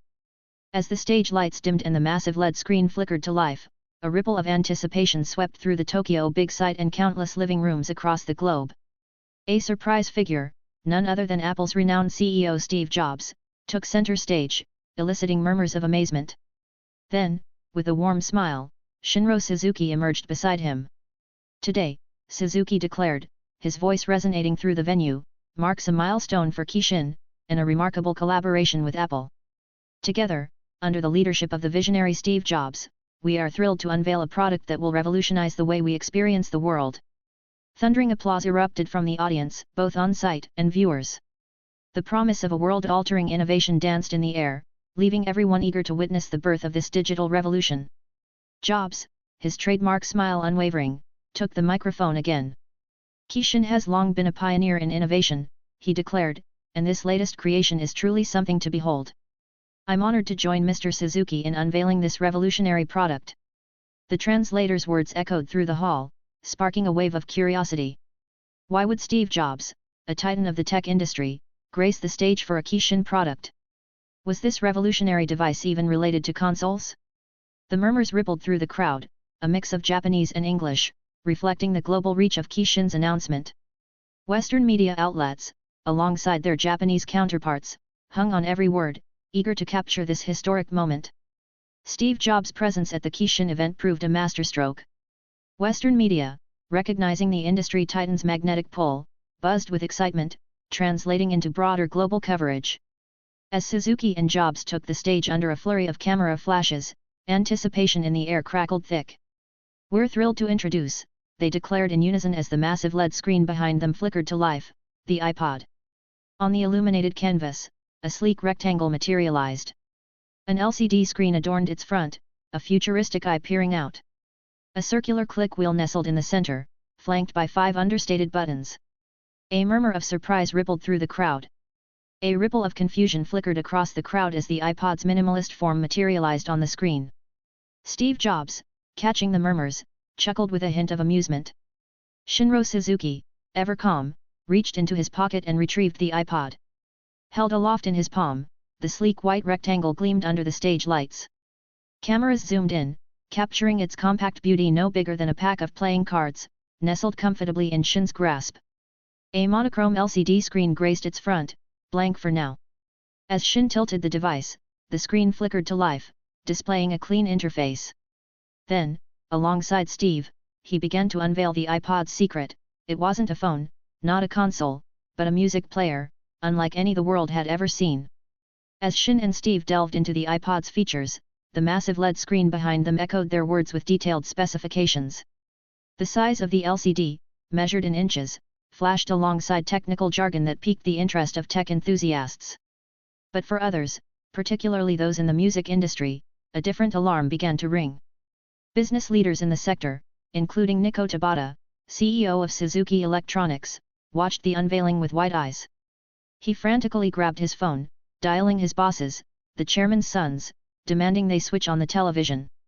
1,000 songs in your pocket, Shin declared in Japanese, the phrase translated flawlessly by Steve Jobs into English. The meaning resonated like a gong, reaching both media outlets and the crowd, gamers and non-gamers alike. While many had dreamt of a groundbreaking console, this music player, so minimalist and unexpected, left them speechless. Astonishment painted every face, a testament to the sheer audacity of Kishin's gamble. Within a week, the ripples of Kishin's groundbreaking announcement stretched far beyond Japan, sending echoes across the globe. The iPod, a music player born from the collaboration between Kishin and Apple, stole the spotlight with its innovative design. Gone were the clunky Discmans of the past, the iPod's sleek form, effortlessly pocketable, redefined portability. Its bold slogan, 1,000 songs in your pocket, resonated instantly, becoming a worldwide earworm. But amidst the buzz and adoration, a wave of unease began to lap at the shores of other companies. For Tora, Suzuki, Toshiba, and Mitsubishi, giants in the music player market, the question loomed large: could their offerings survive the imminent arrival of the iPod? Shiko and Seiki, watching their younger brother's creation upend the audio industry, felt a solemn mixture of pride and trepidation. The landscape of music had irrevocably shifted, and they knew the game had just changed. Chapter 367, iPod's Impact. The announcement of the iPod in 1998 sent shockwaves through the portable music player market. For long dominant players like Discman and Marathon, it signaled a pivotal moment, the potential end of an era. The news quickly reached the Suzuki Group, the company behind Discman, prompting a serious response. Within the hallowed walls of the Suzuki Group boardroom, a somber mood prevailed. Discman, one of the company's most lucrative cash cows, faced an uncertain future. With the iPod's potential release date approaching, a senior board member declared, "We need a contingency plan. If Kishin's offering proves successful, Discman's production might need to be reassessed." Ctto, the vice chairman, countered with a furrowed brow. Surely abandoning a proven success like Discman solely on speculation is an extreme measure. Kishin's iPod remains unproven, its potential success far from guaranteed. A murmur of agreement rippled through the room. Another board member chimed in, "Pricing, functionality, and even media hype around the 1,000 songs in your pocket claim all these factors contribute to a product's fate. Let's not succumb to panic without thorough analysis." Heads nodded in unison. Chairman Shiro Suzuki, observing the exchange, remained silent. His youngest son's company, Kishin, had unwittingly ignited a storm in the industry, bringing both unease and, amidst the uncertainty, a flicker of pride to his fatherly heart. Music fans eagerly awaited the launch of the iPod. Kishin's captivating ad campaign, showcasing the device's features and sleek design, fueled anticipation with each new installment. Many dreamt of the moment they could hold the iPod in their hands, feeling its smooth surface and weight. The advertised features further sparked their excitement. The 1.6-inch LCD screen promised vibrant music videos alongside song information, offering a new way to experience music on the go. The ability to switch between screen-on and audio-only modes, simply slipping the iPod into their pockets for uninterrupted listening, added to its versatility. And the circular control, nestled in the center, hinted at intuitive and effortless navigation.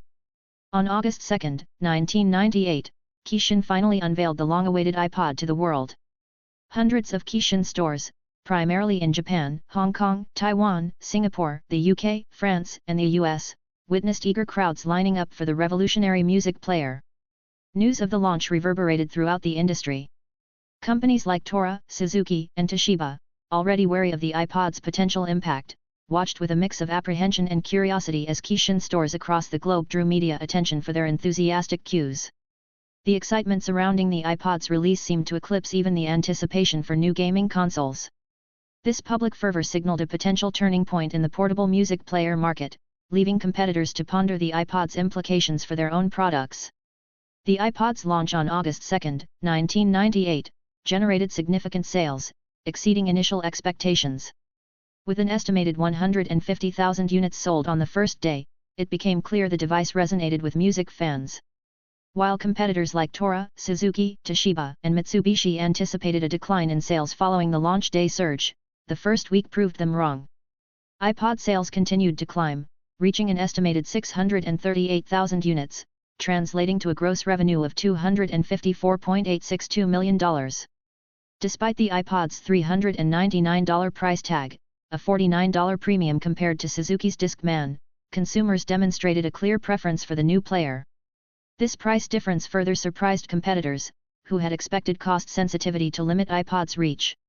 The sustained sales performance during the first week sent shockwaves through the industry.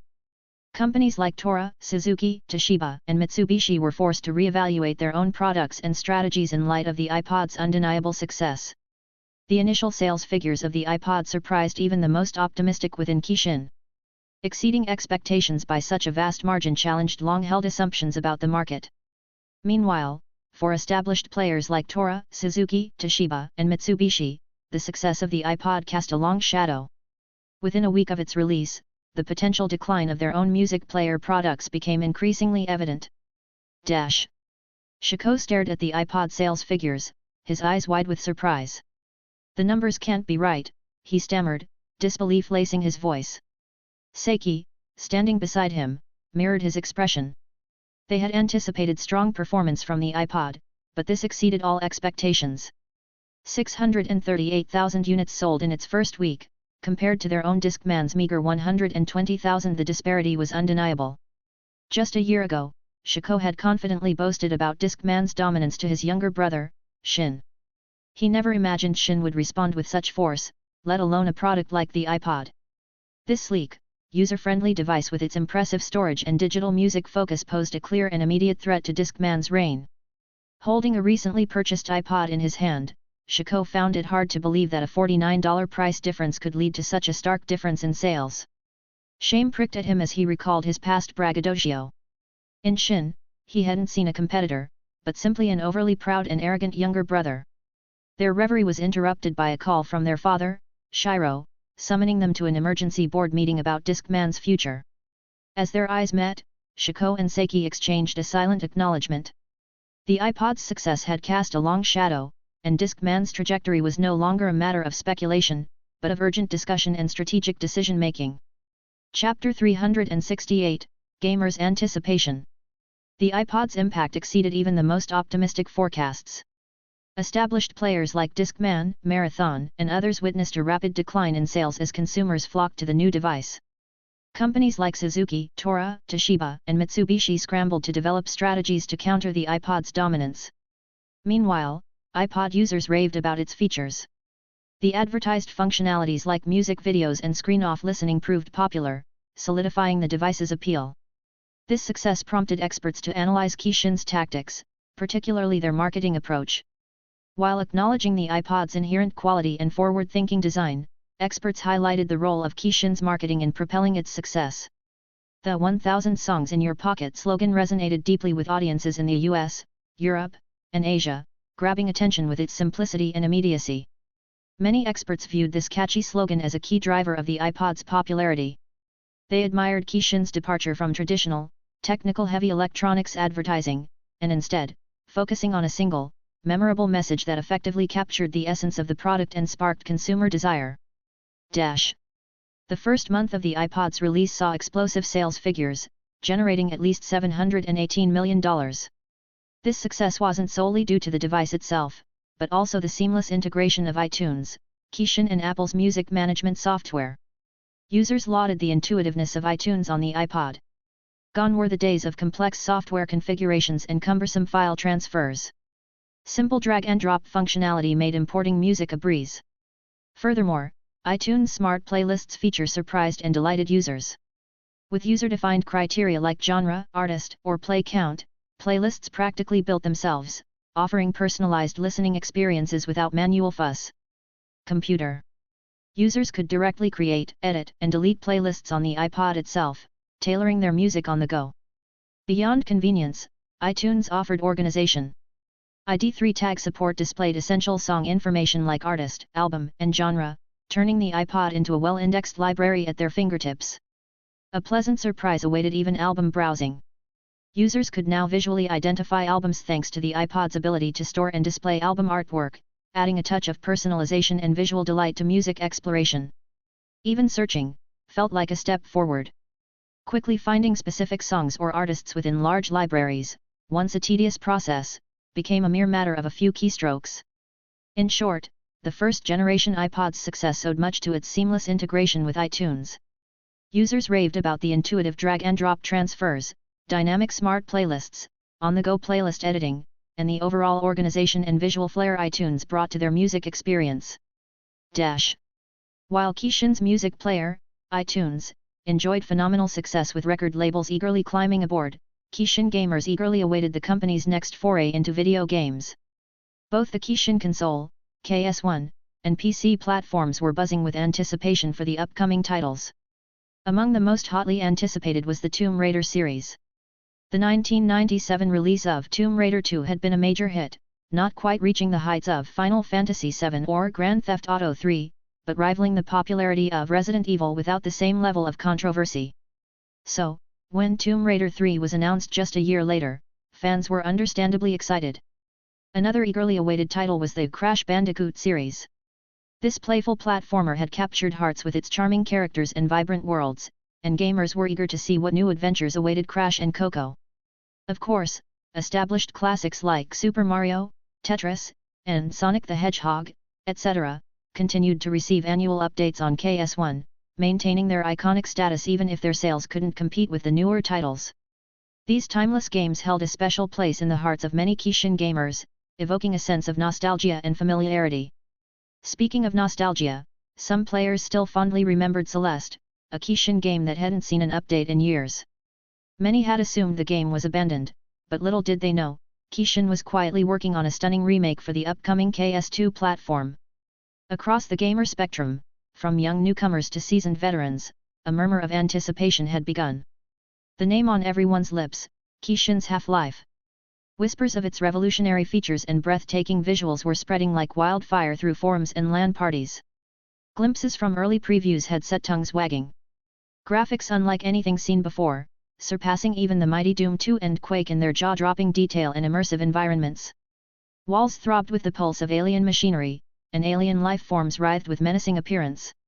For console players, accustomed to flat textures and blocky models, Half-Life represented a forbidden fruit. Veteran PC gamers, used to pushing the boundaries of their machines, saw Half-Life as a paradigm shift. The promised physics engine, the dynamic narratives, and the focus on environmental storytelling hinted at a level of immersion never before experienced. Anticipation crackled in online forums, theories spun like webs, and countless hours were spent dissecting every pixel of the released footage. With each new tease, the excitement swelled. Forums overflowed with speculation and eager predictions. LAN parties, usually dominated by established classics, saw whispers of Half-Life disrupting the usual matches. Magazines dedicated pages to dissecting every scrap of information, and online polls crowned Half-Life the most anticipated game of the year. And as the release date approached, the gamer community held its breath, waiting to step into the immersive world of Half-Life and experience the future of gaming firsthand. Chapter 369, New Era for PC Games. The tide was turning in the portable music player market. Giants like Tora, Suzuki, Toshiba, Mitsubishi, and Samstar, once dominating the landscape, found their grip loosening in the face of the rising iPod juggernaut. While they scrambled to develop their own advanced players, the early mover advantage had already swung decisively towards Kishin. Meanwhile, on the other side of the digital divide, a different kind of excitement was brewing. September marked the end of a gaming drought, with consoles like the KS1 receiving a deluge of highly anticipated titles. Tomb Raider 3, the next chapter in Lara Croft's action-adventure saga, promised even more death-defying stunts and exotic locales. The charming marsupial Crash Bandicoot returned in a new sequel, and even the timeless plumber Mario graced the console with another vibrant adventure. But amidst this feast of familiar favorites, one newcomer stole the spotlight. It is a new Kishin PC groundbreaking game called Half-Life. It was poised to change the landscape of gaming forever. While Tomb Raider 3 achieved respectable sales of 320,000 units, it was Half-Life that generated the most excitement. Even its pre-release glimpses offered a tantalizing glimpse into the future of gaming. For PC gamers in 1998, worrying about their hardware struggling with graphics was becoming a thing of the past. The recent arrival of Nvidia's Riva TNT, a major leap in consumer-grade graphics cards, had changed the game. Its ability to handle multi-texturing and its substantial performance boost compared to rivals like 3DFX provided developers with powerful tools to build stunning and immersive 3D worlds. This newfound graphic muscle was put to impressive use in games like Half-Life, showcasing the potential of the Riva TNT. Nvidia's success this year of 1998 was undeniable. They captured over 50% of the discrete GPU market, meaning more PCs were equipped to run demanding 3D games like Half-Life. This wider adoption created a larger potential audience for the game and incentivized its development. As Nvidia empowered PCs with increasingly impressive graphics capabilities, Kishin could push the boundaries of game design. This paved the way for ambitious PC titles like Half-Life, marking a watershed moment in the industry. October 1998 saw the highly anticipated Half-Life finally gracing PC screens in the United States and Japan. For 3 thrilling days, gamers in these regions became the first to experience Kishin's revolutionary shooter. The release then marched eastward, reaching South Korea, Taiwan, Hong Kong, and Singapore before culminating in a European launch across the United Kingdom, Germany, France, and Denmark.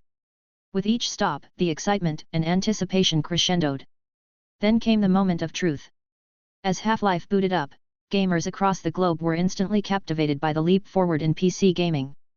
The immersive world unfolded before them, starting with the iconic tram ride accompanied by the soothing, yet authoritative, voice of Dr. Freeman's AI companion.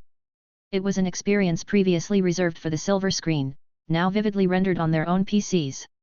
This immersive world was a significant leap forward for PC gaming. The graphics, while not fully 3D due to hardware limitations at the time, pushed the boundaries of what was possible. The lighting effects, textures, and fluid animations created a believable and engaging environment that drew players into the heart of the story. The sound design also played a crucial role, immersing players in the world with its unsettling ambient sounds, chilling music, and well-acted dialogue. Beyond the technical advancements, Half-Life captivated players with its narrative and gameplay. The story, unfolding through in-game events and subtle environmental cues rather than traditional cutscenes, offered a sense of agency and engagement rarely seen before. The seamless blend of action, puzzle solving, and exploration kept players on the edge of their seats, eager to discover the next twist in the story and the next challenge awaiting them. It redefined the expectations for PC gaming, setting a new standard for immersive storytelling, technical excellence, and player engagement. Its impact continues to be felt today, influencing countless games that may follow in its wake. While the immersive world of Half-Life captivated PC gamers in 1998, Microsoft also paid close attention to its commercial success. The game's critical acclaim and strong sales confirmed the growing importance of 3D worlds and engaging narratives in the PC gaming landscape. Will Gates, Microsoft's CEO, understood this all too well. His company had already been quietly working on its own game engine in 1995, but witnessing Half-Life's stunning visuals and seamless gameplay, powered by Kishin's Unreal Engine, gave him pause. It became clear that simply replicating Unreal Engine's capabilities would be a daunting task, let alone surpassing it. This concern was shared within the Microsoft board. Skepticism grew amongst the members, wondering if surpassing Kishin's established engines, VG Engine and Unreal Engine, was even a realistic goal. Adding to the complexity, Kishin held an 8% stake in Microsoft, giving them a significant presence within the company.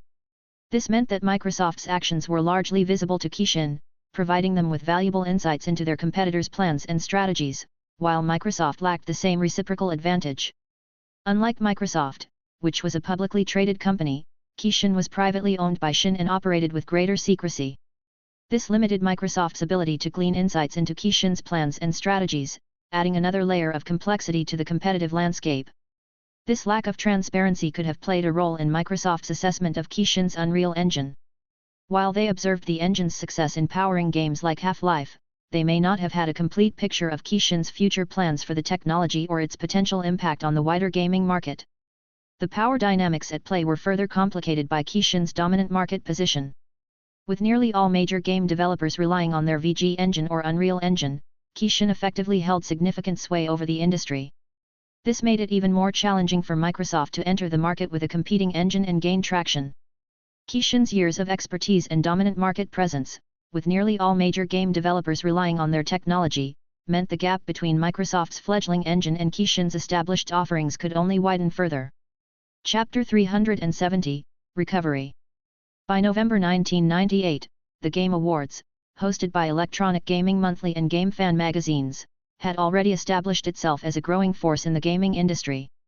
Though only 2 years old, the ceremony was gaining the attention of developers and players alike, becoming a platform for recognizing and celebrating exceptional video games. The allure of the Game Awards was undeniable. Winning a coveted trophy often propelled the title to wider acclaim and commercial success, attracting the attention of millions of potential players. For developers, a nomination itself was a significant achievement, guaranteeing valuable exposure through television broadcasts and widespread media coverage. This recognition could prove invaluable in the fiercely competitive world of video games, potentially boosting sales and solidifying a title's legacy. As a result, game developers took the Game Awards very seriously. Earning a nomination meant entering the spotlight, potentially influencing buying decisions and propelling their creations to stardom. This year, with anticipation and excitement brewing, the 1998 Game Awards promised to be an even more significant event, further cementing its status as a landmark event in the burgeoning gaming landscape. As the 1998 Game Awards drew closer, a sense of both anticipation and resignation hung in the air amongst game developers. Kishin, a dominant force in the industry, consistently swept away awards, particularly the coveted ones. This year was no different, with titles like Final Fantasy VII, Tomb Raider 3, and the PC phenomenon Half-Life solidifying their legacy. Half-Life, in particular, had taken the PC world by storm, its immersive world and innovative gameplay drawing widespread acclaim. Many considered it a shoo-in for Game of the Year. However, whispers of Final Fantasy VII ultimately claiming the top prize permeated the industry. The sheer epic scope and emotional impact of the Kishin PlayStation RPG made it a powerful contender, leaving some with the feeling that Half-Life, despite its brilliance, might lose out to the console giant. This premonition added a layer of complexity to the event. While developers celebrated the sheer joy of creating and having their work recognized, the looming shadow of Kishin's dominance cast a subtle tinge of melancholy. Yet, there was also a sense of determination. Even if the top prize seemed out of reach, the fight for other categories promised to be fiercely contested, with each nomination a testament to the passion and creativity poured into their games. As the curtains rose on the 1998 Game Awards, anticipation crackled in the air. While Kishin undoubtedly held sway over several categories, awards sprinkled throughout the night recognized the achievements of other studios like Tora, Suzuki, and a handful of smaller companies. A wave of cheers rolled through the venue as Half-Life secured the Best Game in PC category with no surprise. Its revolutionary gameplay and immersive world had already cemented its place in gaming history. But all eyes were on the Game of the Year award.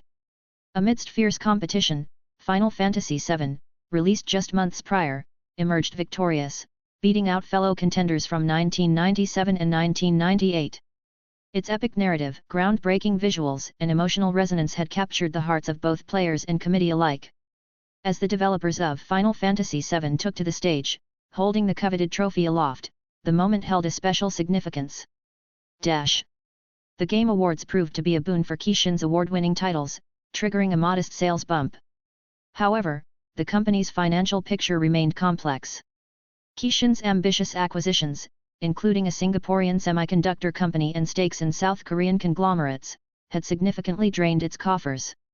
This aggressive spending, coupled with ongoing debt repayment, had pushed its net worth down to around $15 billion. Despite this, Kishin held two promising cards, the iPod and its dominant position in the video game industry. The iPod, a revolutionary music player still in its early stages, held immense potential. Meanwhile, the continued success of Kishin's video games, exemplified by the recent Game Awards, served as a reliable source of revenue. This potent combination proved effective. Within just a few months, Kishin's net worth climbed back to $19.8 billion, and the upward trend showed no signs of slowing. While challenges remained, the company seemed to be on a path towards financial recovery, fueled by its innovative products and continued success in the entertainment sector. If Kishin were to go public, its market capitalization could potentially reach around $40 billion, offering significant financial advantages in terms of access to capital and flexibility. However, Shin, the founder and current owner, highly values control and autonomy. Going public would likely require relinquishing some of that control, making it an unlikely move in the near future. Kishin's strategic acquisitions extend beyond entertainment.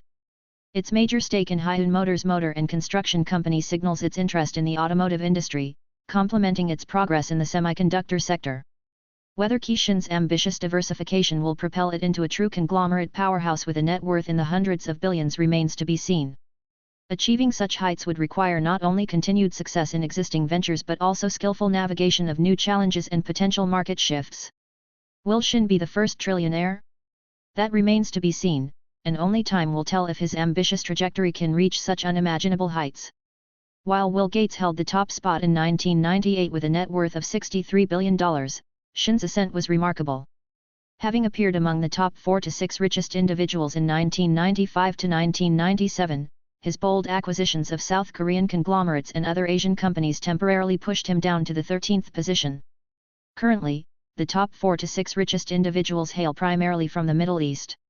While Shin's estimated wealth remains significant, the journey to becoming the world's richest, let alone a trillionaire, presents a formidable challenge. Chapter 371, Innovative. Kishin's strategic recruitment initiative targeting key executives and skilled engineers from TSMC and Samstar proved to be a game-changer for their semiconductor department. By attracting these talented individuals, Kishin gained valuable expertise and experience, propelling them towards significant progress. The impact was multifaceted. Factory technology advanced rapidly, incorporating the skills and knowledge of the new recruits. Material acquisition and laboratory capabilities also saw consistent enhancements, laying a strong foundation for Kishin's future growth in the semiconductor industry. This gradual yet noticeable improvement was testament to the success of Kishin's recruitment strategy. By prioritizing talent and fostering an environment conducive to innovation, Kishin positioned itself competitively within the dynamic and demanding world of semiconductors. The tide of technological advancement wasn't limited to semiconductors. The world witnessed the rise of artificial intelligence, AI, culminating in the historic feat of IBM's Deep Blue defeating Garry Kasparov, the reigning chess champion, in 1997. Kishin, recognizing the immense potential of AI, wasn't far behind in this burgeoning field. Kishin, recognizing the potential of AI, was actively involved in its own research and development efforts. This was fueled by the crescent importance of AI in video games, with titles like Metal Gear Solid I, Resident Evil 2, and Final Fantasy VII already utilizing AI for enemy behavior, pattern recognition, and adapting to player tactics. In 1994, Kishin established its subsidiary, Ultimate AI, dedicated to exploring the frontiers of AI. This foresight paid off handsomely. One of Ultimatea's most successful projects was Stockfish, a chess engine that quickly rose through the ranks, challenging the dominance of established players like Deep Blue and Hierarchs in chess tournaments. While it initially fell short of Deep Blue's prowess, experts recognized its rapid learning and potential to soon become a formidable competitor. Furthermore, Ultimate AI was not solely focused on games. They were also actively researching large language models, LLMs, recognizing the potential of AI chatbots to revolutionize future interactions. Shin's vision for Kishin positioned the company as a pioneer in AI development, well prepared to navigate the future of this burgeoning field. Quietly tucked away behind its sleek facade, Kishin Electronics hummed with activity. One ongoing project, shrouded in a veil of secrecy, focused on a revolutionary technology, capturing the kinetic energy of human footsteps and converting it into electricity. The ambition was daring. Imagine, Dance Revolution arcades lit not by the grid, but by the collective enthusiasm of its players. Or picture Shibuya Crossing, the beating heart of Tokyo, powering itself on the tireless rhythm of a million feet. Though still in its nascent stages, Kishin's technology held the potential to become a game-changer, a sustainable energy source born from the very pulse of human movement. The research team faced numerous challenges. Optimizing energy conversion, finding practical applications, and ensuring durability, these were just some of the hurdles they needed to overcome. Yet, their enthusiasm remained undimmed, fueled by the possibilities this nascent technology could unlock. Beyond the immediate benefits of powering a few DDR machines or illuminating a crosswalk, Kishin's vision stretched further. They saw this technology as a potential cornerstone for a future less reliant on traditional energy sources, a future where every step became a contribution to a brighter, more sustainable tomorrow. The road ahead was long, but the potential of Kishin's Footsteps to Electricity project was undeniable. While the groundbreaking KS2 console remained in its final testing stages, another exciting project simmered within Kishin's labs, the KSP, a handheld gaming device with a revolutionary touchscreen interface. The KSP, envisioned as a pioneer in touchscreen gaming, was nearing the crucial final research phase. The potential for KSP-compatible games was immense. Shin, leveraging his knowledge of successful mobile games from his previous life, spearheaded the development of titles like Flappy Bird, Angry Birds, and Fruit Ninja specifically for the KSP. These iconic games, destined for mobile platforms in the future, would now have an early, console-based incarnation on the KSP in 1998. Among these titles, Flappy Bird held a special place in Shin's heart. He anticipated the game's potential to become a viral phenomenon, not just for its addictive gameplay but also for its ability to test players' patience and trigger hilarious rage. He envisioned gamers hurling their KSPs in frustration, only to face the consequences of either warranty repairs or, worse, the need for a new console. This, Shin admitted to himself, was a mischievous aspect of his plan. Offering Flappy Bird as a free KSP game wouldn't just drive engagement, it might even lead to unintentional breakage and subsequent purchases. Shin had experienced the dark side of gaming in his previous life. Countless phones sacrificed on the altar of Flappy Bird's infuriatingly simple yet frustrating gameplay. He was, quite frankly, tired of being the sole martyr. It was time, he reasoned, to share the joy. So, like a digital Pied Piper, Shin orchestrated the KSP's game library, subtly nudging the development team towards Flappy Bird with the air of a man suggesting a friendly game of Monopoly. He could already picture it, frustrated gamers tearing their hair out as the little bird defiantly bounced off pipes, muttering curses that would make a sailor blush. Customer service lines would be buzzing with tales of KSPs sent flying across rooms, victims of an avian onslaught. Shin, meanwhile, would sip his tea, a mischievous glint in his eye, and think, ah, sweet vindication. Chapter 372, Humility. By the end of 1998, Kishin Play had undergone a dramatic transformation since its initial release. The software embraced the burgeoning era of online communication by integrating a robust messaging system. This messaging feature wasn't simply functional, it was infused with personality through a playful set of emoticons, from smiley faces to expressive animals, breathing life into text conversations. Building a sense of community, Kishin Play introduced user profiles. Players could personalize their digital space with a username, gender, and a short bio, forging connections and fostering a sense of identity within the platform. This emphasis on social engagement extended beyond text chat, as Kishin Play surprisingly offered limited free phone calls to landlines in certain regions, blurring the lines between online and offline interactions. But the true evolution of Kishin Play lay in its game library.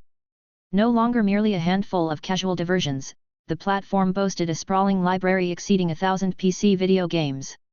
From classic titles to cutting-edge releases, Kishin Play had gamers covered, solidifying its position as a premier destination for digital entertainment. Just a month after its launch, Half-Life, a PC video game developed by Kishin, had already cemented itself as a major hit. While Kishin Play's software initially focused on single-player experiences, the addition of a single multiplayer mod proved surprisingly popular among PC gamers. This mod, where players could cooperatively tackle the game's challenges together, offered a fresh and engaging twist on the existing single-player campaign. Kishin Play's user base has mushroomed to impressive numbers, boasting hundreds of thousands of active players. Among this enthusiastic community, Kishin's Warcraft series reigns supreme, consistently ranking as the platform's most popular video game. Since its initial release, Kishin has diligently kept the series updated, offering players access to all three iconic titles, Warcraft, Orcs and Humans, Warcraft 2, Tides of Darkness, and the recently launched Warcraft 3, Reign of Chaos. This dedication to maintaining a beloved franchise has only solidified Warcraft's position as a favorite among Kishin Play users. As the clock ticked towards 1999, Kishin stood poised for a new chapter in the ever-evolving tech landscape. Competitors like Tora and Suzuki watched closely, keenly aware of the growing bite Kishin had taken with its innovations like the iPod. Success had sharpened Kishin's fangs, attracting both admiration and scrutiny. Suzuki, in particular, felt the pressure.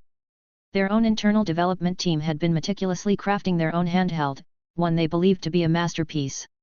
Inspired by the popular Game Boy Advance's flipping design, Suzuki's creation boasted two screens, a main display and a smaller touch-sensitive screen nestled beneath the lower shell, accessible via a dedicated pen.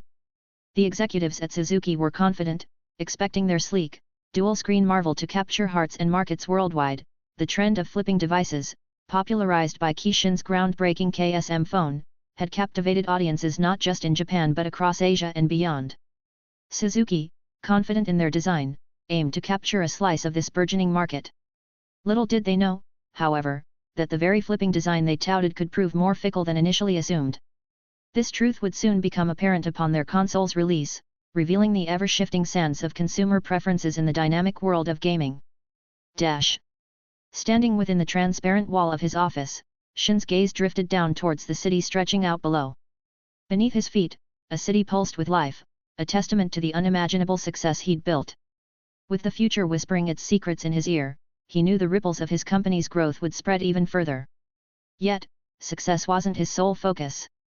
Myra's recent pregnancy had brought forth a daughter, barely a month old, filling his heart with a tender promise of fatherhood. Shinichi, his 4-year-old son, stood on the cusp of turning 5, a future CEO in the making. Already, Shin was sharing the world of business with him, subtly weaving lessons into their interactions. Shin had subtly begun introducing Shinichi to the world of business, even securing him a place in a prestigious kindergarten frequented by the children of the city elite. However, a shadow of concern had crossed Shin's path when he learned of Shinichi's experiences with subtle discrimination. Some of his classmates, accustomed to chauffeured arrivals in gleaming cars, had mocked Shinichi's humble bicycle rides with Myra. Yet, Shin observed with a mixture of relief and pride that his son remained largely unfazed. Perhaps it was the innocence of childhood, a shield against the superficialities of the adult world. Shin himself held the same opinion. These were mere childhood squabbles, inconsequential in the grand scheme of things. A quiet resolve settled in Shin's eyes as he looked down at the city below. He had just made a silent promise to himself, a vow that one day, those who mocked his son, Shinichi, would find themselves working under his leadership. Not just any leader, but the one guiding Kishin, the behemoth that would reshape Japan's economic landscape. Shin's ambitions were bold, envisioning Kishin as the unrivaled champion within Japan, a diversified conglomerate exerting its influence on the nation's very lifeblood. But amidst these grand visions, a grounding voice resonated within him. He knew that power, in its purest form, could be a double-edged sword. So, he instilled a reminder, both for himself and the future Shinichi, never to succumb to its corrupting allure. Humility, he whispered, the word carrying weight like a guiding principle. Remain humble, Shinichi, even as you ascend. Let your determination and ambition fuel your journey, but never lose sight of the human touch. Chapter 373, Triumphs. As the calendar ticked over to January 1999, the gaming world buzzed with anticipation. Kishin, a name synonymous with high-quality sports video games, had once again delivered a champion, the eagerly awaited KS1 title. For years, Kishin had dominated the court and field. Titles like NBA Live 97 and NBA Live 98 had carved their place in gamers' hearts, while FIFA 97 and FIFA 98 kept soccer fans glued to their screens. Even the old-school 95-96 remained a cherished classic for some. Their library wasn't confined to the virtual hardwood or pitch. Kishin's wrestling games for KS1, like WWE, New Generation Era, 1995-1997, had grappled their way into popularity among wrestling enthusiasts. And just last year, 1998, they'd thrown a piledriver with WWE, Attitude Era, capturing the raw energy of that explosive period. Of course, the graphics in this days, those charmingly blocky figures with their limited movements, were a far cry from what later generations would experience. Yet, for many, that didn't matter.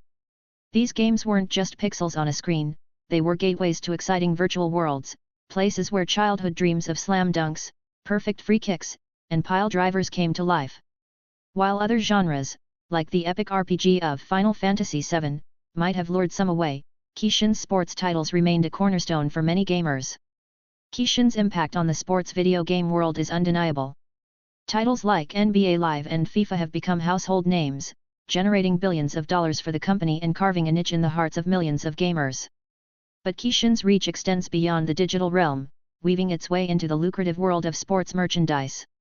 Kishin Merchandise, a subsidiary of the gaming giant, has capitalized on the undeniable allure of its athlete partners. From NBA jerseys and FIFA hats to WWE figurines and action figures, Kishin's shelves are stocked with the physical manifestations of fan devotion. And it's the WWE franchise that truly shines in this arena, consistently topping the charts in terms of merchandise sales. The boys, and many men, hold a fascination with wrestling that transcends the ring. It's a spectacle of athleticism, drama, and larger-than-life personalities, a perfect recipe for merchandise success. WWE figurines and toys become cherished collectibles, while clothing emblazoned with logos and slogans becomes a badge of fandom. This success, however, isn't solely driven by fan fervor. Kishin's strategic partnerships with sports leagues and players play a crucial role. Official licensing agreements ensure authenticity, while strategic marketing campaigns tap into the emotional connection fans have with their favorite teams and athletes.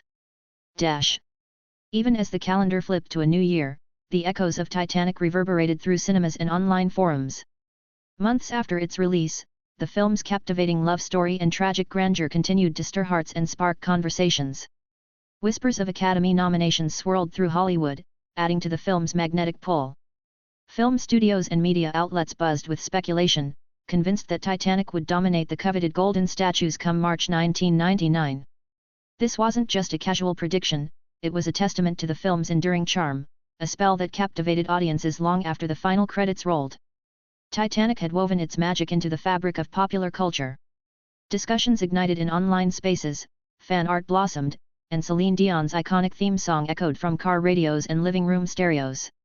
The immense success of Titanic wasn't just a cinematic triumph, it also propelled Kishin Pictures to new heights. Numerous video game studios sought licensing agreements with Kishin, attracted by the film's global appeal. This resulted in a wave of Titanic-themed games hitting PC shelves, including point-and-click adventures like Titanic, Adventures Out of Time, and immersive 3D exploration experiences like Titanic, The Legend Goes On. While Kishin could have developed their own Titanic game, they opted for a different strategy. By licensing the film's rights and collecting royalty fees from other developers, Kishin secured a steady income stream without the risks and development costs of their own project. This decision proved shrewd, further bolstering their financial position. The Titanic phenomenon also brought Kishin critical recognition in Hollywood. The film's global success forced critics to acknowledge Kishin's growing influence, placing them on par with established studios like the Big Six. This newfound prestige attracted a new wave of talented actors and actresses to Kishin Talent Agency, further solidifying Kishin's position as a major player in the film industry. The momentum generated by Titanic continued to swell as the film swept the 57th Golden Globe Awards on January 24, 1999. James Cameron and the film itself garnered multiple awards, solidifying its critical acclaim.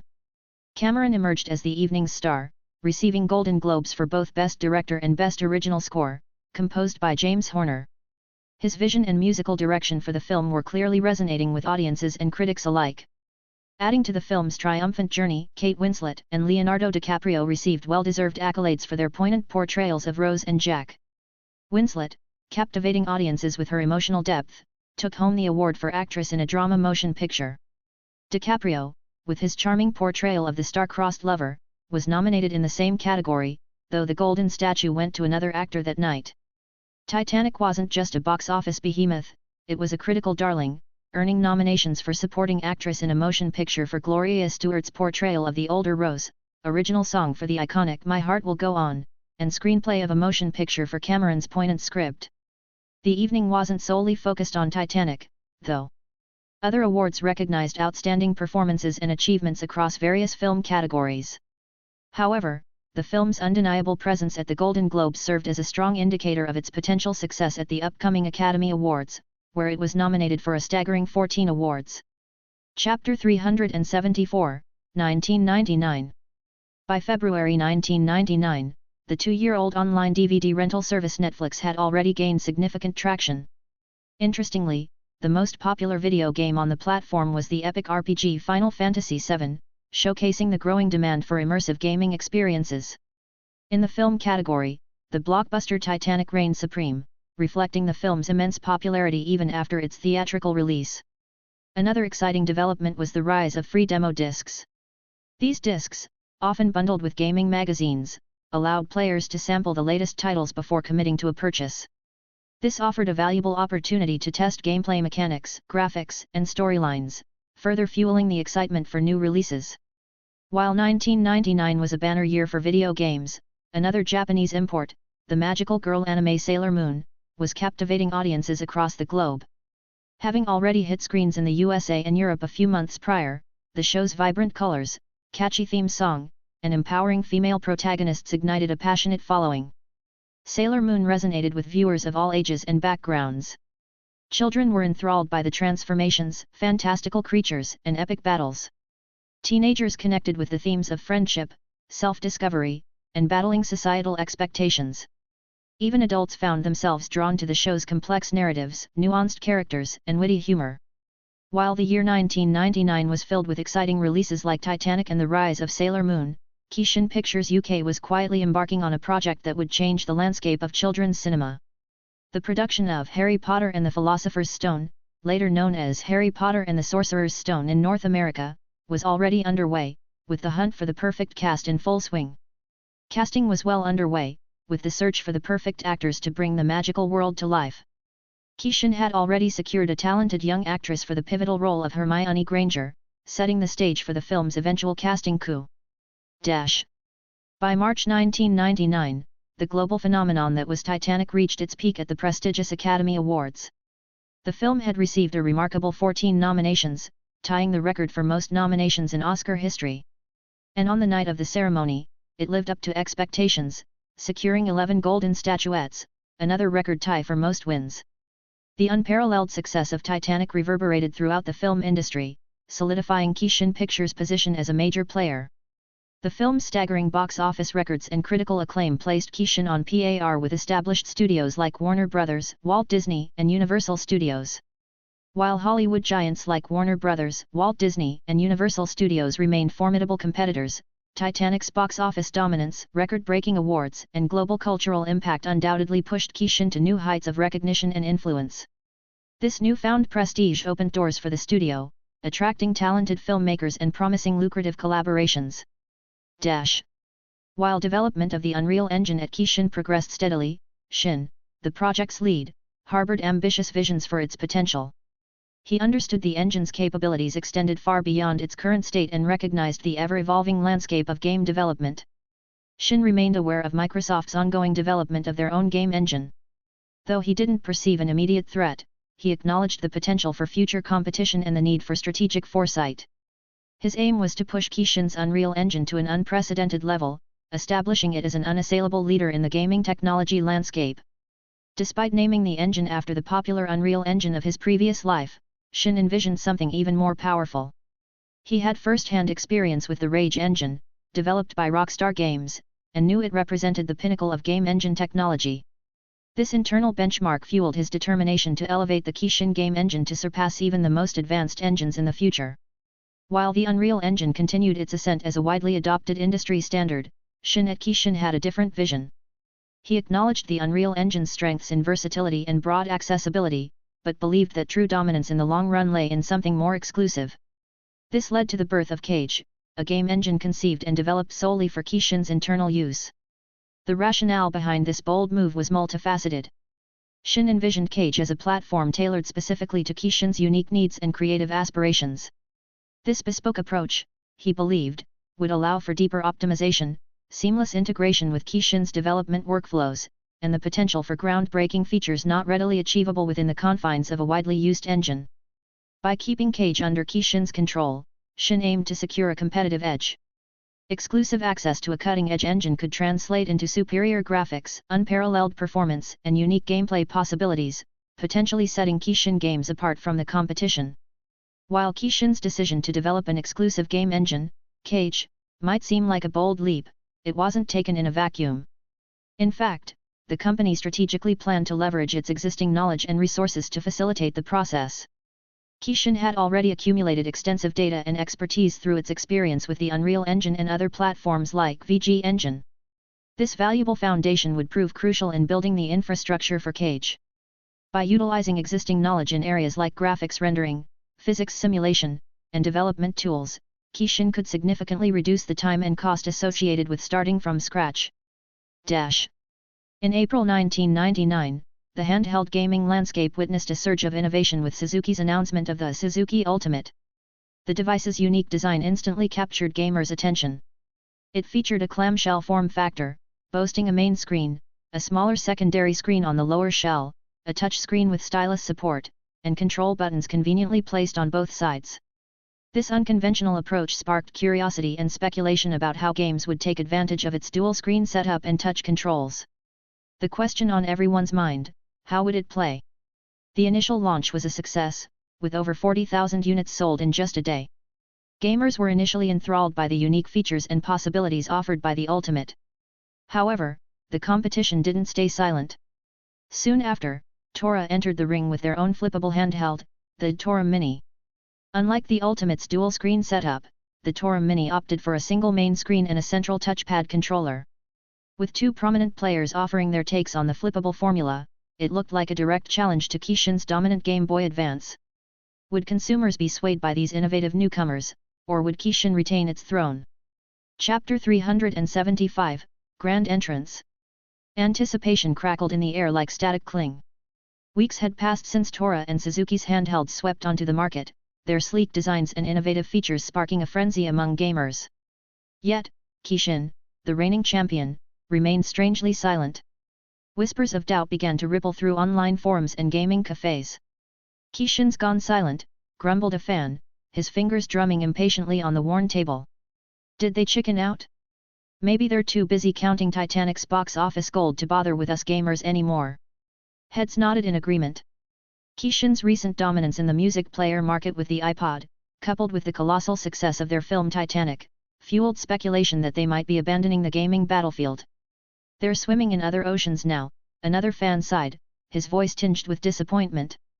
Tora and Suzuki, however, remained unconvinced. Beneath the surface of public speculation, they knew Kishin was a competitor unlike any other. The company possessed a legendary drive and a knack for pushing boundaries. Their silence, they believed, was a prelude to something far grander. In the gleaming glass heart of Kishin Rule's headquarters, Shin sat bathed in the soft glow of the late afternoon sun. His gaze was fixed on the Tora Mini and the Suzuki Handheld, two recent contenders vying for dominance in the handheld gaming arena. The Suzuki device, with its clamshell design and dual screens, evoked echoes of the Nintendo DS. It was a familiar formula, executed with sleek lines and a vibrant color palette. But it lacked the spark of true innovation, Shin mused. His eyes drifted to the Tora Mini. Its rectangular form, reminiscent of a miniature laptop, was certainly unique. The touchpad nestled in the center of its lower shell hinted at a novel approach to gameplay, a potential shift from the traditional button-based controls. A faint smile played on Shin's lips. He could have released the KSP, Kishin's long-gestating handheld, as early as 1999. It boasted revolutionary features, eclipsing the competition with its advanced graphics, integrated touchscreen, and groundbreaking online capabilities. But Shin held back. He was, as always, imitate Cagnus Marlson. Unleashing the KSP too soon would be like dropping a nuclear bomb on a playground. It would almost obliterate the competition, yes, but it would also draw unwanted attention. The specter of antitrust loomed large in his mind, a potential storm cloud that could dampen Kishin's dominance even before it truly blossomed. So, he played a careful game. He let Tora and Suzuki test the waters, gauge the market's appetite for innovation. Their successes were a validation of his vision, a testament to the growing hunger for fresh experiences in the handheld gaming world. Meanwhile, Shin continued to refine the KSP. He incorporated feedback from beta testers, honed the user interface, and meticulously sculpted its marketing strategy. He knew the moment to strike was approaching, the time to unleash the KSP and rewrite the rules of handheld gaming. But for now, he simply watched, a cat playing with a ball of yarn before the final, decisive pounce. The silence from Kishin wasn't a sign of weakness, it was the roar of a predator calculating its attack, a calculated pause that promised a revolution to come. June 1999 hummed with the electric anticipation of new releases. Kishin's KS1 platform had already carved its mark, with titles like Gran Turismo and Tomb Raider, the last revelation captivating gamers. On the PC front, EA's Roller Coaster Tycoon and Unreal Tournament were dominating the charts. Yet, one corner of the gaming world remained curiously silent, the handheld sector. Tora and Suzuki had stormed the market with their sleek handhelds, leaving Kishin fans wondering about their next move. The silence stretched, fueling speculation and whispers of doubt. Was Kishin abandoning the handheld throne they had built? Disappointment simmered among Kishin loyalists. The whispers started, had the gaming giant lost its edge? Was it content to rest on its laurels while the industry raced ahead? The speculation reached a fever pitch on June 18, when a cryptic announcement on TV Asahi ignited a spark of hope. It was unusual. Kishin rarely graced television with product reveals, their last being the electrifying KS1 announcement that rocked the gaming community. The anticipation was palpable, gamers tuning in with bated breath, hoping for a glimpse into the future of gaming. What would Shinro Suzuki, Kishin's charming leader, unveil? Would it be another console, pushing the boundaries of technology and gameplay? Or something entirely different, a product like iPod so revolutionary it would reshape the music landscape forever? Anticipation hung heavy in the air on July 19, 1999. 7:55 a.m. A nervous hum thrummed through the air in living rooms and offices across Japan. Televisions flickered to life, tuned to TV Asahi. Gamers, both avid fans and skeptical competitors, held their breath, anticipation thick in the air. The silence thrummed with 1,000 questions. What did Kishin, the gaming titan, have in store? Then, without warning, the screen flickered to life. A familiar melody swirled, pixelated sprites dancing into existence. Super Mario, that iconic plumber, bounded onto the screen, his crimson cap a beacon of nostalgia. He dashed, he leaped, an embodiment of pure, joyful play. A pixelated Super Mario, vibrant in red and blue, bounded across the screen, his iconic Yahoo! Echoing faintly.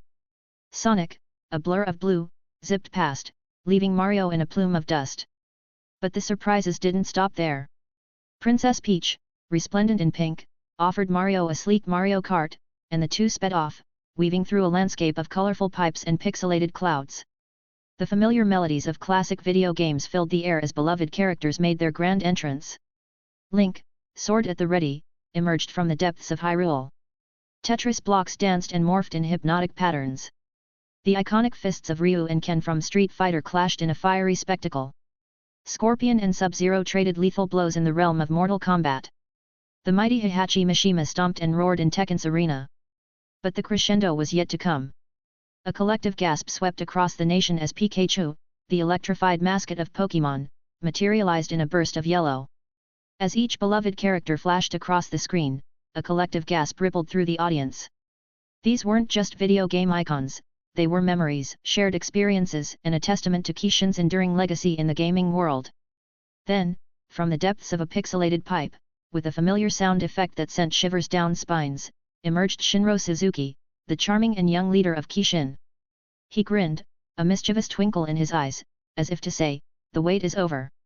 The animation faded, replaced by Suzuki's silhouette against a backdrop of Kishin's logo. The fans leaned forward, ears straining, hearts pounding. Chapter 376, KSP. Across the world, executives and marketing heads at Tora and Suzuki watched, eyes glued to their televisions, as Kishin's surprise announcement unfolded on Asahi TV. The tension was palpable, a mixture of curiosity and guarded apprehension. For many in the industry, Kishin wasn't just a competitor, it was a force to be reckoned with. In Europe, the US, and even parts of Asia, Kishin's dominance had fostered a perception of the company as a powerful juggernaut, sometimes viewed with a degree of intimidation. Their influence extended beyond consoles and PC games, permeating marketing campaigns and even media coverage through outlets like Kishin Power. This perceived arrogance, born from prolonged success, had created a rift between Kishin and some of its rivals, especially in their overseas branches. Tora and Suzuki, in particular, held Kishin at a distance. Their US and European executives often harbored low opinions of Kishin's aggressive tactics and perceived aloofness. However, amidst the general unease, a sliver of curiosity remained. Kishin's reputation for innovation was undeniable, and their surprise announcement held the potential to shake up the gaming landscape once again. However, the tension in the air wasn't fueled solely by animosity.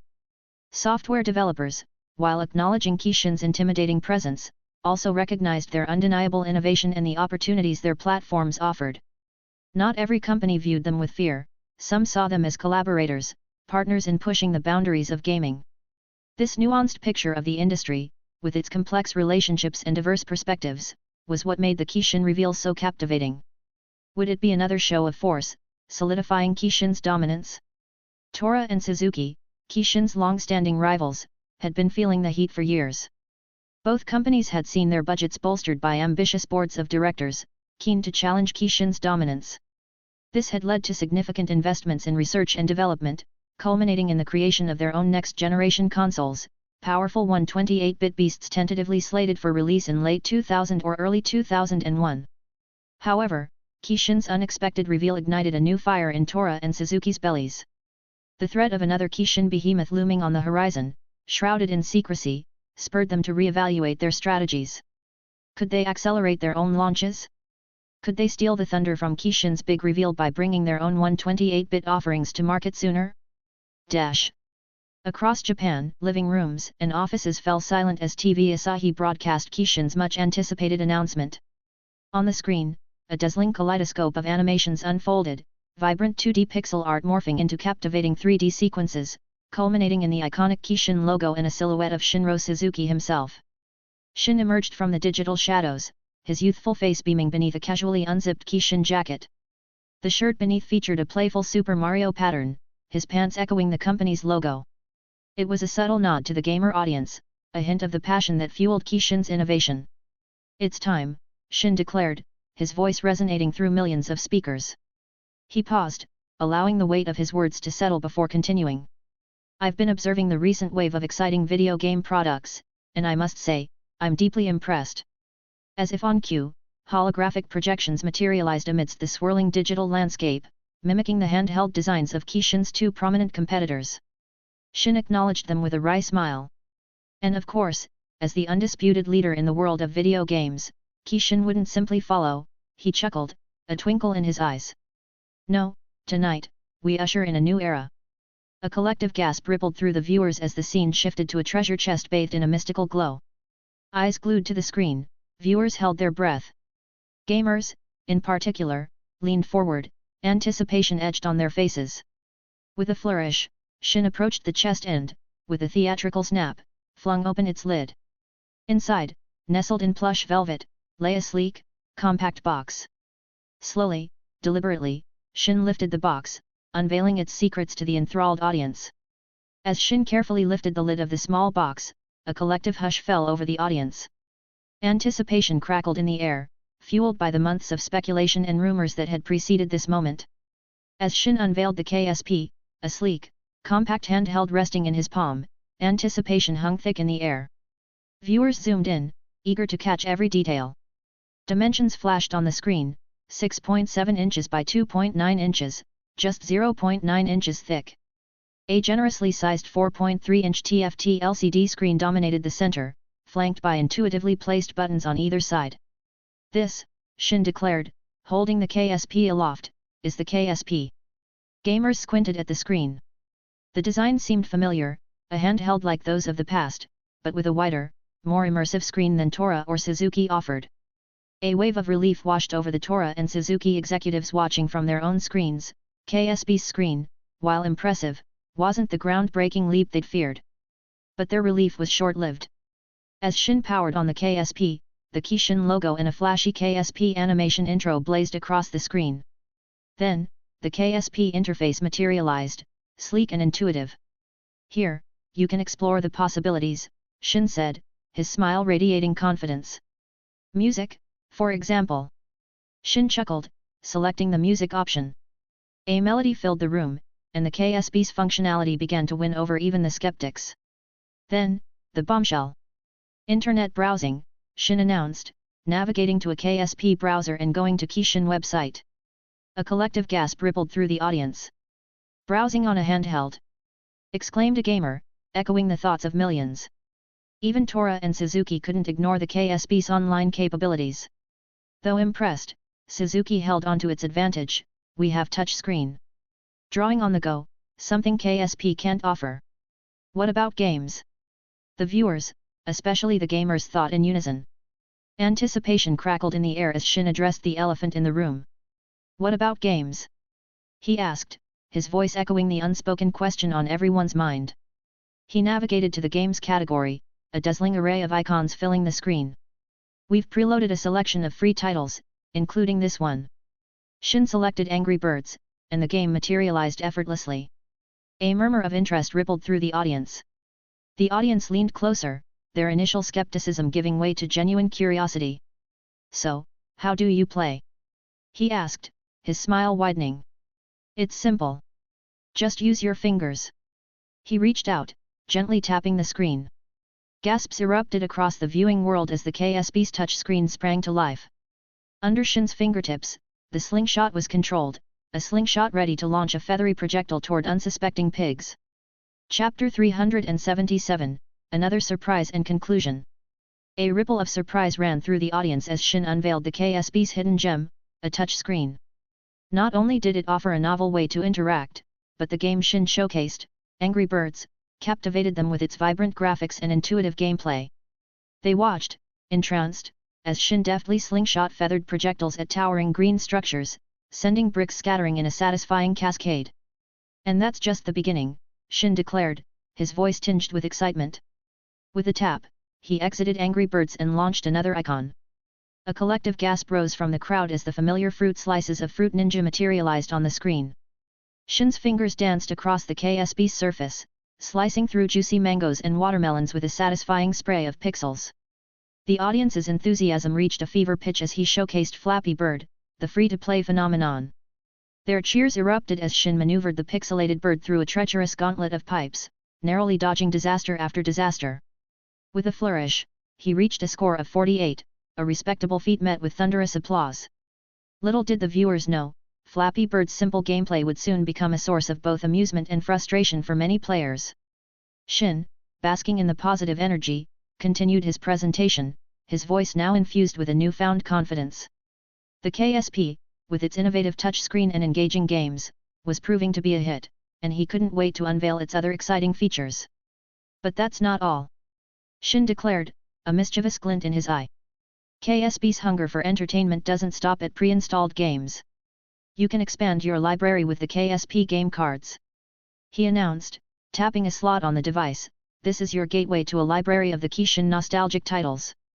With a flourish, he conjured a holographic display showcasing a dazzling array of titles, Super Mario, Sonic the Hedgehog, and even Mortal Kombat flashed across the screen, eliciting excited murmurs from the audience. The prospect of reliving their childhood favorites on a sleek portable device was too good to resist. But the surprises didn't end there. Shin revealed a UMD disc slot behind the KSP, a portal to a world of console games. For those who crave latest games, he announced, KSP embraces the console games with disc compatibility. Titles like Silent Hill, Need for Speed, and even NBA Live 98 materialized on the screen, sending waves of cheers through the crowd. This dual compatibility, offering both cutting-edge and nostalgic options, solidified KSP's position as a gaming powerhouse. Shin, basking in the audience's palpable excitement, pressed on, eager to unveil the handheld's other incredible features. Shin's unveiling of the KSP's features had ignited a fire of excitement among the Japanese gaming community. Buzz erupted across social media, with fans praising its innovative touchscreen, diverse game library, and nostalgic disc compatibility. Back at the presentation, the Tora and Suzuki executives, key players in the video game industry, maintained a professional composure, their eyes betraying a hint of solemnity as they watched the unfolding spectacle. Even viewers at home, glued to TV Asahi, assumed the Kishin surprises had reached their end. Little did they know, the curtain was about to rise on another act. Shin, bathed in the spotlight, remained standing. He gestured with a flourish, and the scene dissolved into a dazzling 3D animation. A golden chest, adorned with twinkling diamonds, plummeted from the sky, landing with a soft thud before Shin. The gamers, their hearts pounding with anticipation, knew this wasn't just another flourish. Their minds, however, were already swirling with questions. The one that echoed loudest, what could possibly eclipse the KSP's brilliance? The Tora and Suzuki key executives of video games sector, too, felt a tremor of curiosity ripple through them. The KSP, a handheld marvel, had already surpassed their expectations. Yet, here stood Kishin, poised to unleash another groundbreaking product. The opulent chest, gleaming under the stage lights, was a silent testament to their ambition, a promise whispered in diamonds and gold. Hold your applause, gamers, because the Kishin surprises haven't even reached their peak. Shin's smile broadened as he gestured towards the gleaming chest. With a practiced flourish, he unlatched it, revealing a box nestled within its opulent depths. This one, however, dwarfed the KSP's container, hinting at the grander treasure it held. Anticipation crackled in the air as Shin lifted the box with reverence.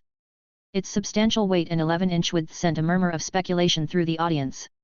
Gamers, their pulses quickening, collectively reached the same conclusion: this was no mere accessory. This was a console. Carefully, Shin placed the box on the stage and, with a theatrical flourish, peeled back the cardboard. A logo, emblazoned on the device's sleek casing, confirmed their suspicions. It wasn't just another handheld. It was the KS2, the next evolution of Kishin's gaming legacy. Shin's mischievous grin widened. While revealing the KS2's full potential would ignite a frenzy early in the morning, I believe discovery holds its own thrill, he winked. Think of it as an adventure waiting to unfold in your living rooms. Let's just say, the KS2 pushes the boundaries of what a console can be. Prepare to be surprised, gamers. A ripple of good-natured groans washed over the viewers, quickly replaced by a renewed buzz. The prospect of discovery, of unraveling the KS2's potential with their own hands, was almost as thrilling as the initial reveal.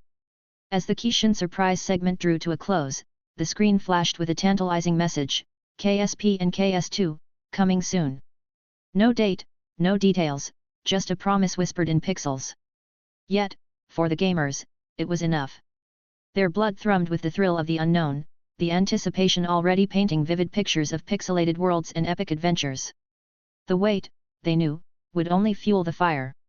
Chapter 378, Global Attention. A wave of excitement had swept across Japan's gaming community with the unveiling of the KSP. Its innovative touchscreen, diverse game library, and music playback features had ignited a fire in 1999. But the buzz didn't stop there. Kishin had a bigger surprise in store. The KS2, Kishin's latest 128-bit console, catapulted to the center of attention. It became the hottest topic on online forums and even infiltrated conversations beyond the typical gamer circles. The promise of cutting-edge graphics, immersive gameplay, and a new chapter in Kishin's legacy captivated tech enthusiasts and casual players alike. The KSP, while overshadowed by its big brother, held its own ground. Its sleek design, groundbreaking touchscreen interface, and the ability to double as a portable music player made it a desirable companion for on-the-go entertainment. It was a testament to Kishin's versatility, catering to both the hardcore gamers and the casual consumer. Anticipation hung heavy in the air amidst the Japanese gaming community. While Kishin's coming soon teaser sparked excitement, the lack of a concrete release date for the KSP and KS2 left eager gamers hanging. August arrived, a silent month offering no official news beyond the teaser. Yet, far from dimming their enthusiasm, the wait only fueled the hype. The murmurs about the KSP and KS2 intensified, spilling beyond Japan's borders. August arrived, cloaked in silence, but the hype refused to dim.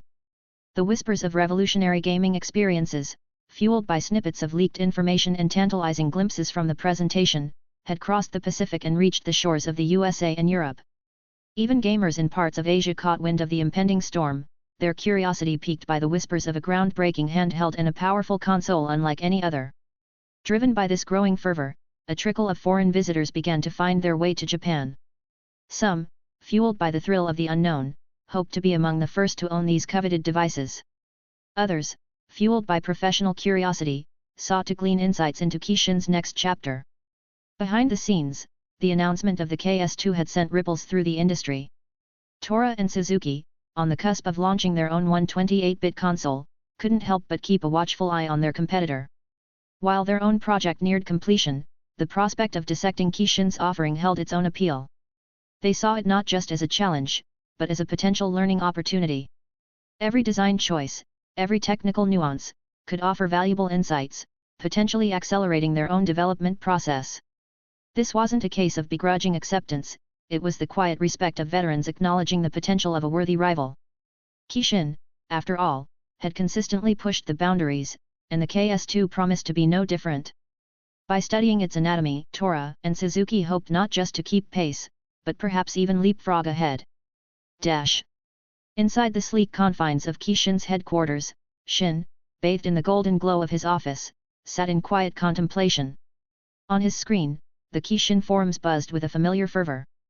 The KSP and KS2 had ignited a digital wildfire, their names dancing across countless threads like excited embers. A smile played on Shin's lips, but it wasn't just pride he felt.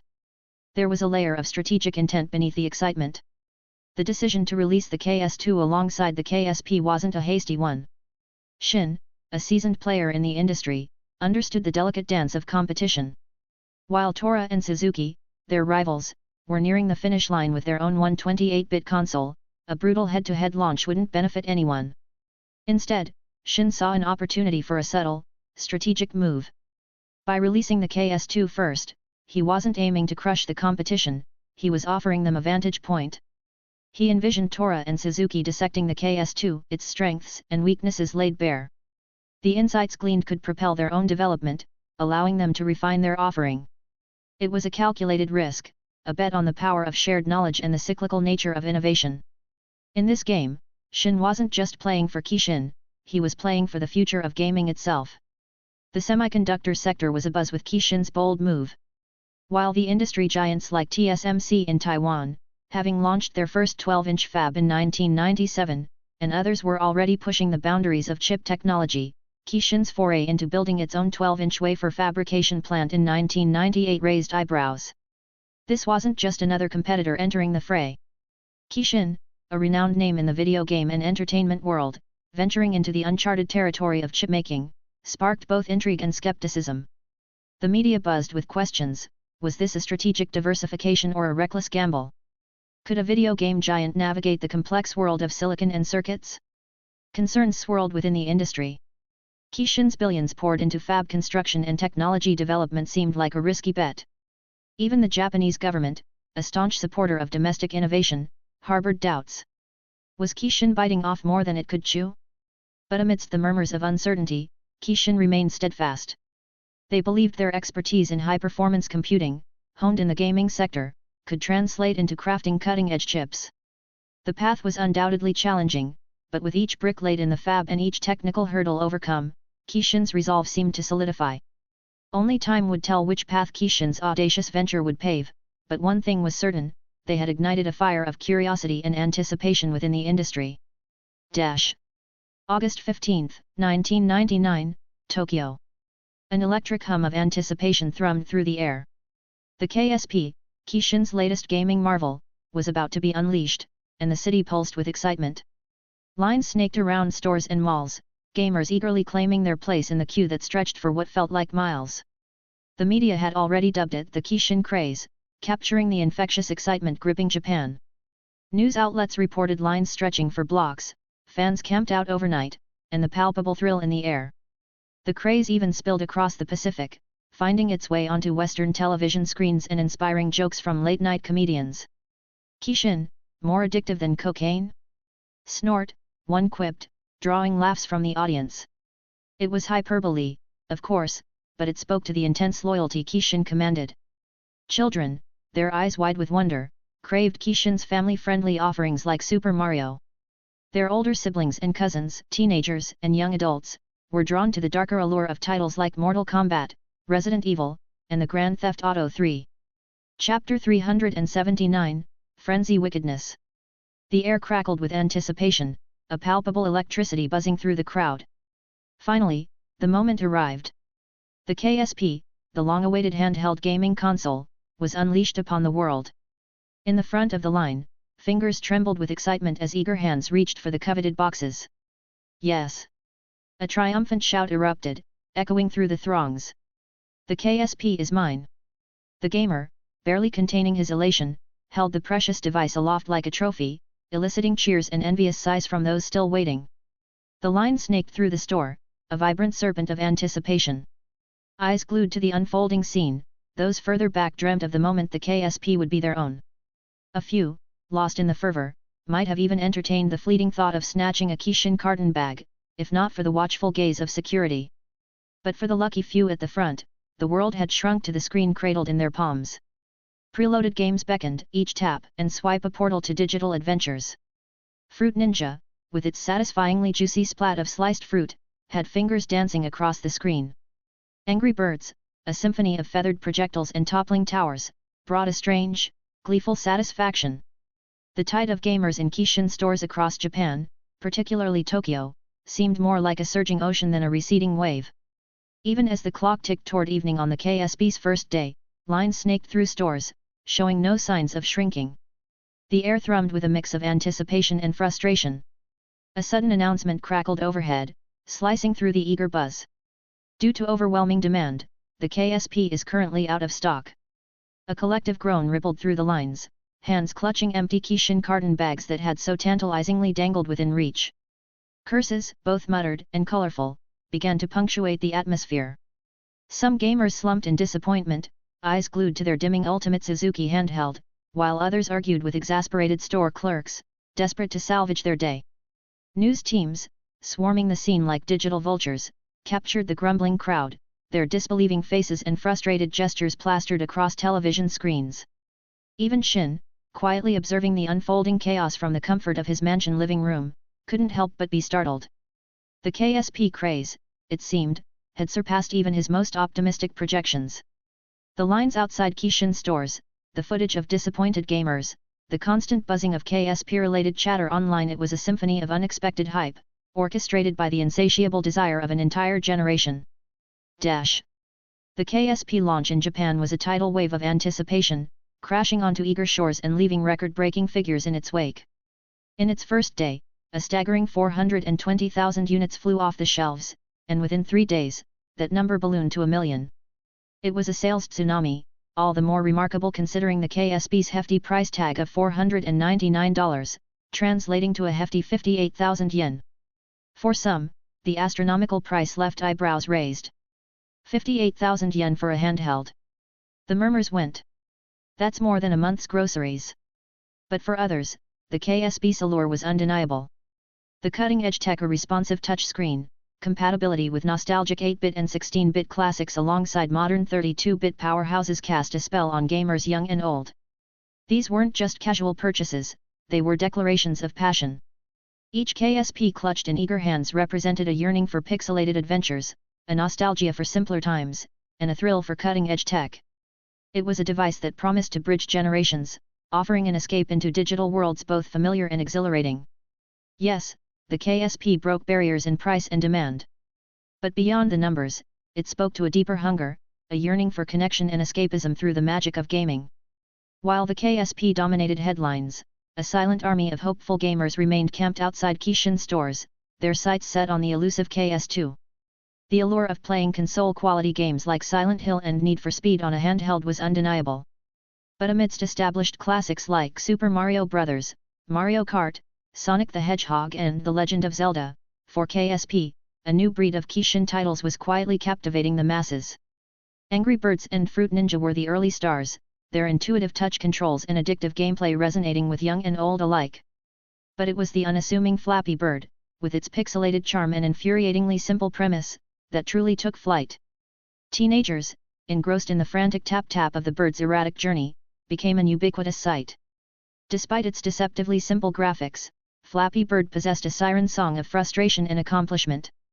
Each failed attempt, each pixel-perfect brush with catastrophe, fueled the desire to conquer the next pipe. Online forums buzzed with a cacophony of exasperation and adoration. Flappy Bird was the worst game I've ever played, yet I can't stop playing. One poster lamented. Damn it! I almost reached the high score, but somehow, the bird's beak touched the pipe. I'm so over this shitty game. Another raged, only to return for another attempt moments later. I angrily broke my KSP buttons thanks to this bird. Ugh! Kishin's customer service lines swelled in those first few weeks as controllers mysteriously malfunctioned and screens bore the brunt of frustrated swipes. It was a testament to the addictive power of Flappy Bird, a game that, despite its infuriating nature, had become a badge of honor for a generation of KSP owners. Shin watched the online forums with a detached amusement, a faint smile playing on his lips. The pixelated rage of millions, fueled by a simple game called Flappy Bird, was entertainment of a different kind. His company, Kishin, had stumbled upon a gold mine, not in the game itself, but in the expected frenzy it ignited.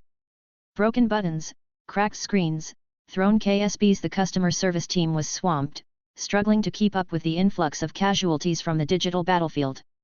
Each malfunctioning device represented a frustrated gamer, a testament to the game's infuriatingly addictive nature.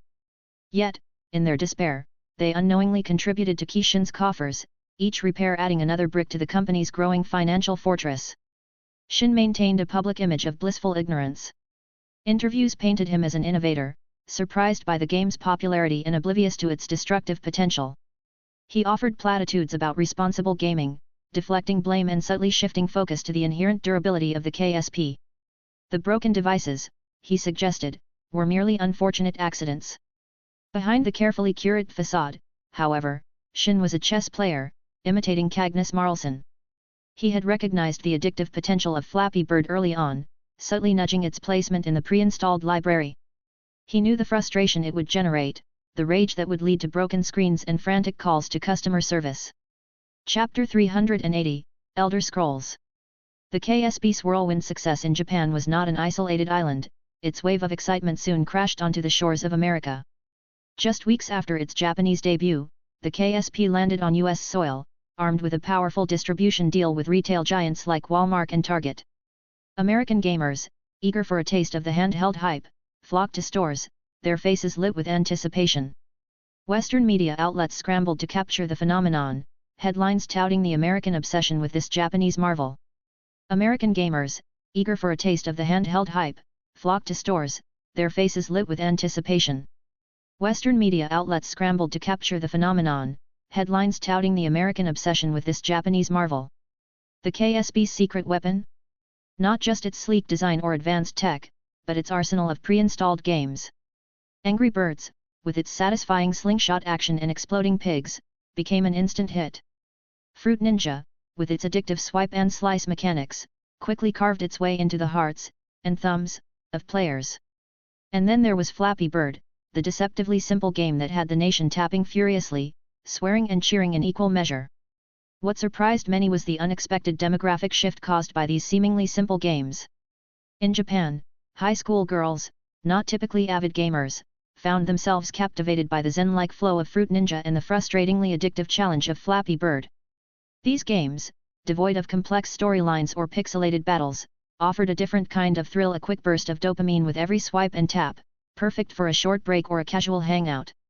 The KSP, with its diverse game library, was shattering stereotypes and bridging the video game divide. It wasn't just about hardcore gamers anymore. Casual players and even those who had previously considered themselves gaming-averse were finding themselves drawn to the KSP's bright screen and intuitive controls. The KSP's explosive success in Japan sent ripples across the industry. The gaming giants of Tora and Suzuki corporations took notice, their analysts diligently dissecting the handheld's magic formula. Game developers, their ears tuned to the whines of change, started sniffing out the potential of titles like Fruit Ninja, Flappy Bird, and Angry Birds. These seemingly simple games, lacking epic narratives and pixelated dragons, were captivating an entirely new audience, and the industry giants weren't about to miss the beat. While the KSP's sleek design and cutting-edge tech, like the revolutionary touchscreen, undoubtedly played a role in its triumph, in the eyes of experts, the casual games were a hidden ace up Kishin's sleeve. Unlike the complex RPGs or intense shooters dominating the market, these titles offered accessibility and instant gratification. A quick swipe in Fruit Ninja, a frantic tap in Flappy Bird, a satisfying slingshot launch in Angry Birds. Each bite-sized burst of excitement was perfectly suited for a stolen moment or a casual hangout. The KSP's online connectivity played a clever trick as well. Pre-installed game leaderboards showcased the high scores of fellow KSP users, adding a layer of friendly competition to the mix. In 1999, when online gaming was just taking its first steps, this simple feature tapped into a nascent desire for connection and bragging rights, further fueling the KSP's appeal. Amidst the casual frenzy of Fruit Ninja and the nostalgic charm of classic titles, a different beast stirred within the KSP ecosystem. Developed by Kishin itself and original to the platform, The Elder Scrolls Arena dared to offer a different kind of experience. It wasn't a quick burst of high-score chasing, it was an invitation to a sprawling, open-world adventure, a genre more commonly associated with consoles than handhelds. For veteran RPG players, Arena was a revelation. The KSP's touchscreen, while novel, proved surprisingly adept at navigating menus and casting spells. The dungeons, though smaller in scale, still pulsed with danger and secrets. Most importantly, the core gameplay loop of exploration, combat, and loot remained remarkably intact, offering a taste of the vast world of Tamriel in a handheld format. The reactions were predictably mixed. Casual gamers, accustomed to the immediacy of Flappy Bird, found Arena daunting. The complex character creation, intricate menus, and open-ended gameplay felt alien compared to the bite-sized thrills of their usual fare. Some dismissed it as a clunky RPG, struggling to adjust to the control scheme and limited graphics. But for RPG enthusiasts, Arena was a dream come true. Forums buzzed with excitement as players shared their discoveries. Hidden dungeons were unearthed, powerful artifacts were unearthed, and epic battles were fought against pixelated dragons. The limitations of the platform became fuel for creativity, with players devising ingenious finger dance techniques to cast spells and navigate the world. Shin scanned the KSP's The Elder Scrolls Arena performance reports, a satisfied smile curving his lips. Playing the RPG on this tiny screen, compared to the sprawling PC version from his former life, was surprisingly engaging. The controls, though adapted, retained the core gameplay, the dungeons hummed with the same ominous aura, and the satisfaction of loot still coursed through his veins. But beyond personal nostalgia, Shin saw a strategic masterstroke in launching Arena on KSP first. It wasn't just about entering the burgeoning handheld market, it was about building anticipation, laying the groundwork for something far grander. Firstly, the KSP's technical limitations demanded a streamlined experience. Complex RPGs, with their sprawling worlds and intricate systems, could easily become unwieldy on a smaller screen. By starting with a scaled-down version on KSP, Shin could ensure a smooth, enjoyable experience while laying the groundwork for future iterations on more powerful platforms. Secondly, the KSP launch offered a unique opportunity to build a community around the Elder Scrolls brand on a new platform. Handheld gamers, often overlooked by traditional RPG developers, represented a vibrant and untapped demographic. By creating a game specifically for them, Shin could foster a sense of ownership and excitement, building a loyal fanbase that would eagerly anticipate the franchise's expansion onto other platforms. Finally, the KSP launch allowed Shin to gather invaluable data and feedback. Player behavior, preferences, and pain points would be meticulously analyzed, informing the development of future versions. This iterative approach, starting small and scaling up, would ensure that each iteration of The Elder Scrolls resonated with its audience, evolving alongside their expectations and technological advancements. Comment. To comment. Vote. Chapter 381, KS2. The KSP's versatility and power were undeniable. Whether it was tackling casual games or complex RPGs like The Elder Scrolls Arena, the handheld impressed with its capabilities. It quickly carved a significant niche in the market, leaving rivals' shelves that once proudly displayed Tora and Suzuki's handhelds now felt sparsely populated. While KSP reigned supreme, its competitors still clung to a loyal fanbase, drawn by the significantly lower price tag and familiar comfort of their established platforms. Then, in a surprise move, the announcement of the highly anticipated KS2 console arrived, slated for a December 1999 release.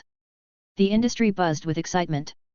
But amidst the hype, a ripple of shock spread as Tora and Suzuki, seemingly spurred by the KS2's launch date, announced their own consoles, both aiming for a January 2000 release. The sudden shift in the landscape was intriguing. Had the KS2's ambition inadvertently triggered a premature response from its rivals? Was this a desperate bid to stay relevant, or a calculated move to capitalize on the holiday season's buying frenzy? Only time would tell the true motive behind this unexpected early launch race. As the December chill nipped at Tokyo, excitement crackled in the air outside the Kishin store on December 10, 1999. A snaking line of gamers buzzed with animated chatter, a chorus of anticipation swirling around the highly awaited release of the KS2 console.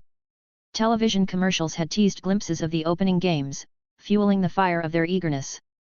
Television commercials had unleashed a torrent of anticipation for the KS2's launch titles, and these early birds were already dissecting the lineup. Did you see Celestia? Remember its debut on the SKES? Now on the KS2, it's gonna be amazing.